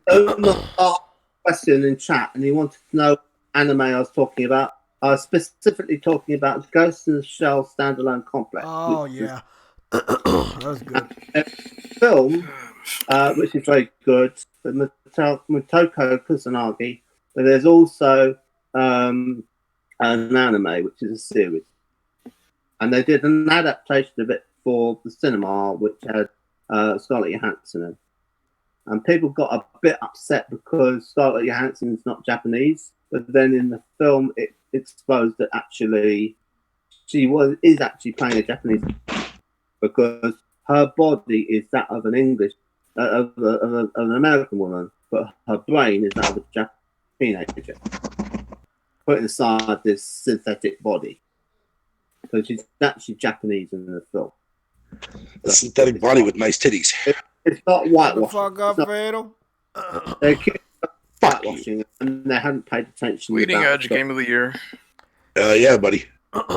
Stop, And bro. Ghost- Don't do that. It's a feature of Ghost in the Shell has had a live adaptation with Japanese actress playing the part of Motoko.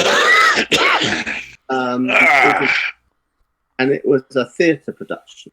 I want to know if anime is going to be canceled. Go and see the theatre production.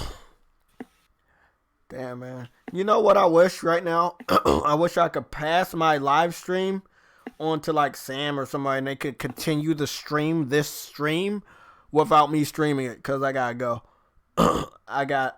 It's Thursday and I got shit to watch. Yeah, I got to get my ass to the grocery store before they close. Yeah. Yeah, you get that food, you know. What happened? Fatal needs to get some toilet roll. Yeah, he needs. Nah, dude, no. I already stacked up on that here at the hotel. No, I've already stacked up on the toilet paper here at the hotel, so I'm good. See, this is what I'm talking about. Good. Okay, so it's Thursday, right? And there's supposed to be a new episode of this anime. And I'm just wondering, man, for Funimation, are they going to stop putting out the English episodes of animes because of this fucking virus? Because that's fucked up.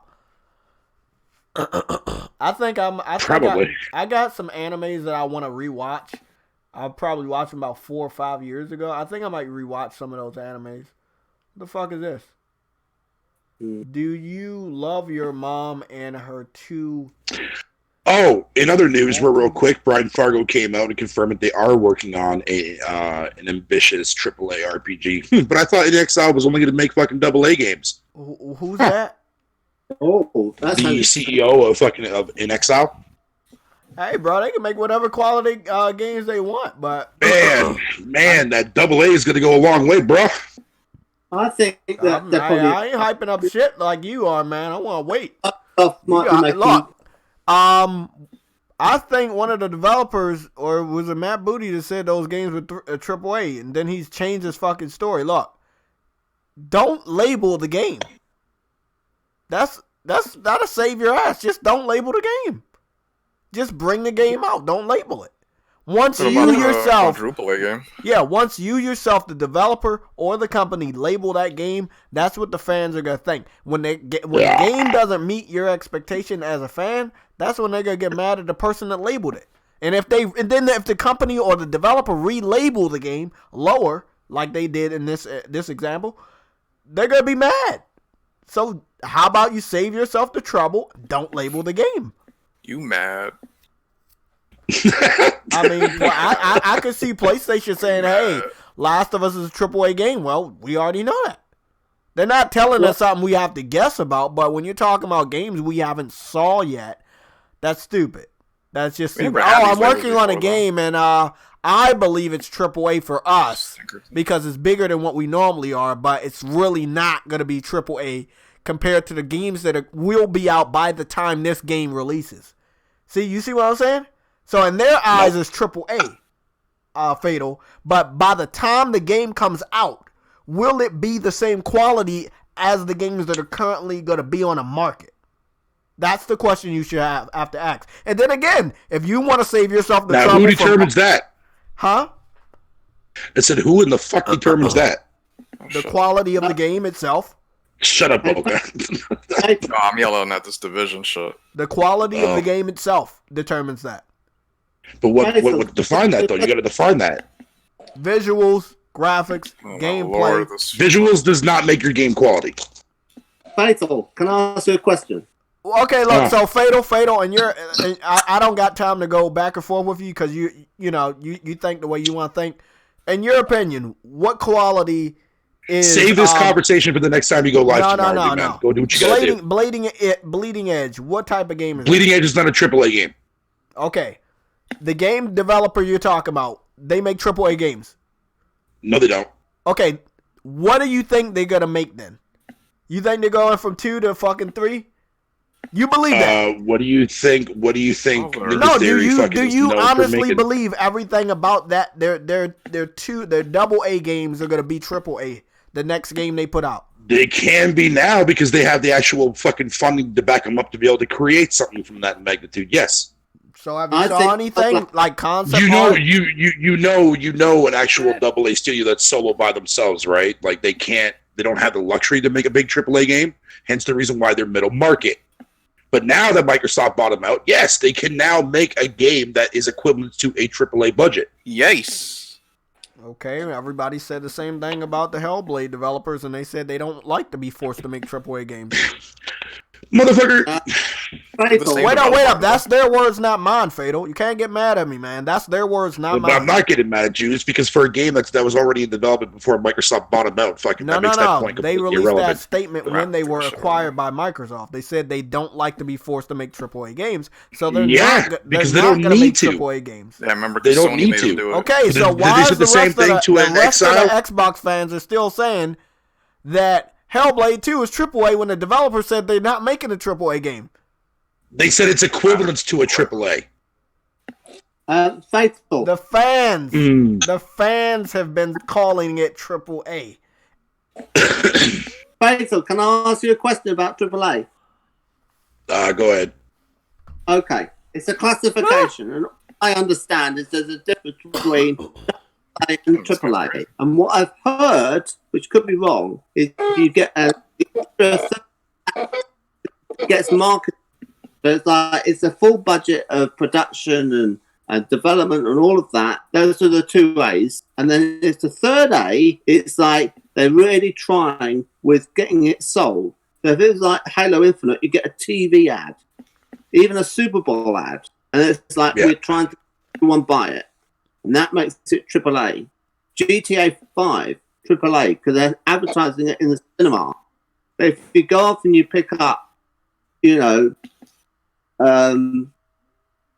Edge, it's on Game Pass, and it's not in the cinema. And it's like, we know you're going to try it because it's on Game Pass. So what's the point in advertising it? So it's just AA. Is that? I already correct? said that. Freaking that game was AA. Yeah, but I mean, is that the difference? Is that what the third A does? Is it's to do with the marketing of the game? It's nothing to do with whether it's any good or not. It's a department of the people who are funding it saying we have this much confidence that we want to reach out to people and say buy our game. And because it's on Pass, they're not doing that. So even if Bleeding Edge was actually AAA quality, which you might say no, it's not. But even if it was like Overwatch quality, which is AAA, they're not making the effort to put it out there.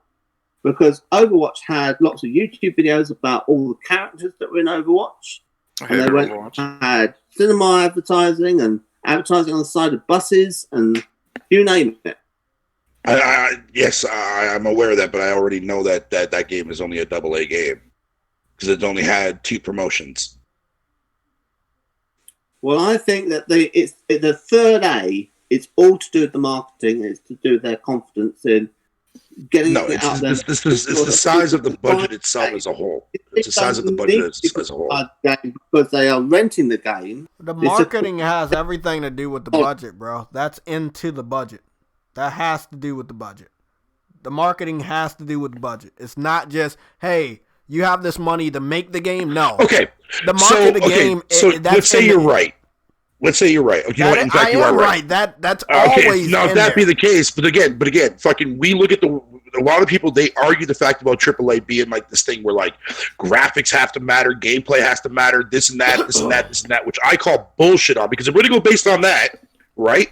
If we're going based on that, so the only thing that these developers are doing is they're not marketing their shit, right?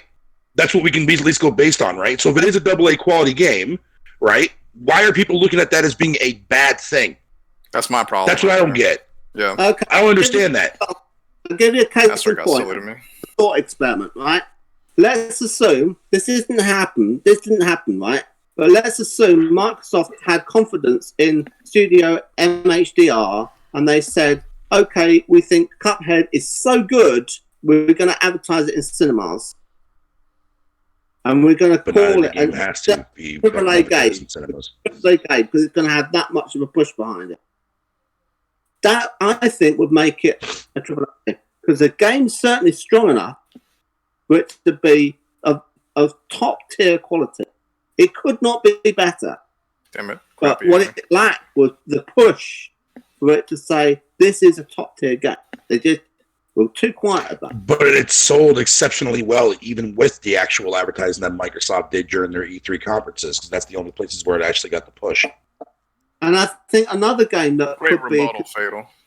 is Hollow Knight. Shut up, Boca. Get him, Fatal. I think Hollow Knight is an amazing game, and I think that, you know, I mean, a bit harder to sell maybe, but I think that really has a lot of depth to it, and I think that could be a AAA as well if it was marketed the right way. Oh, that's how I do it. I think people, just because the game is indie, people are like looking at it as like, it's indie, it must be shit, you know. Well, that's Witcher what I say. 3 was Like, I don't trust gamers. I don't trust gamers in this day and age. Studios, like, I mean, Cyberpunk 2077 is coming from an indie studio. So what is this disparagement of indie? I don't know. Fucking, like I said, I don't trust fucking gamers' opinions on fucking jack diddly shit this generation, and they've proven to me that their fucking opinions are whack as fuck. The opinions don't matter, right? But when those opinions affect people that support the game, when those opinions affect people that even buy the game or even talk good about it, those opinions could form somebody else's thoughts about the game. Oh, hey, no, you're right about that. You're right about that. But trust me, I don't let nobody fucking stop my thoughts on at a certain point, it might not mean shit to you, right? But I respect what you do for correcting people. But you should understand that their opinions are very powerful. Oh, no, trust me, I do. Oh, believe me, I do. But again, so if somebody says like you just said, is dog like you shit, just said, though, Jay, take at the end of the day, dude, and fucking, I don't care about these people's opinions because I'm still sitting here and fucking, you know, doing what I stand for and fucking supporting the game. And I'm glad there's people like you. There need to be more Xbox guys like you. The fact of the matter is, the reason why Xbox is in this state, and I'm going to end with this, hopefully we can all get out of here, is that the Xbox fan base, the ones that we're seeing on podcasts right now, they didn't buy the games 5 years ago. They didn't buy the games 3 or 4 years ago. There were exclusives coming out for your platform. You refused to support it. Microsoft needed another way to make money. They needed another way to make money. How else were they going to do it? How else? You not buying a game. Or we're not going to put it on our competitor system. Shit. Well, we have a background with PC. Let's see if we can pull up a fucking Windows store and see if they're going to buy it. I'm a PC guy. Fuck that store, man. I love Steam.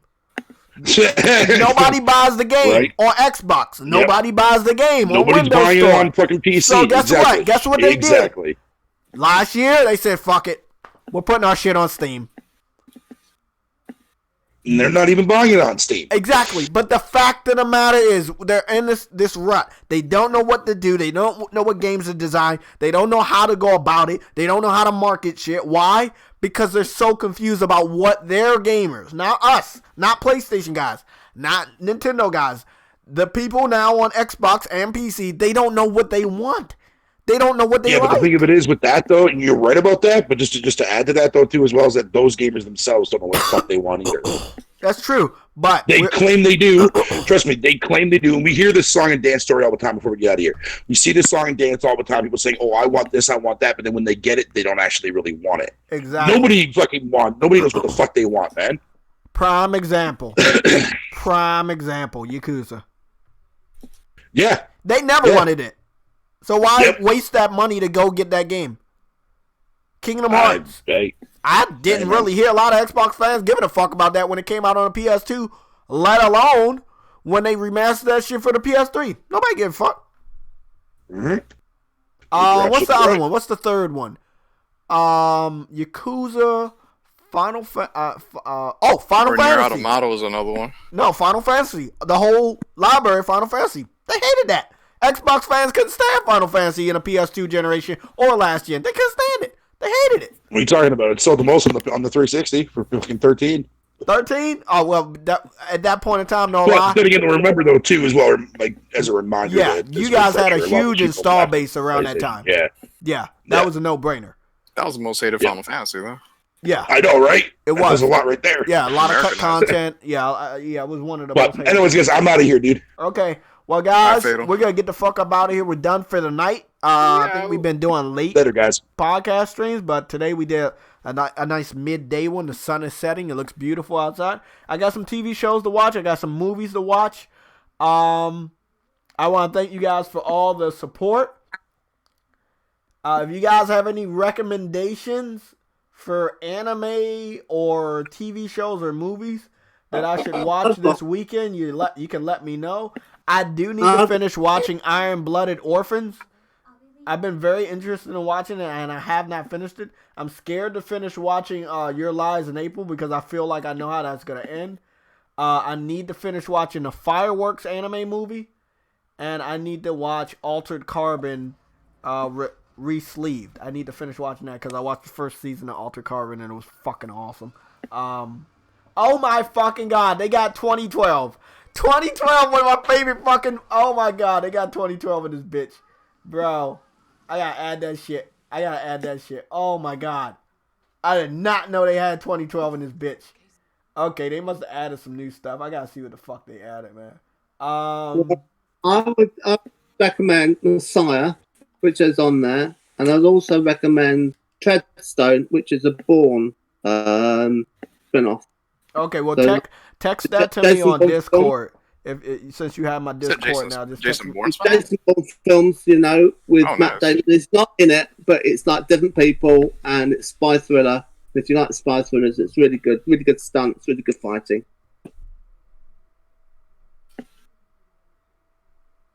Okay, well, guys, you have a great night. It is Thursday, not Friday, but I'm feeling like it's Friday because I don't have work. But tomorrow is Friday. We're going to do that community night where we play the Predator game and see how bad it really is. And,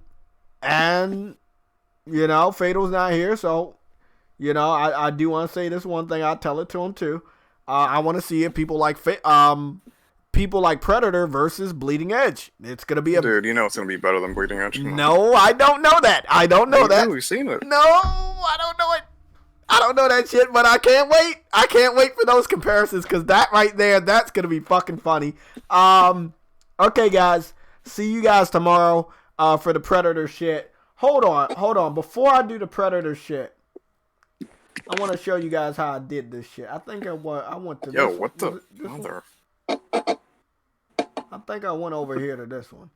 I'm going to one of my other accounts to see if they might have the demo or the beta early. I have a UK account, I have a Japan account, and I think I have a Canada account. Motherfucking. By the way, I downloaded some games from Sam's account today, Digimon and Nier Automata. I need to finish Doom 1. That is going to be my next focus on completing that game. Yeah, this is definitely Canada. Let me see what's going on with the demos over here. You got anything early? No. Did anybody play Disaster Report yet? No? No. Yeah, I need to go play that. I need to see if that's good. There's nothing over here. There doesn't seem to be anything over here. I'm going to check Japan real quick. But we are going off very, very soon But you guys can see my process of how I get fucking free demos and dynamic themes from other countries. Not like accounts to be able to get the store from international locations. You say what? You've got like multiple accounts so you can shop at the Japanese store. Oh yeah, Japan and UK. I mean, I haven't paid for anything, but I normally get like free themes, maybe some demos or betas that they don't have in the United States, shit like that. Good. But I like that it's what's that word called? Region free. It's not region locked. What the fuck? It'd be a lot simpler if the store was like global. I know, right? Well, I don't know if all games are localized. You might end up buying a JRPG and find out it's not got any English translation. You'd be like, I can't even play this. I don't speak Japanese. I can't read kanji. Well, they got all the demos and shit over here, but they don't seem to have any like demos. Well, thank you very much for having me on. No problem, man. Nothing. I don't think this hack that I mentioned earlier is going to be a big problem. Oh no? No. Are you just gonna get me with that mortar strike like that? This shit's gonna be dope. I can't wait to see what this shit looks like. It's a new theme. And it's free in Japan, so I'm gonna pick that shit up. Not see anything else over here? Nothing? It doesn't seem like anything else is free over here. But shout out to Sam for allowing me to get, let me see what 3 games I got today. Jack and Dexter, right? The first one.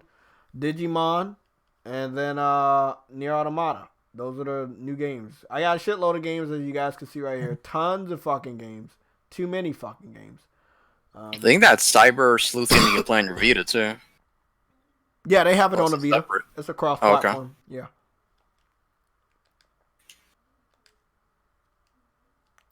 Well, that's it for me. I got like the show I wanted to watch on Hulu. It was called Breeder. I finally downloaded all the episodes to my fucking computer. I don't know what was wrong the week before last, but I got all 4 episodes, and I'm about to go watch the new episode of Dave. Yo, who keeps shooting me with that shit? I don't know, Sam, but you have to look at Adam. Fucking idiot. It's like deadly accurate mortar strikes every fucking time. You gotta look at Adam. It's probably Adam's fault. I actually thought that was Adam because he wouldn't stop talking. God damn it. Fucking god damn it, Adam. Fucking Adam Core.